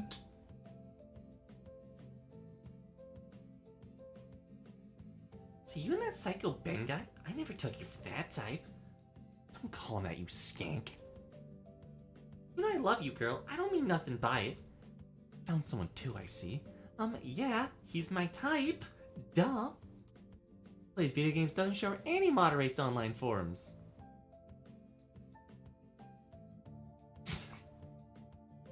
Okay, that's silly. Stock music acquired a free sound, free music archive, sample swap. Inko. Oh, he was one of Trent's assistants at my weddings. It hasn't been that long, honestly. We're still in our wedding clothes. We wish we could have seen him at Trent's services, lending ear to him and all. Send our regards his way. I might have a request for him soon. We found out that we're gonna have a kid. We definitely need some high quality photos on the way. Yeah, he's a good kid.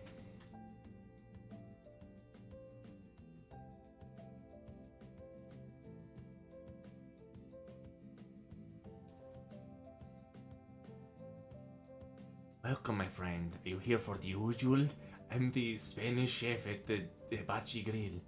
Well, I have been practicing a new technique. After all, an artist must always challenge their skill, so a chef must draw and work to expand their repertoire.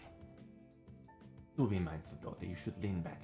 My last friend is still missing his eyebrows.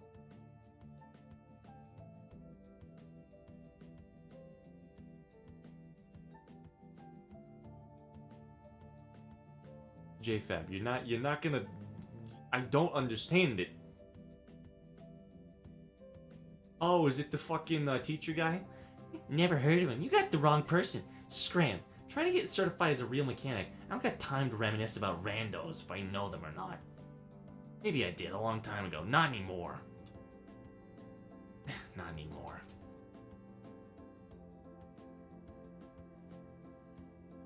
Yeah, I don't see it. It's the I don't know motherfucker. It's Edekan. I don't fucking remember his name, my guy. Stock sounds by I haven't read those credits off. Who gives a fuck? Are we even in the right aisle? Lol, Lamau.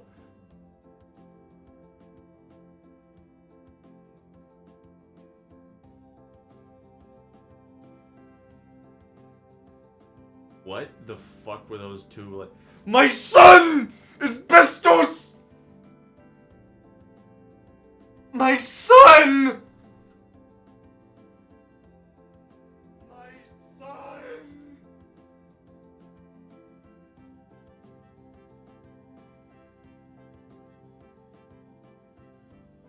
They kept it. They kept.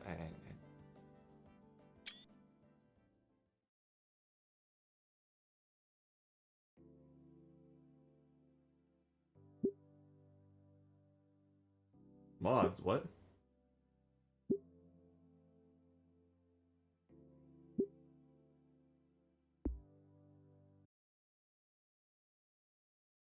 That's not what I wanted to show. That's also not what I wanted to show. I love this so much.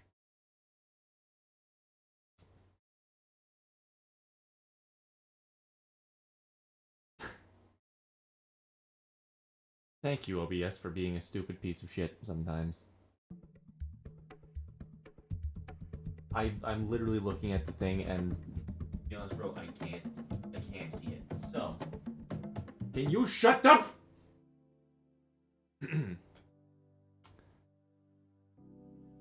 Well, it's over. Not permanently. You know that I am going to try and... What is Discord rich presence? I don't know what that is. Sorry. I'm just looking at settings to see if there was a way where I could, like, quickly load through the game. So. This is not the end of Wani Wednesday. This is the end of today's Wani Wednesday, but not all of them. I'm going to get the other 3 endings in the order of 3, 2, 1.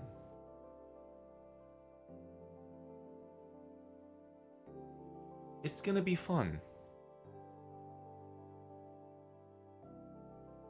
I think this ending was the best one that I could have gotten.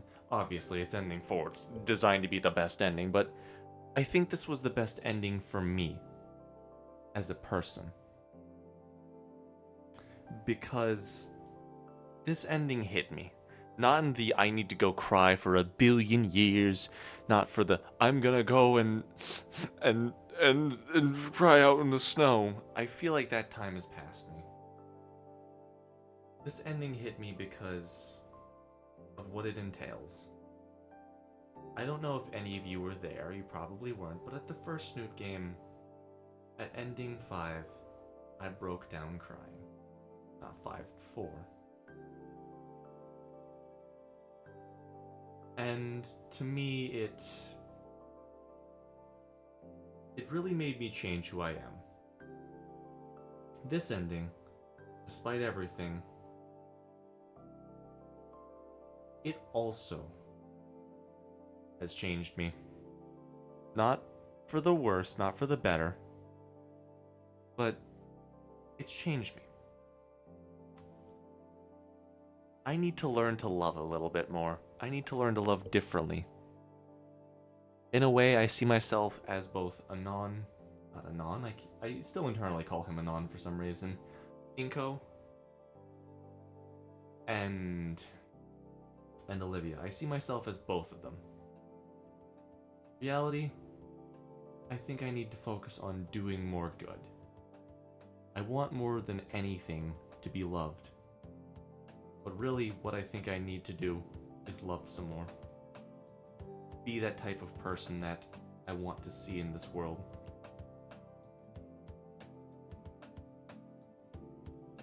It's going to be a struggle. It's going to hurt.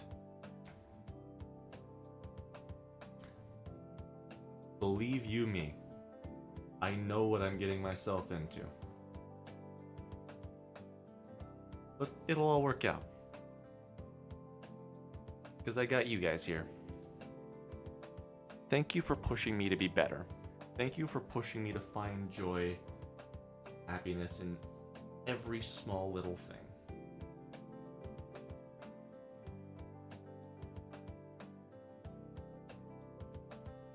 And I mean it when I say thank you all so much for watching. Hopefully you had fun. Wherever you go, whatever you do, stay safe out there, dreamers.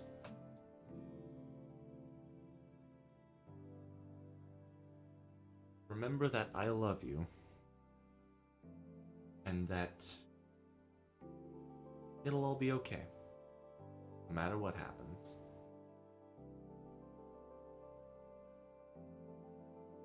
So stay safe, and I'll see you Starside. Good night now, y'all. Have a good rest, good sleep,